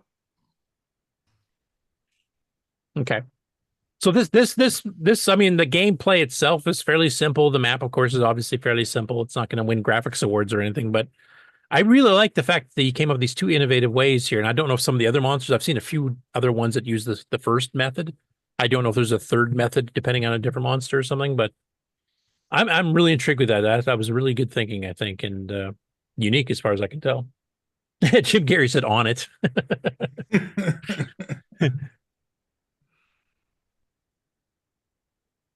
Now, Tom Eric Gunderson, of course, is asking, will Jim have it finished during the show? Because he did that to us last time, where he actually did the whole conversion live on the show and had it ready to go by the time we were done. In fact, I think he did 2 of them. In fact, and he says he's on it, so the clock is running. No, it's not over yet.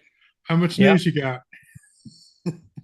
Less than I got Game On news, so he's going to have to press it on pretty fast here. Now, the next one that Davey posted a video on, this is one I really like. This was mentioned in the Dragon group on Facebook. So you remember last week we covered that Roy Coates, the guy who ported Jet Set Willie, Manic Miner, and did some other games for the Dragon back in the day. Had some other stuff. He's been going through boxes and boxes of old discs. Found his old Dragon, which he has to get some fixes on. But he discovered a few things that never got released, never got sold, and he'd completely forgotten he even wrote them. Well, one of them has already been recorded off the original disc and tape and has been posted now. You can get it. The cast file is available in the Dragon Facebook group in the files section, and it's called Rebellion. And he wrote this in the early 80s. Now, he was planning on selling this through Microdeal, of course, which is like the biggest distributor of Dragon games. And actually, they sold for other machines, especially later on, too, like C64s, etc. But he submitted the game and they rejected it. And he didn't even bother changing the title screen. He just kind of got pissed off with them. And we kind of went through the golden, what the heck was the award he got for breaking the copy protection on the dongle thing for Buzzard Bait, which was a Microdeal challenge to pirates to see if they could break it. And he did. So he won the trophy thing, which was his revenge for them rejecting his game in the first place. So anyway, this is a Rebellion. You can actually see the video here. It looks like a pretty fun game. It's another machine language game. So this is another one that could be a possible game on challenge. And this was co-written with a guy named Chris Larkin. And you'll be able to see it here. You'll see the Microdeal logo and stuff was actually on here because he was planning on hopefully selling it through Microdeal, which didn't happen, unfortunately. But it looks like a pretty interesting game. So I'll play some of this and see what you guys think.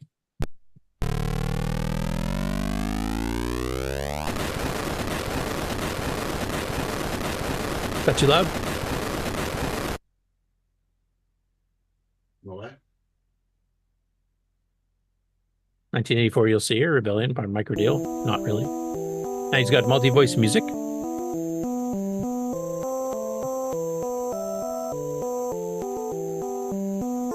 Which he actually plays during the instructions.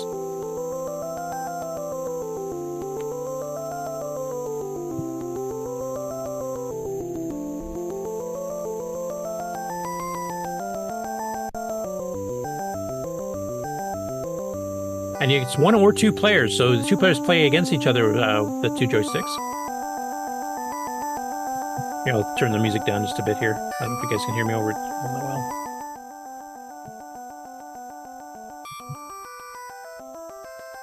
Because it's joystick, it should translate to the CoCo fairly easily. I don't know if there's too many keyboard things you'll need to worry about. And joystick stuff we don't usually have to translate.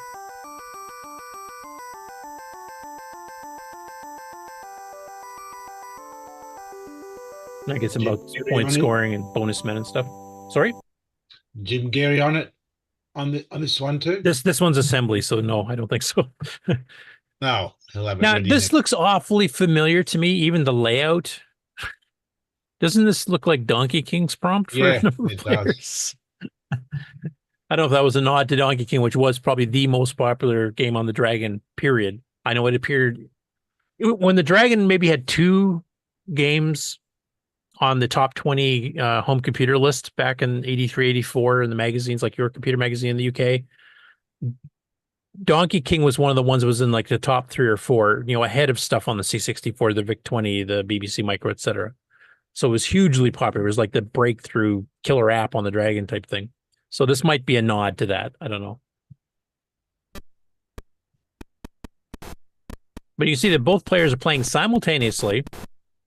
And I think they can shoot each other as well as the aliens in the middle. So you're both trying to get rid of some of the enemies, but you also can kill each other because, this is part of the two factions of the rebellion if you read the instructions.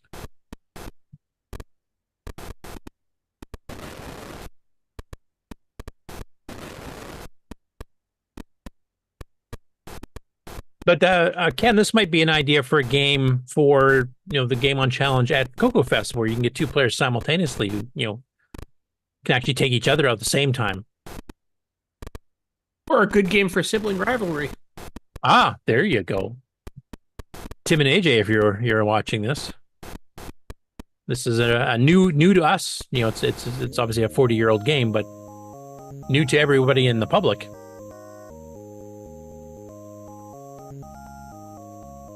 And just kind of goes through again.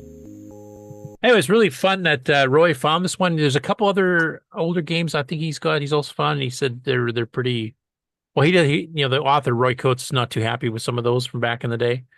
I think one of them might even be in BASIC. Davey, correct me if I'm wrong, but that was a good find. This one here, that would be a lot of fun with two human players. You can still play one player, but the computer controls the other player, which is what I think Davey was demonstrating. But that would be a fun one to do, as a sibling rivalry, as you said, or as a head-to-head at a CoCo Fest. And available right now for the Dragon on the Dragon Facebook group in the file section. And I imagine if it's pretty well just joystick controls, I think you could probably get it running on a CoCo just by copying it onto a disk image or a tape image.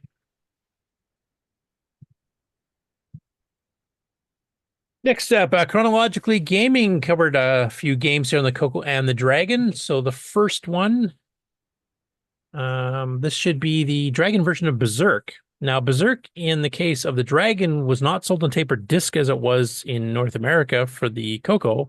It was sold on cartridge from Dragon Data themselves. So if I remember, it might have even been one of the launch titles. And it's got, of course, got their unique artwork. Is Berserk on the Dragon 32. We put Dragon 32 and 64. That's where did the artwork here. Face melting on the. So that's kind of an interesting artwork. The interesting color choice. I'm not quite sure why that guy's so colorfully greens and blues and reds and yellows and stuff here. But as far as I know, and some of the people in the UK and the chat can correct me if I'm wrong, I think Berserk, the Dragon, was only sold on cartridge. I don't think it was sold on disc and tape. And in North America, it was the other way around. It was only sold on disc tape and not on cartridge. Anyway, we've seen Berserk. The only thing really different about it compared to the CoCo version is that they don't have artifact colors. So it's going to be, instead of choosing to do it with the green palette or the white palette with 4 colors, they decided just to leave it as black and white, which actually in Berserk works pretty well. Your human is like a bright white, fully filled in, and then the robots are kind of like a grayish color. Well, fast forward past the.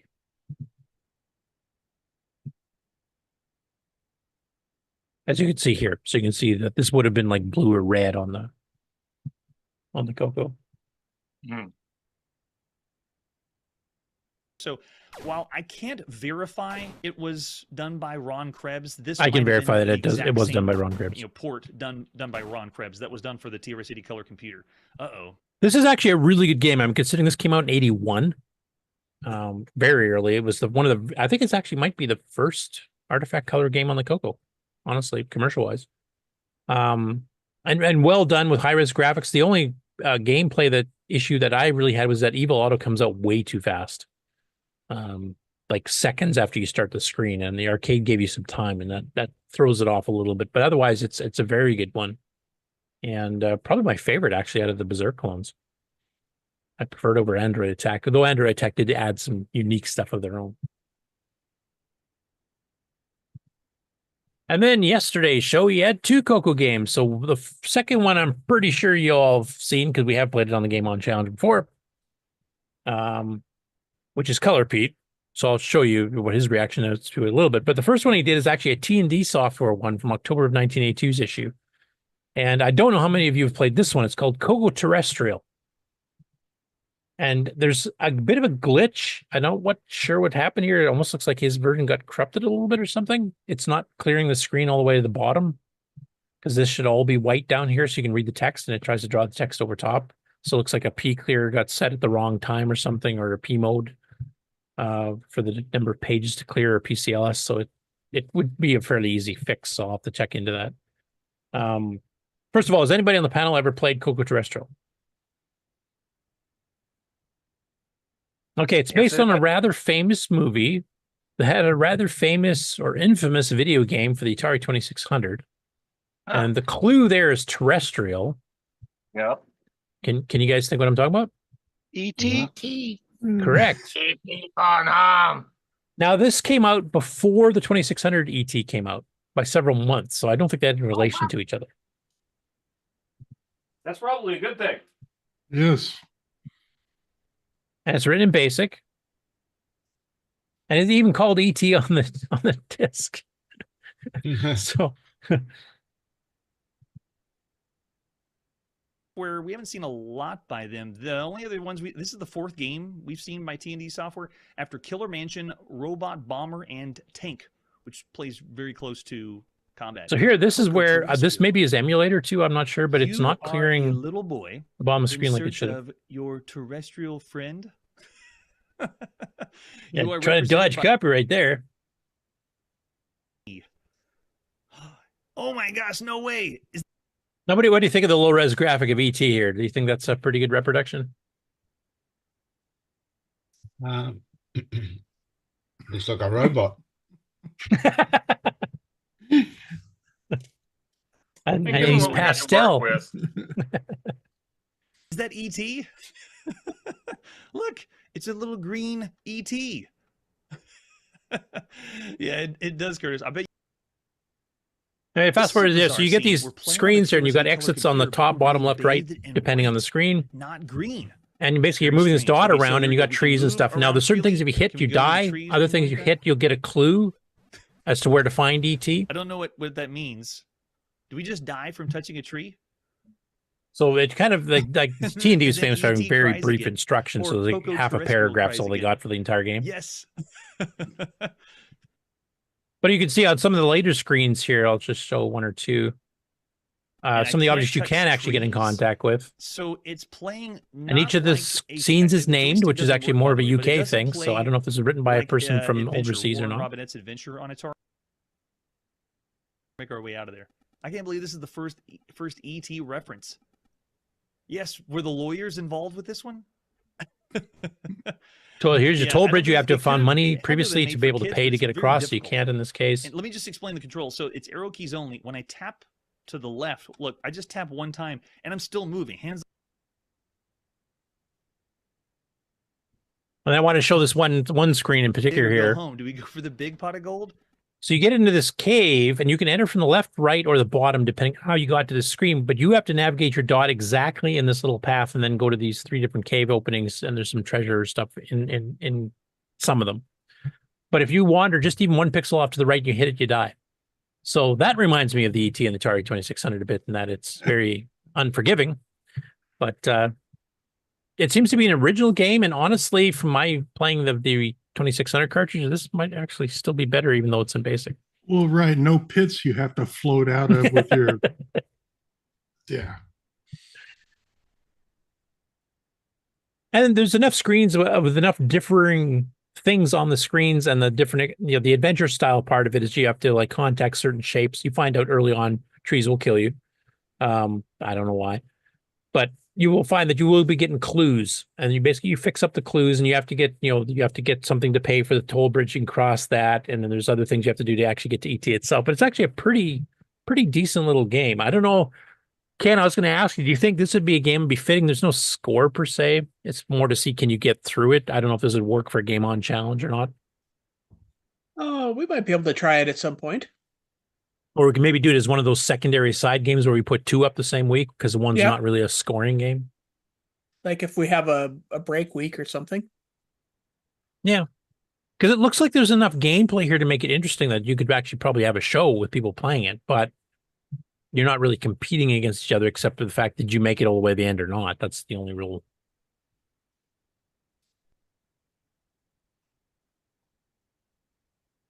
And yes, 60, it's in the October 1982 issue of T&D.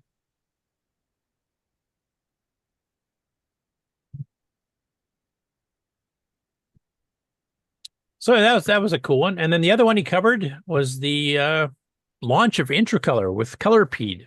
Now, before this, he'd seen a couple other CoCo ones. I think he's seen Caterpillar by Dave Edson at Aardvark, which gameplay is actually pretty close to the arcade, but it's low res.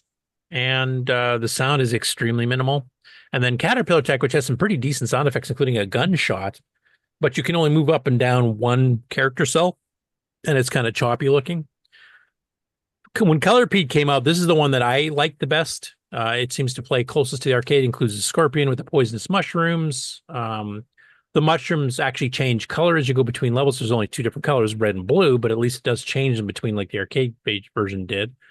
And I think, maybe, except for maybe Kingpede or something like that, which is more of a millipede clone than a centipede clone, I think this is probably the best one. And I was wondering, what did you guys think of Colorpede? Do you think that's the best clone we have, or is there a different Centipede clone? I mean, even Tandy had one of those Slay the Neries. So which one you guys think is the best clone? Close to Centipede. Very well done. It's amazing. And any thoughts on that, either from the chat, which will take a few seconds to catch up, or anybody in the panel here? This one uses for you Centipede fans. Joysticks of the CoCo, so we have all of the CoCo Centipedes suffered from the squat screen. It just I would say pretty good because wasn't tall enough. Well, since Centipede was done first with trackball. Yeah. Yeah, I guess, yeah, that's at least somewhat true, because, yeah, it's a taller screen on the, you'd almost have to play it sideways. Exactly, and I just couldn't quite get my timing on this ever. Not that I was really any great shakes at Centipede, but I really suck on the CoCo games. This one, of course, definitely requires an analog joystick, because the position is relative to the joystick stick itself. And we do have a little bit of freedom. You can see I was just moving left. But this is a good one. This and Donkey King are the two that kind of proved to me that the CoCo 1 and 2, or just the 1 at this point, could do decent arcade games with decent colors. Now, unfortunately for Nick and the people in PAL Land and in the UK and Europe, you didn't get any of these colors. You just got the grays, so you'd have to drop the resolution down to get 4 colors. And then you had, 2 choices of 2 different sets of 4 colors that weren't the greatest for arcade games. But even in black and white, this doesn't look horrible. This is playable. Is this one you played much, Nick, or did you play it at all back in the day?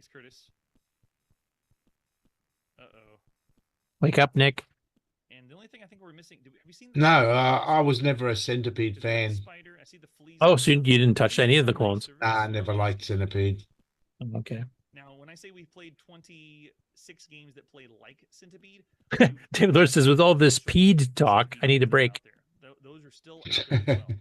And at this time, you can play a lot of really good Centipede-style games on home computers. So there's some competition. Some of the best, in my opinion. 60 says, I found the Dragon version to be less responsive, oddly enough. I wonder if that's the 50 hertz versus 60 hertz checking the joystick reads of the keyboard. That's the only reason I can think it would be different. Anyway, this one we have played on the Game On Challenge before, so. But it's my favorite. Kingpede's the only other one I would rank up there because it's Millipede. It's got a lot of extra monsters and stuff above the original Centipede. It's like Millipede in the arcade, which also added a bunch of extra stuff like DDT and a bunch of things. So anyway, that's it for the Game On news. A fair bit today, including a couple of games newly released, the Infinito, and then, of course, the previously unreleased in 40 years from Roy Coates, Rebellion. So definitely want to check those out.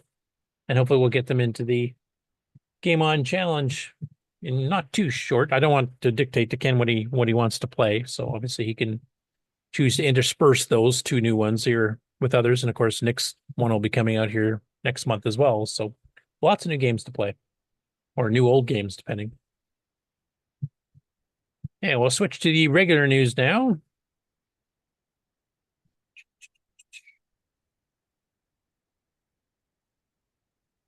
This is the right window. Okay. So EJ announced that the next version of VCC is now out. You can download 2.1.9.0, which I think I'd missed earlier because I think he had released a beta that a few people had tried, and then there was a couple last minute corrections to the beta, and then the actual release came out. So one big change now is it's been switched to being hosted on Visual Studio 2022 instead of the older version, which I think was 2016 or something.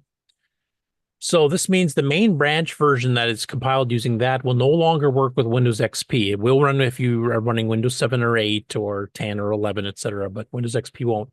Now, he's maintaining a legacy branch as well, so we can recompile it for the older machines. If you do run Windows XP, you can still get it to run, or Vista, I would presume as well.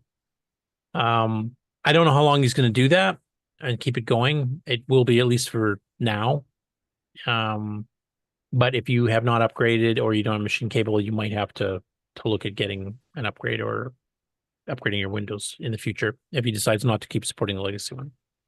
Now, it also contains some other updates. The debugger's got multiple changes to it. The user guide's been updated to reflect all the changes. One thing that I do like, and I haven't actually tried it out to see what it looks like, maybe some of the people in the panel have tried it already, but he's changed the configuration menu. So it's now drop-down menu items versus the old tab dialog, and I think that'll actually be easier and quicker, I would think, to get to some of the menu options that you want to get to, as opposed to the tab thing. Have any of you tried the new version, and what's your view on the new GUI interface as far as doing menu options? That could be for the people in the chat too, who might have downloaded as well. Yeah, I like the the GUI change. I particularly like the fact he's gotten rid of the tabbed menu for the configuration menu. Yeah, I have to agree. And the only thing other thing I can suggest, since he's doing a bit of a GUI change, is fixing the speed control. It's a bit of a very fine adjustment to do with the mouse. It's got a little tiny. Is that where you drag it left and right to change the speed? Yeah, it's a very fine little thing you got to drag, and to get a precise. It's a bit fiddly to get the precise speed that you're trying to set it to. Whereas having a button, something that you say click to move the little the little marker left or right, or two buttons rather. So every time you click the button, the little marker moves left and right by 1 notch. Would be a lot easier. So maybe if you left it so you can drag it the way it is now, but maybe have also a left and right arrow so you can fine tune it. Well, even that, yeah, but that's not an obvious thing, because unless you're staring at it and you don't see anything telling you that the arrow keys are actually doing anything or going to do anything. So have a little button maybe that indicates that you can press to move it left or right. Yeah. Or depending on how many different speed settings are, and maybe that changes in the future with, as faster and faster machines come out, you could just do a drop down with, pick one. Well, but it might be too many. But whatever's easier from the programming point. I mean, he's got the little bar, the slide bar already there. So I thought, it's not too bad. It's just accessing that little tiny slide thing is a bit fiddly. Yeah. Now, Wayne Camel in the chat says that I have used it. It takes a little getting used to select menu items, but it is better in my opinion. So basically, muscle memory is there that you're expecting certain things to be certain places. Yeah, no, it's a definite improvement. I do like it. It looks more professional. Yeah. And one other thing he changed, which actually XROR's had for a while, which is a great feature, is a swap joystick configuration. Yes. So if you switch to a game that wants left joystick and maybe or want something with a high-res mouse interface on one side and not the other, like some of the OS9 stuff would do, then you can just hit swap and it just, left, all the features of whatever you have set for the left goes to the right, and everything from the right goes to the left. So rather than have to, adjust each one individually, especially if you have to use both, you just instantly swap with one click. That's a great idea. And I'm glad Karen did that in the first place. And XROR, it's one of the nice features about XROR that nothing else really had until now. Anyway, you can go download it from his GitHub. The link to it is in our show notes, of course, which you can get on the CoCo Discord in the news summaries channel. Next up, CoCo10 has returned with episode 19 of his Moon Patrol clone development series on YouTube, which he calls Game Revolutions. We're now on cycle 19. And here he is adding rocks to the lunar landscape, and he even does a Twisted Sister singing song cover for you Twisted Sister fans out there. So I'll play a little bit of that and maybe a clip of some of the, the fun that he has getting the rocks to work. But this actually went a bit smoother than some of the other ones, which is why the video is a bit shorter. Welcome to Game Revolutions, the series where I code up a bunch of bugs and then complain about them. In the last episode, I added the ability for the car to shoot. But what good is target practice without a target? Today, I add something to shoot at. Now, what is it that I want to add? What do I want to add? I want a rock. Da, da, da, da. I want a rock. Da, da, da, da, da. I want a rock. Bow, bow, bow, bow, bow. I want a rock. Bow, bow, I want to rock, rock, rock, rock, rock, rock. I want to rock, rock, rock, rock, rock. Well, he won't get any copyright strikes. Right? Nope. They probably won't even recognize it. Completely silly. So he shows you how he does the graphics here, where he actually just kind of lays it out using X's. And then I'll just fast forward. If you want to learn exactly how he did this and how he reused some of the code he already had, definitely check out the full video as usual. I'm not going to steal views away from him by playing the whole thing or anything. Plus, they're long. But here you can see some of the bugs. Okay.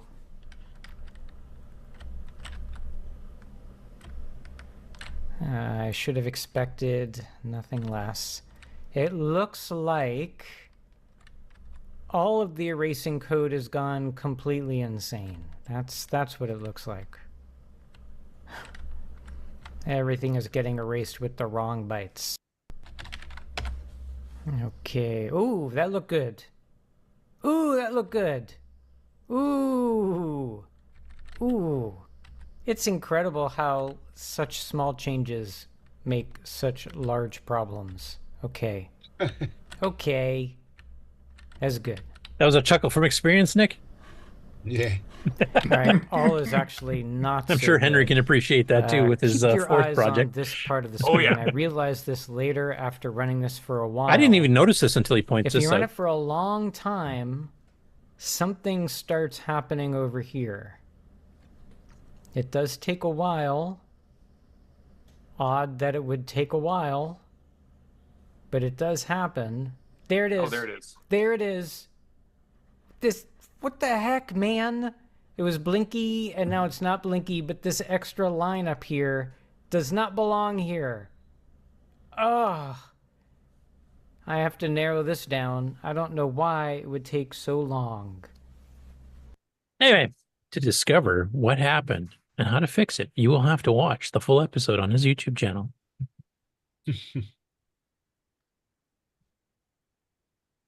Next up, Wayne Campbell is actually in the chat here. Did some live, I'm not sure if they were live or not, but recorded streams of him working on Sokoban 1, where he's been adding in all the extra levels from the 80 base ones he had on his first release, and now he's adding in all the ones from different countries, etc. And he kind of just did, talking as he's coding, kind of like what Henry does on his fourth project as well. So you kind of hear the thought process as it goes, and CoCoTown for that matter. I'm considering maybe I should try to do something like this too, except I tend to prattle on enough as it is just on the news section. So I imagine if I did one of these streams, it'll like last the entire weekend straight through for 48 hours. So maybe I shouldn't. Well, that's what Twitch is for. And he goes through some of the live code, and he's actually got a nice little editor set up with color coding for Basic 9, so it's actually doing like the highlighting of keywords, etc. RC calls it in the chat the joy of debugging. I don't have bugs. Sorry? I don't have bugs.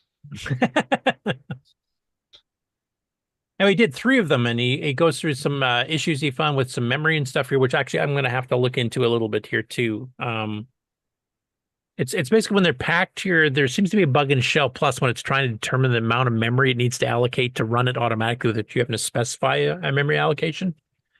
It works up to a point, and I think, like, basically, the complication of running packed Basic 9 programs versus, say, a C program or assembly program is a C assembly program is compiled to assembly and just is basically its own module. Like, here's the size of the actual code, and here's the size of the data it needs. And that's right in the header. In the case of Basic 9, you need to take into account that RunB, the runtime module itself, has its own memory requirements.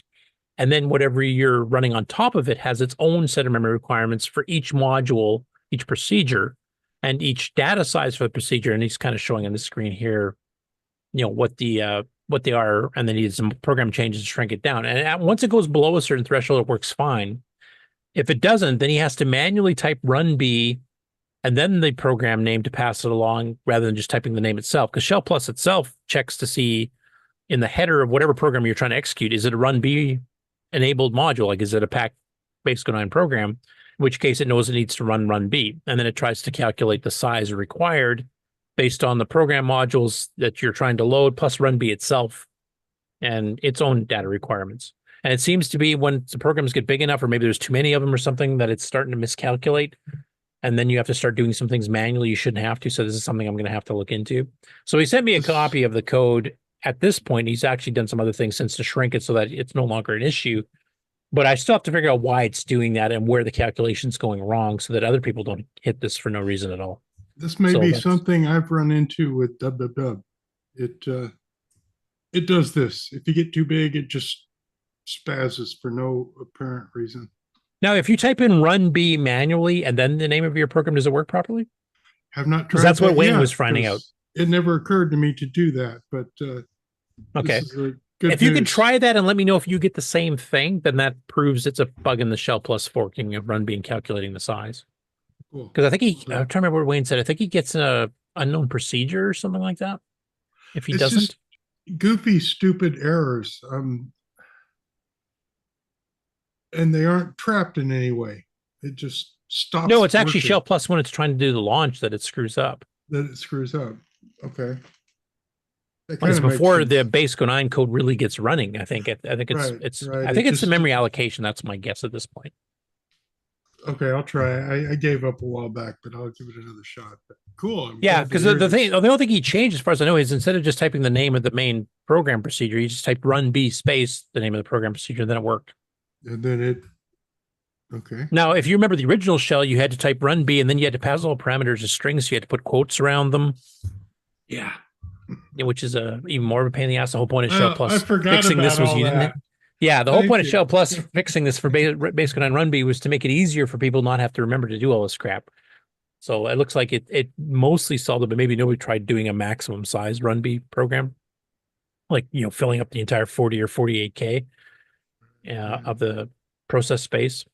Now, there's some other ways you might be able to work around it by mapping modules in and out if you only need them at certain times, but you shouldn't have to worry about that if it fits within the 48K workspace. So that I need to figure out what's going on there. But yeah, if you can see if you get the same result, like if you do run B the program and it works, then that to me is narrowing it down to shell plus's calculation of how much RAM it needs. So I just have to go through the 785 past versions to find the right one to run this test on. Yeah, so that'll be one of my Septandy projects possibly, is trying to figure out this stupid bug. What the hell is Basic doing? Well, like I said, I think I'm favoring it's shell plus itself that's causing the problem, not Basic. Right. I know I did a patch to shell plus 2.2 a while ago. If it's getting called by G shell, I had patched to try to eliminate because it was having a problem similar to this too. And I had to increase the size of the data memory by manually adding a number, and I have to figure out why that's even needed at all. Right. You may have fixed the symptom without actually fixing the problem. Right? Yeah, and I'm guessing Shell Plus is having a similar issue, so that might be maybe I can kill two birds with one stone, actually fix both of them, so I don't have to do this manual add 512 to whatever the number it really figured out was, and why that's causing a problem. I have some ideas, but I'm not sure. But yeah, if you can check yours and see if you've got a version that does that, and see if typing run B by itself does fix it. Or if you type run B, your program name, and then number 48K or something like that, or 56K or whatever, and if that override also fixes it, then it definitely points to the memory allocation. That might be a whole tech talk in itself. That's why we're here, right? So if you want some live, well, not live, but recorded sort of live stream of consciousness on Program Basic 9, figuring out bugs and stuff as you're going, as some other people like Henry have done with the assembly language, definitely go check out the videos that Wayne's been putting up there. You can kind of learn his thought process and also just, general debugging techniques when you're trying to run Basic 9 programs. Next up, Tandy Assembly posted this on their page on Facebook, which is a little spotlight on Neil Blanchard, highlighting his Gamester joysticks and Atari joystick adapter. They did another one mentioning that Steve Ledinger is the keynote speaker when that got announced. I didn't put that in here because that's already on the Tandy Assembly page itself, but this is just for vendors. And for those of you who don't know about the Gamester, it's made out of professional arcade parts, a red ball joystick, actual arcade buttons, and he does them in wooden cases with various finishes and stuff here, so you can kind of get it customized. You can get it customized for left or right-handedness, and you can get customized finishes on the wood because they're actually made of solid wood. And they're very, very good joysticks. I've actually tried them at CoCo Fest. They play very well. I know several people in the chat and in the CoCo Facebook group have been complimenting on it too. They're not cheap, but they're a labor of love, and there's a fair bit of handiwork needed to do this, like sanding and all kinds of stuff. These are very well made. But it's nice that they're doing spotlights on some of the vendors. I hope they continue to do that with other ones before September hits and kind of cover all the tables if they have time, or at least a good chunk of them. Next up, I don't know if Henry's still around. Looks like he's standing just out of frame. Yes. The bum. Did you want me to highlight a certain part here about your new release? Wherever you feel fine with. It's here. Whatever I pick. The actual count. There is a word. Ah, yes. I believe this is the part where I'm actually going in, and I'm not sure if this is the word or the other word, but it gets interesting when you're dealing with putting strings together and forth, because everybody does like, ah, yes, there it is. Pause there. Okay. So everybody likes to think that in fourth, you can use like the S quote or dot quote or something like that. But those are not immediate mode words. Those are actually only supposed to be used in a definition context. So what do you use in immediate mode? Well, the only one that exists is word, as you see right there. And it gets funny because, at least in the core standard, the only one that exists is word. It gets funny because what's the word? Well, the word that you need to get text is word. And then it also gets interesting because now you think fourth, all right, well, everything talks like Yoda in fourth. Well, no, not everything goes backwards in fourth. When you are parsing the input stream, which is one of the things that any type of string manipulation thing does, is if you need to get information from the user, you're parsing the input stream, you kind of have to go a little bit postfix. You have to look ahead, as it were, and see what's after what you put in instead of what's before you put in. It's a little bit brain breaking, but once you understand that defining strings, like defining a string literal or something like that, you put the string after, and if you're doing anything numeric or you're doing any type of manipulation with the addresses, you put that on the stack to deal with. It becomes much less brain breaking. And then you've also got the problem of the delimiters. Well, where does the delimiter go? There really is no beginning delimiter other than that which is ignored. So like if I'm setting up a string and I'm using word expects a delimiter. So an opening and closing delimiter, I can use space. I do use space to define a string. If you need spaces in your string, then put a different delimiter on there and use that delimiter. And what word will do is it'll ignore that delimiter before it gets to the actual text. Anything that's the delimiter, it ignores, and then it says I don't have that delimiter, therefore I keep going and putting into that string until I get to that delimiter again. Yeah, that's like the search function in Basic 9 actually, because it uses you can use a pipe, you can use a slash, you can use whatever you want, because if it appears in the string, you don't want it in there. Yeah. Yeah, exactly. Now, and so one thing I should ask you, because some people aren't familiar with fourth, you mentioned immediate mode versus another mode. I'm not sure what it's called, but can you explain what the difference is? Well, you've got your immediate mode and you've got your compiling / definition mode. Okay, so your immediate mode is your REPL. That's the point where you're like saying, all right, I just want to calculate 2 4 plus, and dot that onto the stack. That's your immediate mode. Your compile mode is where you're actually defining a word. That switches the mode of the system, so that instead of immediately executing what it sees, it puts what it sees into the definition of the new word. And some of these words are only used in compile mode because they put something. It's like using putting a string literal in there, for instance, would be something you would do only in compile mode, because a string literal doesn't make sense in interpretation mode. Okay. Okay. So this ties back into how forth everything is a definition of some other definitions kind of thing. Pretty Which much. makes it all hard. Yeah, and everything's a definition of something else, with the added complication that you're dealing with an input stream that you inherently have to deal with on a character by character basis. Right. You can't predefine something that's coming in from the flipping keyboard. Right. Right. You have to deal with it on a character by character basis. Fourth, I mean, you can set it up once everything gets going. I can have Fourth directly manage the keyboard. Like, I can write something that will directly manage the keyboard in Fourth that'll bypass everything else. And it won't go through the interpretation loop, the interpreter loop. But when it comes to like how you work with Fourth on an input output method, it's very much like working on a terminal. You don't know what you have until it comes in the input stream. Cool. Well, okay. And my special little bit of fun is my input buffer. Like, Fourth does have the concept of the input buffer. My console input buffer is the screen memory. Sweet. That is my input buffer. Geez, how are you going to do graphics? Well, it's not that terribly difficult to do, because if my input buffer is the screen memory, well, I can take that 512K and say, that's still there. I can still use that as my input buffer. Yeah, and you just have your screen completely separate. Right, exactly. Yeah, which is how other Fourths did do it on the CoCo, by the way. Mm-hmm.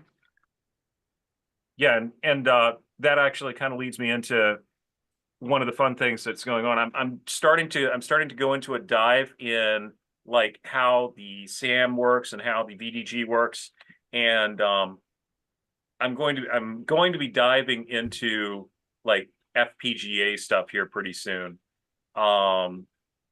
because I've got this half-baked idea that says, I could take one of those $20 Tang Nano 9Ks and not only replicate the SAM and the VDG with that, but get HDMI output or HDMI compatible output out of it, and possibly soup that thing up until it gets pretty darn close to being a gimme equivalent. Yeah, I mean, that's what Alan and Ed are doing. I'm sorry, Curtis, you're muted. Or hang on. Sorry. Can you hear me? Yeah, we can hear you. Okay. Okay, it was on my end. I'm sorry. Okay. Yeah. Yep. So David Lord in the chat says, I gave Fourth a trial decades ago. RPN made my hurt brain. That was a good one. Yeah, I'd have to rearrange those words to make it true RPN, but I get you, David. But literally, like, the only reason it doesn't hurt my brain is because that was literally the first way I learned to use a calculator that had more than 4 functions, was using RPN. I was introduced to scientific calculators with an RPN calculator. Yeah, I think if you learn that young, I think it does stick in your head. And it becomes second nature. I was 6 years old. Right. I was surprised you, like, back in the day, that you never got one of the, like, there was 4 or 5 different Fourth languages available for the CoCo. Hoyt Stearns was one that we had in our club, and a friend of mine, Dwayne Downing, actually ran it for a while because it had built an SG8 editor where the underlying color cursor would move across, and you could insert and delete, and came with sample games and stuff. And I did most of my growing up in a wonderful state of the United States of America. Quite beautiful, quite mountainous, quite isolated, quite economically depressed, and known for its mines. Known for its mines, and known for the coal wars. Yeah. And Mothman. Yeah, and Mothman. So it was actually having a situation where that was something where I would have the village, as it were, that could help me grow in that. We didn't have really the networking to do that at that point. We just didn't. I mean, electricity was still this newfangled thing. Well, at least in Huntington, we in Huntington we didn't have any party lines anymore. So there's that. 3 long, 2 short. No, that's not us. Right. Well, let's listen in anyway. Exactly. It was the gossip line, is what they called it on the farm over here. But yeah, if you haven't been following along, because it's the first update I think you've done Fourth for a bit, because you've been doing some other side project with FujiNet and a bunch of other things too. So for those that don't know, your ultimate goal is to create a replacement ROM for the CoCo that is a complete implementation of the fourth language. That when you turn your CoCo on, it boots right up into it. Yep, and it does boot right up into it right now. I could burn that ROM, drop it into a 1, 2, or 1 or a 2. Not so sure about a 3, but probably could drop it into the 3 because it starts up life thinking it's a 1 or a 2. And I could burn that ROM today and have it working. It's just like, in order to do anything, you'd have to know the memory locations of doing things to make things happen. Yeah. And most of the fourth implementations that the CoCo had back in that time had a whole bunch of extra words specifically for CoCo sound, CoCo graphics, joysticks. Yep. Exactly. Pre-done for you, so you didn't have to like build them all scratch like you're doing right now. Oh yeah, and well, half the fun is building it from scratch. So. Right. Fix all that crap. Right. When you get to the CoCo free version, you'll have like full horizontal and vertical screen scrolling. And well, by the time I get to the 3 version, by the time I actually start looking into the 3, if this FPGA thing goes at all like I'm thinking it might, I might not even get to the 3 with it. I might be putting 2 megs into a CoCo 2. Yeah, with his own video chip and stuff there too, so you can like crank it up with Blitter and all kinds of things. Oh yeah. Yeah, but we need Gimme X support. Come on, man. So David, the storage is in screen format because the storage the storage for the input buffer that I'm using is screen memory. Therefore, it has to be in VDG ski. In what? VDG ski. I know. I just want people. I think that's. I think it's a term you came up with yourself. Yeah, I don't know how many people actually understood what that meant. It doesn't make sense. It's like pet ski or Atari exactly. ski. It's exactly what I'm riffing off of. Yeah. So just so people know what you're talking about there, I just want to mention source code storage. Okay, so I'm putting everything that's going into memory to be stored as a string in ASCII format. If it's going to be processed and taken onto or off of the machine, it's going to be in ASCII format. But as far as the input stream is in screen format. Now, are the keywords and stuff in your implementation, are they case sensitive or not case sensitive? No, I am not using case sensitivity in this particular case. However, I also haven't necessarily implemented reading it from the case sensitive nature. So I might run into that problem. I haven't looked at that yet, I should say. I don't intend it to be case sensitive. It might be case sensitive right now. Okay. Anyway, if you want to follow his project, and the CoCo 3 one, if you just did the ROM, I mean, that is built to handle a 32K internal ROM, so you could actually fill her right up. Right. But follow him on the Break Key on YouTube. He does some other projects there too, like we mentioned. He's one of the main guys, kind of helping with the CoCo side of FujiNet. And of course, if you're in the fourth language, if you have a Jupiter Ace, but you want it on real hardware with a decent CPU, this will be your man to talk to.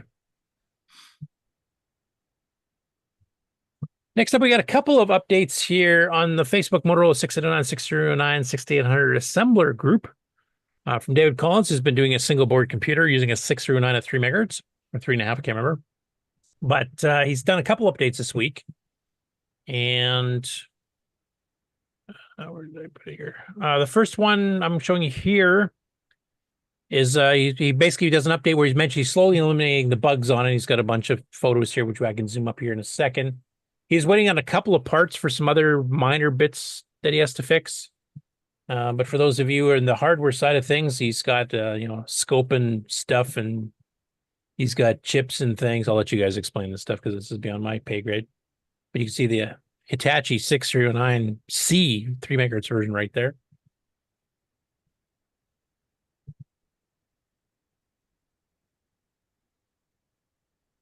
Making sure the voltages are coming out correct. And then he did an earlier post a little bit earlier in the week here where he kind of did an update. He said the Rev 4 of the 63C09 SBC single board computer is booting. Still some edge rate and noise problems to work on, which is he talked about in the other post there, to get this thing working at its full potential, but we are getting there. So he's got a picture of the board kind of set up here with a couple things plugged into it, so you can kind of see what the scale of it is. But then he's also got an actual screen output here running to a serial port at 115.2 kilobaud, just using a terminal program to log into it type thing. And you can see it's actually up and running and booting its little monitor program that's built into the ROM that he's got. So he's progressing along quite well. So look forward to that. It's for those of you like, want to play with 609 without the restrictions of a CoCo, and maybe, just, eventually you can add in whatever other kind of hardware you want and kind of have a base to do that. It might be a good design to base on. What was that? Oh, that was, I'm trying to fix my Bluetooth. Oh, okay.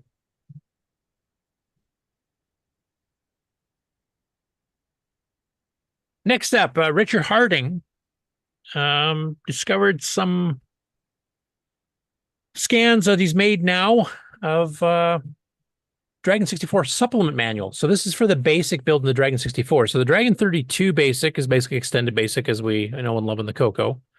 The Dragon 64 added some features that are not on the CoCo and weren't even in the deluxe ROMs. But the rest of the basic is extended basic. So rather than make an entirely new manual for the Dragon 64, they gave you the Dragon 32 manual, if I understand correctly. Correct me if I'm wrong in the chat. But they gave you the Dragon 32 manual, and then they gave you your Dragon 64 supplement manual. Now, he's discovered both a Finnish version, which I'll just briefly show here, which kind of proved that they did sell the Dragon 64 in Finland, because there's the actual version. But this goes through what has been changed in the basic, and they had some nice features in here. So I thought I'd scroll through. It's not a very big document, because most of it's the same.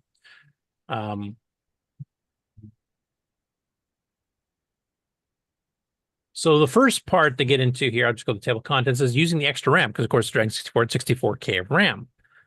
Now there were third-party utilities that did what I'm about to mention for the CoCo, but Tandy never did any updates, and Microsoft never did updates to the ROMs here for us. So basically what they do is they have it so that the ROMs kind of move out of the way and give you a big contiguous thing. And I think that's what Tim's doing with Tiny Basic, I think he's calling it, or it's Tiny Basic thing that he's doing on the CoCo, where basically you can free up some of the RAM for basic to use. Because right now, if you have 64K, basic still gives you 32K. The CoCo 3 manages to get around this because the high-res graphics stuff is kept in it completely outside. But on here, basically some of the things they added, the additional 32K RAM with actual support for it. The RS-32, which is 6551 hardware serial port they've added, and they already had the parallel port from the Dragon 32, that's still there. So they got some additional basic commands to interface that. And they also had key repeat built in to the ROMs, which is a nice little feature. But one thing it mentions here, the extra RAM. So it boots up into the default as a Dragon 32, kind of like a CoCo 3 boots up as a CoCo 1 or 2 style thing. Somewhat. I mean, it does have all the higher graphics stuff already enabled. But basically what they did here is that if you type exec, the default exec address on a hard cold start will be 48,000 decimal. And 48,000 is where basic kind of rearranges itself. And what it basically does is it gives you 48K. If you do a print mem, it'll give you 48K free. And now, of course, you can change it with P-clears and stuff for reserving for graphics. And they mentioned with the default P-clear 4 enabled, you get 41,241 bytes. Now, we only get 24,000 with a disk system, and I think 31,015 bytes free on a color basic with no high-res anything. It's the most you can get in basic. So they've already got, 10K up on us in basic, which is nice because you can write, much more sophisticated, larger programs that way. It's one of the reasons I went to Basic 9, because you can use more of the memory there too. The deload and deload M commands have been patched to actually run with the hardware RS-232. So you can get, 9,600 baud speeds, no problem, running full throttle. Unlike the Bitbanger where it maxed out, I think, 1,200. Or maybe it was just 300, I can't remember. And then they show you how to get up to 19.2 for doing other things if you're actually programming the chip itself. Yeah, the option now of using a serial printer, which I don't know why you'd want to do that, except for maybe some specific printers were serial only. I usually went the other way. I was buying, as Brian Weasler was showing earlier, I was buying, serial to parallel interfaces so I could run the vast gamut of printers that were parallel based that everybody else used. And the CoCo was stuck with just serial. So this kind of allowed you both options. You can run a real hardware parallel interface, which is much faster and takes a lot less CPU time. And you can also use a serial printer using the hardware RS-32 port. And then it shows you how to use the RS-32 interface, the actual 6551 chip through BASIC using peeks and pokes. The keyboard repeat is built in. They do have a bit of a hack here. You can actually put the patch that does the key repeat so that it works in Dragon 32 mode as well. And they give you a couple pokes here in BASIC to do that. And of course, you can change the default speeds and the default, delay before key repeat kicks in. Then it goes to some the other things like what the memory map is like in 64K mode. So you can see like the system use, direct page RAM, extended page RAM, text screen memory, graphic screen memory is all identical as it is normally. But now your program and variable storage part here is much, much bigger. And that's where you get your up to 40 some odd K free. So that's a nice option. There's some changes to USR calls and variable pointer calls, etc. too. The actual cabling was not a standard RS-32 9-pin or a 25-pin. It's actually another DIN style. And as you can see here, it's got 7 pins active. There's a minus and plus 12 volts. CTS, which is clear to send, receive data, DTR, data terminal ready, ground, and transmit data. So I actually got enough to do proper hardware handshaking for pausing a listing that's coming in too fast or something. So that also was a really nice feature. So they did some good work on the Dragon, getting everything up to snuff on the Dragon 64 and making it boot up in 32 mode. So it was basically fully compatible if you wanted to. Anyway, those manuals are available. You can download them off of the link in the show notes. And Richard Harding, who I think is the one who discovered and put these up, of course, is the Dragon historian. He's found all kinds of documents, like business stuff from Dragon Data, when they were selling it to GeoHard in Spain, and all kinds of stuff. He's got a lot of good history there. And the last one I'll cover is Julian Brown. He said, next new board, a simple block adapter to use 4164s and a Mark II Dragon 32 without butchering the main board or the chips themselves. So this will allow you to do a 64K upgrade on a Dragon 32 without all the, hacks and bodge wires and stuff, at least from my understanding, that you would have to do normally on a Dragon 32. Kind of like my D board, you have to cut traces and stuff to get up 64K. So he's got a much simpler version that he's actually working on these boards here. Now, I think he had some comments. People are talking about using maybe 4126 type thing, but it might take some changes. And could you actually set up to be 256K, I guess is the question, because I know there was 256K upgrades on the Dragon, just like there was in the CoCo. Ken has one of them. And mostly used for RAM drives, etc. So anyway, if you have any further questions on that, I'd probably just go to the Dragon group on Facebook and ask him directly. And of course, he's part of the Dragon Plus Electronics, so they're actually the owner of Dragon Plus Electronics too. So some of the stuff he will have for sale. So if you're interested in this, you can contact him once he's got the boards up and fully running. And that is all I have, except for one thing is mentioned on Glenside's site, and I think I forgot to load the tab for this one. But basically, elections are going to be coming up in the not too far distant future. And if you want to nominate somebody or be nominated, I will tell you right now, if anybody nominates me, I will refuse. So I'm busy enough as it is. But you can go to the Glenside CCC.com, and Glenside-leadership-nominations has all the information you need to put your name up to be one of the executive for the Glenside Computer Club. They're going to be accepting nominations for secretary, treasurer, vice president, and president. And I don't think, is Brian still on the call? I don't even remember who all's in those roles right now. I know Jim Brain's the president. I would say this quote is notable. It's good to vote out the incumbents. I think we could all use a break. That's Frank. Yeah. Well, actually, it's Jim, but. Oh, okay. Yeah, it's Jim. But. Yeah. Yeah. No, I understand what you mean. Vote 1, David Ladd. Yeah, there you go. David, you're in the chat. Let's all nominate each other and create a total chaos. It'll be great. No, I just noticed talking about the Dragon 64 ROM updates, and there's some speculation going back and forth with David and 60 and a few others here about the memory map that the Dragon 64 is using to get you all that extra memory does not seem to have room for a disk controller at all. And I don't know enough about it. Is that an issue? Like, does that only work with cassette and you can't use that new basic extra room here if you have a disk controller plugged in? Or does it just shift that down so that you get still some extra memory? Because I think, well, actually their disk ROM's quite different than ours. But you should be able to get an extra 8K still, even with disk. You should be able to get 40K. If it's set up to do that, I don't know. But anyway, yeah, if you want to volunteer for putting your name up to get voted for the executive of Glenside, of course, they're the organizers of CoCo Fest, and they also represent the CoCo group at stuff like VCF Midwest, for example. Definitely a worthwhile endeavor. I feel I'm too far away to contribute anyway, and I've got way too much, like I said before, on my plate, and having more stuff added to my plate would just make me go insane. But I think they're right. They probably do need a bit of a break. I wish I had time that day. Everything seems to be Thursday. I'm booked, so. Yeah.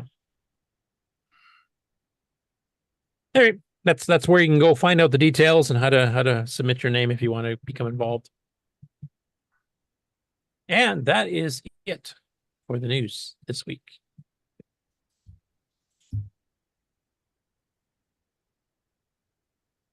I'm kind of waiting for the results here on this Dragon disk ROM question, but anyway.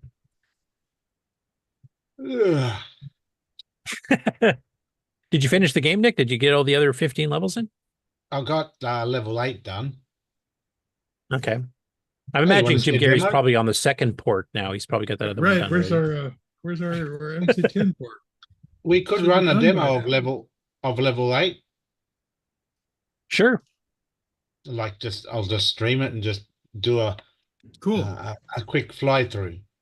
Okay, and I'll just mention, 60 said, no, indeed, it's basic, reassembled to live high. That doesn't really answer the question. Like disk basic is part of basic on the CoCo. Can you run a disk with that enhanced RAM and get the RAM to basic? Yeah, basic. Anyway, in the meantime, does that include the disk controller? Exactly. Yeah, and Dragon DOS is quite different than ours. So since 60 is on the line, my game doesn't work in XRAW even when we set the XRAW to be emulating a CoCo 1 and 2. I use the peak of the keyboard buffer to be able to read the keys. Works fine in on a real CoCo, on VCC, in MAME, but not in XRAW. So what does it do differently? Well, it doesn't work. Oh, remember when I showed you when you press? No, this is for the audience, so they know what we're talking about. So yeah, if you can explain what the problem is. So in other words, if you move, let's just say you're moving left and right.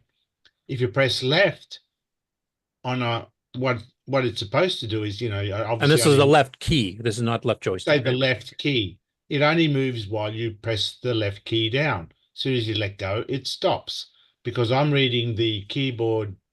What is it? The rollover table. Yeah. Yeah.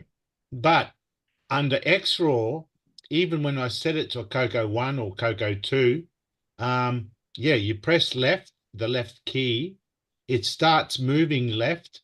You let go of the button, it keeps moving left still. It doesn't stop.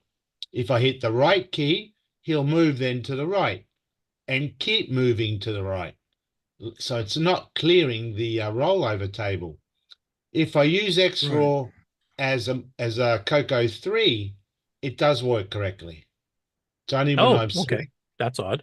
It's only when I select CoCo 1 and 2 that rollover doesn't seem to clear. Doesn't work right. Yeah. And you're running the latest version of XRAW just to make sure you're on the same playing field as the latest Kieran? one.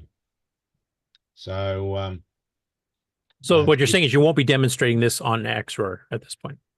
Not at this point, no. But that's a cool report because this is the kind of bug that won't show up in a lot of places. No. So it's good that you found it because now they know there is one. That's right. So I will now attempt to share. Now I don't know if there's share sound. And here we go. So this is just level 8, which I just completed keying in. And I'll just do a quick run through I'll just go and do all the right things to get to the end. So that's the game. Is that coming So up? record this for when the game comes out. You can just whip through this level, no problem. Right? You got this That's one free. right. But you got to get to level 8. Well, This there is is level that. There's going to be 20, so I've still got another 12 to do. Takes a long time to set up. Anyway, I will just activate this and by clicking somewhere and go. So there's a little man. We should mention here, Nick is currently running it at Gimme X, Gimme Z speed. Oh, yes. Sorry, I haven't turned that off, have I? Okay. It runs really good in VCC when you set VCC to 4 megahertz, actually. So being in BASIC, this is totally in BASIC. There's no machine code. So I'm developing it on a CoCo 3, and it works on a CoCo 3. It's, it's a little slow, but it's still playable. It works on a CoCo 1 and 2, but obviously it's going to be even slower on a CoCo 1 and 2. But for testing, because I wanted to run a bit faster when I'm playing it, I just bumped VCC up to either the 3 or the 4 megahertz mode. Yeah, 3.5. Yeah, and it plays quite well. If only it supports the Gimme X. If you have a Gimme X, it will run the Gimme X at the higher rate, and it will run faster. So, but VCC currently I've got it on 4 megahertz because that's what I use for testing. So go into YouTube settings and play at 0.5 speed. And yeah, be back to normal. So I'll just whiz through it just to see if there's any bugs. Which, yeah, there are, but I won't bother hitting spider on the way down. I'll dodge that one.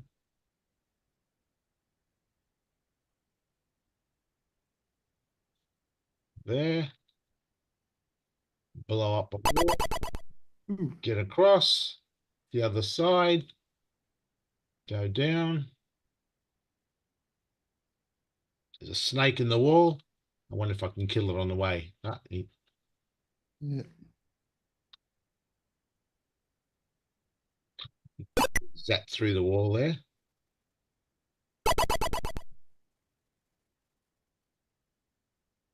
So this is the speed mode.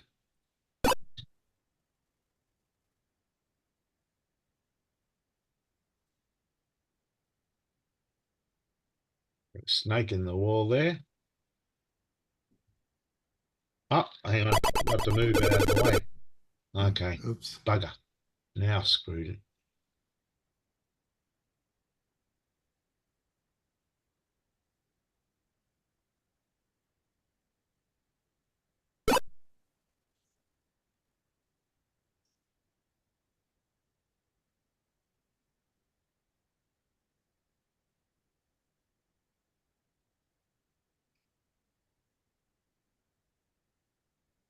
Oh, I whacked my head on the lava wall. The pink is a lava wall. You're not supposed to touch them. Don't touch that. Okay. I see the laser beams from your eyes, but where does the bomb come out? You may want to play it at regular speed there, Nick, at the rate you're going. I know. It is a bit fast, but when you play the level so many times when you're testing it, it just at the slow rate, it just drives you nuts to be doing the same thing over and over again. So I just speed it up. So there's a spider over there hovering above the lava river.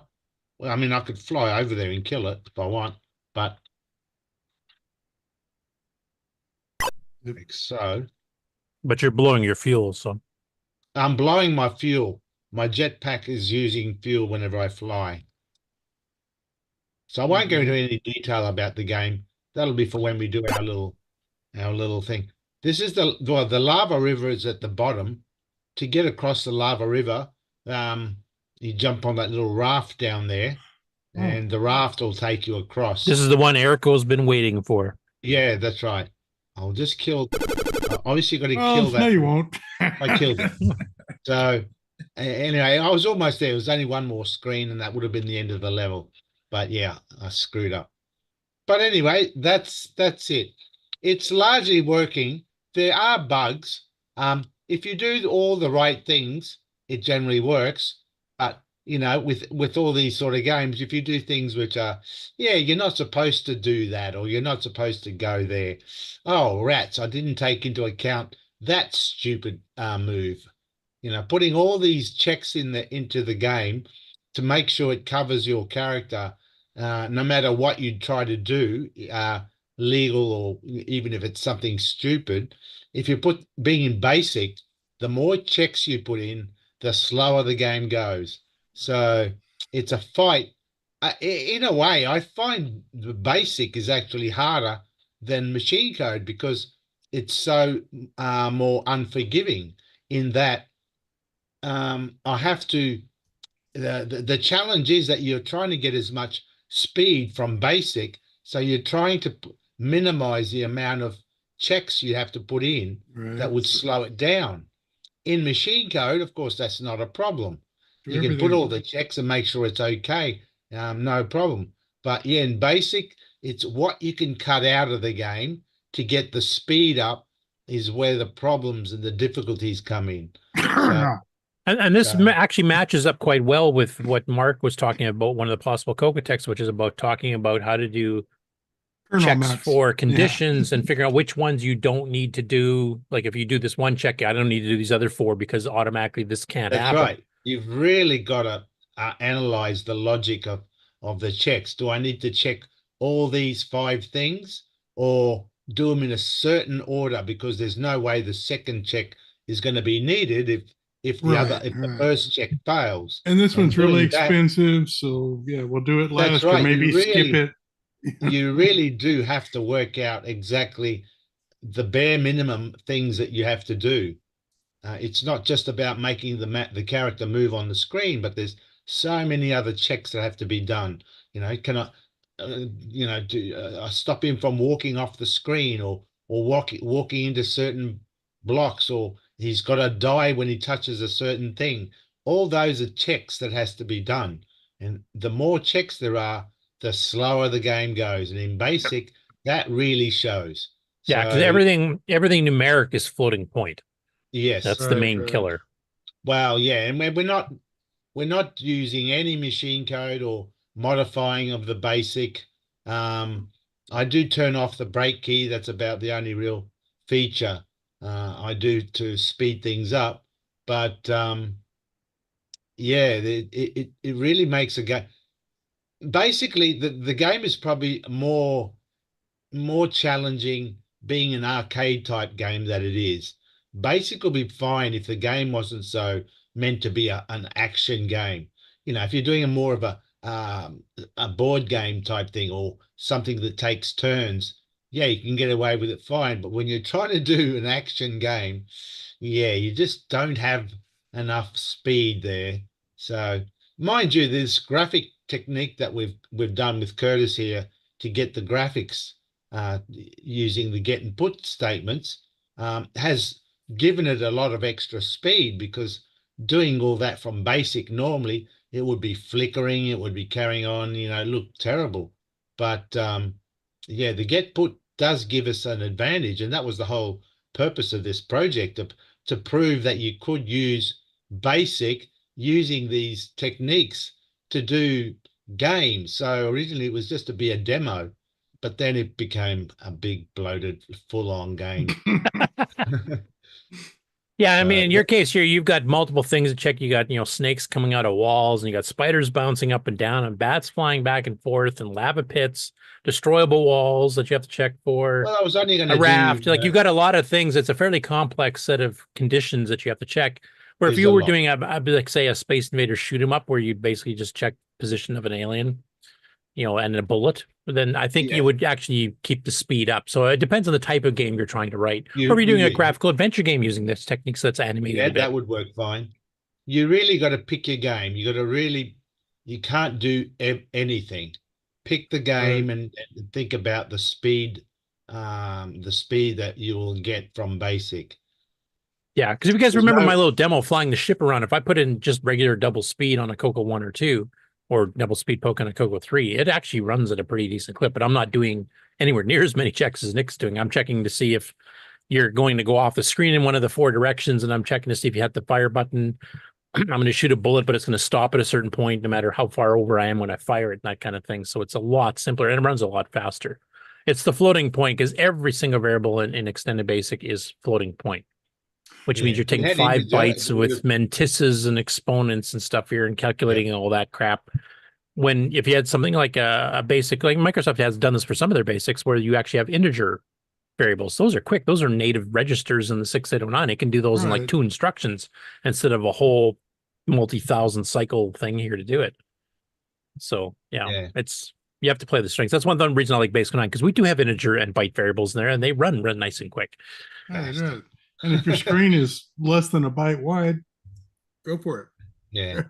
Well, it runs okay on a CoCo 3. If you have a Gimme X, it will work really well on that. But I figure a lot of people are using VCC or well, XRAW when it's XRAW in the CoCo 3 mode works. It's, you can set a faster speed. I don't know if in XRAW you can actually set it to be a certain speed. Yeah, I can't remember if it's just like, you know, completely unlocked as fast as your machine can go, or if it's that's right. That's one good thing about VCC. You can actually set it. So 4 megahertz or 3.5, whatever, is a good speed. Anything more, and it's just too fast. Yeah, the Gimme X runs at 2.86 compared to the 1.78 that a CoCo 3 does. So I do check for that, and it does put it into that mode. Now, I will mention once Nick is done getting all the levels in and finished debugging, we are going to go into the basic code and using some of the techniques and tricks that Alan Huffman has posted for optimizing Extended Basic specifically, because he's got a few little tips and tricks. We're the few we're already using, but we're going to see if we can eke some more speed out of it so that even the CoCo 1 and 2 won't be too bad. Can be done, and definitely there are areas that it could be improved on. But basically, end of September, that's the end of it. I've got to move on to my other projects. This is only a little freebie game I did, so it'll be available for anyone just to download. So I've got to get back and because I've got to get some fuel in the Ferrari, so a bit of money. Right. I need some back tires soon. Yeah. Yeah. And then the nice thing about it, of course, is using semi-graphics. You've got 9 colors, including black, to play with. Actually, a little bit more if you want to. Nice. Use some of the Screen 01 stuff. That's right. It's all in basic, 8 colors, some sound. And then, as Alan mentions in the chatter, then feed it to Glenn Hewlett's basic to 609 compiler. Now, I know his compiler also doesn't allow floating point. That was one of the whole points, the integer compiler. So I think it'll require some definite code tweaks. How his get put buffers work versus, because I think he's hard coded for P mode 4 only, if I remember correctly. So Nick's game would not work because it's a P mode 2 level semi-graphics 12, not a 24. Trying to do it through a compiler, unless the compiler can do a complete compile to machine code. But anyway, the whole purpose is to show what can be done in just straight basic, no machine code. Okay, a question for you, Nick, from Sixy. Okay. So Nick, which version of Color Basic are you using in the other emulators when your key pulling works? My test case demonstrates the same behavior. And in XROAR, it fails with any Color Basic greater than 1.1, like 1.2 or 1.3. Oh, okay, I would have to check. So if you want to find out what Color Basic you've got, just do an exec 41175, and that'll tell you which version of Color Basic you're running. Well, I can tell you, I'll just do it now and just tell you. So I'm running that, and I'll choose machine, say a CoCo PAL. Like you're saying, unless you add something like a test of in-key string in between, otherwise it doesn't update the rollover table. Yeah, no, I don't have to do that on the CoCo under MAME, under VCC. I don't do that. It's working fine. What was that exec again? 41175. 411. I'm wondering if those might default to Color Basic 1.1 and not 1.2 or 1.3. Color Basic 1.3. Okay, so that's greater than 1.1, which the problem will show up. Okay. So you'd have to fire up your VCC. Is that X-Ray you just tried, or VCC? That was X-Raw, yeah. Okay, try your VCC and see what it defaults to. All right, hang on. It's Because I can't remember. They did go backwards on the CoCo 3 one, didn't they? I don't know. Hang on, I've just got to break out of it. Exec 41175. 41175. Oh, that didn't work. Hang on a sec. I've still got my program in there. I'll just reset it. So exec 411. Oh, mind you, BCC is a CoCo 3 emulator. Oh, right, yeah. I don't know if they would have the same RAM. So yeah, it might not. Yeah, and X-Raw does work in CoCo 3 mode. Oh, okay. Yeah, so X-Raw does run as a CoCo 3. It's just my game will run on a CoCo 1 and 2. That's the whole point. It runs. What was it? CoCo Color Basic 1.2. Is that where they changed the keyboard scan to check if a key's pressed at all before it does all the scan checks, so it could exit out quick? And then everybody complained when 1.3 came out, they reversed it back. That might be related to that too, actually. Hmm. Oh well. Because basically it checks if no key has been pressed, it skips all the specific rollover keyboard stuff, I think. That's it. Which made basic run faster, but the rollover table doesn't get updated until you press the key. Or in key string forces. That's causing a problem. And the other emulators are handling it incorrectly by Or they're using a different version of the Color Basic ROM. They might be using 1.1 instead of 1.2. Yeah, they could be using 1.1, but if they're using 1.2 or 1.3, they're doing it wrong, which works. Yeah. Yeah. Oh. Oh, anyway, so we've kind of narrowed it down. Hopefully we can figure out something. I wonder if there's a poke that can be done to force it to do that. Well, they said if you run in key string, it will force the keyboard rollover table. So just call in key string, ignore it, and it's fixed. But Yep. Okay, I'll give that a try. Yeah. I mean, that'll slow it down a little bit again. Yeah, that I was about to say that. I'm trying not to put anything else in because every time I add something, that's another price penalty. But that would define the problem, so that might be useful. Yeah, it should be able to fix the problem, I hope. But yeah, we still have to go through and optimize more than you have already, if we can. I'm sure it can. But I don't know if it'll fix it enough. It really is tempting just to take basic and rewrite it for the 6th time. Wouldn't it, right? I don't have time, but I would love to do that. I'll burn and ship any ROMs that are needed. Actually, I was going to ask you, Henry, when's the 609 version of 4th coming out after you get the first one done?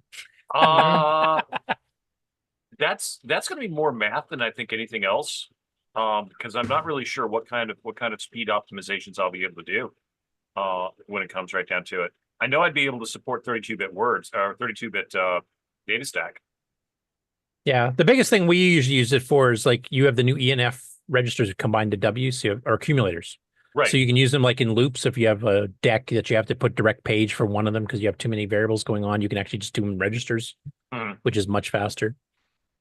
And just having extra registers, you don't have to like push here and store here and then restore it afterwards. You can just keep them and just keep going. I'm actually doing a surprisingly small amount of like pushing and pulling from the system stack. Most everything I'm doing in that is, as far as pushing and pulling, is from the user stack. The system stack's useful, but there's one thing, like if you just turn native mode on, all push and pull commands are 1 cycle faster. That'll do it. And quite a few of the instructions are 1 or 2 cycles faster, especially some of the longer indexing modes. In looking at doing a 6309 version, I'd seriously look at having a 32-bit word instead of having a 16-bit word. I think that'd be fun. MAME, the MAME I've got where it does work in MAME is running Color Basic 1.3. Okay. So Sorry, 1.1. Sorry, I read Okay. 1.1. So Which So- is, yeah, so he said yeah, basically 1.0 and 1.1 will work. Yeah, and 1.3 is the problem. Yeah. So I have to stick a silly in key. Unless there's another way to read the keyboard without having to do a complete in key command. yeah, is there such a thing as a no pressed key entry you could poke in? Yeah, because there David to Lord's set it? suggesting poke no key press into the roller table entry if you read a press key, but then you're back to doing a poke, which is interpreting two floating point Yeah, it's numbers for the another- address and another for the. instruction. That's even going to slow So- it down worse than in key. So Oh, yeah. well, it is what it is. Use what you got, I guess. Yeah, I mean, we could definitely recommend that. Well, I guess, have you ever toyed with it making the joystick control too, or are you going to leave a keyboard? Well, I would have thought joystick. I mean, that is an option, yes. Yeah, I don't mind know. you, the joystick routine in BASIC is pretty slow too, because it It's does pretty all 6 slow bits anyway. every time. So Exactly. So that's why I avoided it. I chose Yeah. keyboard only, thinking, oh, this will be faster, won't it? And Right. it probably is, except for this problem. the joys of basic programming. Well, I'll convert you to BASIC 09 yet. Maybe. Of course, I have to there get you go. semi-graphics working in BASIC 09 first, or There in you go. OS 9, etc. Or in Curtis, general, I that should can say. be your project. You can do the conversion to BASIC 09 for me. No. I might actually No. look at putting in semi-graphics 24 support into level 1 CoVDG though, because that's the same screen structure as the PMO would be 3 and fun. 4 that's built in. And I could just change it and then even have it so it's a mixed text and graphics modes. If you want to do text characters, it just loads the byte with the ASCII value. Well, the VDG ski, I'm going to start using that now. Character, and then you just store it like 12 lines in a row without even have to reload it, and you've drawn that character, so you could actually even have an option for like an underlying cursor and stuff you could put in there. Oh, well, hurry up. The show's nearly finished. I'm not Jim Carrey. I can't do that in real time. No, we're delaying for him. He's not done yet. We're stalling right now to see if he's got that conversion done yet. You like my show title? Down the rabbit hole. Down the rabbit hole. Yeah. Again. No, we're just doing we're doing technical discussions here. Okay, that's all I've got anyway. So It's like a free Coco Tech half episode. it's an advertisement for CoCo Tech. Oh, by the way, soon. Jim Gary said 1.3 is such a pain, prevents me from converting my games from MC10. Ah, So apparently that is an issue. okay. So the Coco 1s should be okay because they never got past 1.1, but Coco No, 2s, yeah, you're some right. had the 1.2 and 1.3. Yeah. Oh, Oh, Jim said he can't. So, Davey has not posted the source yet. Stop Slaggers. installing for nothing. Well, in that case, we're done. all right. This concludes another episode of the CoCoNation, the world's leading live interactive talk show featuring the Tandy Color Computer. For all things the CoCoNation, visit us on the web at thecoconation.com. We'd love to hear from you. Send feedback, suggestions, even segments via email to show@thecoconation.com. The CoCoNation show would not exist without the community and its cast and crew. The CoCoNation theme song, copyright 2022, D. Bruce Moore. Mixed, mastered, and produced by D. Bruce Moore. The CoCoNation is over. Join us on the CoCo Discord server. CoCo forever.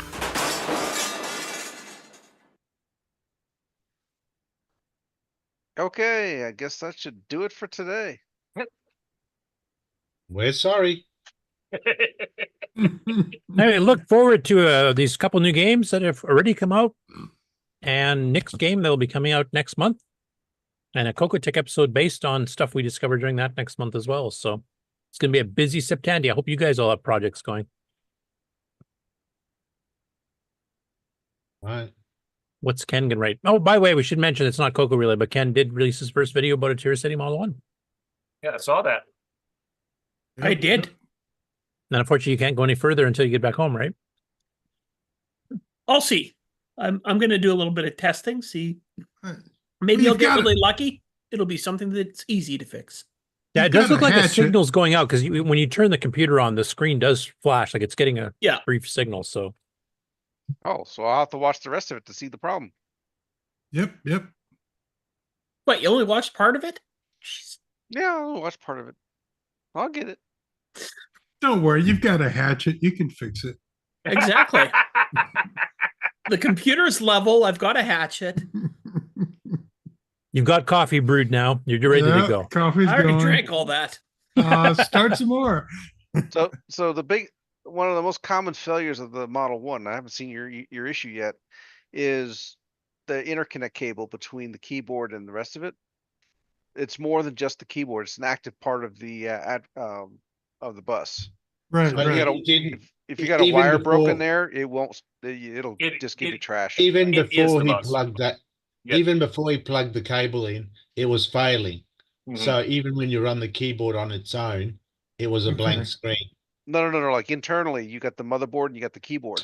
The keyboard has there's active, a ribbon. Yeah. Okay. Yeah. Right, The keyboard is active part of the bus. That little curvy ribbon bit between the two, right? Yeah. That's a real weak spot. So they've actually got active circuitry in the keyboard, in the main board, in the expansion interface. They just shoved it wherever they could get everywhere. it in there. After 40 years, it may even be damaged or worn off or whatever. Yeah, Well, I think that was the most common fix on those failures on those things. Talking to Shane, he did say that it worked when he put it away, but that was like 1991 or 2. So give it the apple fix. Pick it up 3 feet, drop it. It's only 30 years ago. So. Yeah, exactly. Well, no, just get an old fashioned CRT over there. It's channel 3-ish. And take off the cover, and the RF hash should show you something. You mean I think that's just a composite input into that old RCA TV. Yes, it is. It is. And what are you talking about? Old-fashioned CRT? That's my TV. Oh, that's your current modern TV. And it's quite fashionable. It's great because it's got composite input on the front of it, and I can just plug games into it and play. Plug crap in and go. Yeah, I think with the Model 1 CRT, it was a standard TV, but there was also a little bit of amplifier circuit in it, and that cable also provided power to the amplifier circuit. Right. Oh God. Right. Well, because that replaced the tuner that wasn't there anymore, so they had to kick the input up a little bit to feed it into the remains of the RCA XL100, I think it was, black and white. Yeah. So that 5-pin DIN cable also included plus 5 volts. Yeah. Nice. It's a composite ground and plus 5. But I'll watch the video and see if I can offer advice. Figure it out. There you go. It's a black screen. There you go. Right. I noticed yours has the brown top, right? Not the dark gray top. It was silver. It's a gray top. It's a gray top. You have the dark gray top. Okay. Yeah. The more dark gray, yeah. Some of them ship with a brown top. None of them had the dry brush dark wood grain streaks that go on the television, but some of them did go with a brown top, and I thought I saw that in your thumbnail, so I'm wrong. I'm pretty sure it's gray. Yeah, it was. I did notice that. Yeah. Cool. Okay. Need new glasses. Well, until next week. Oh. Bye, everybody. Tune in. See y'all next week. Tune in Thursday for the Game On Challenge.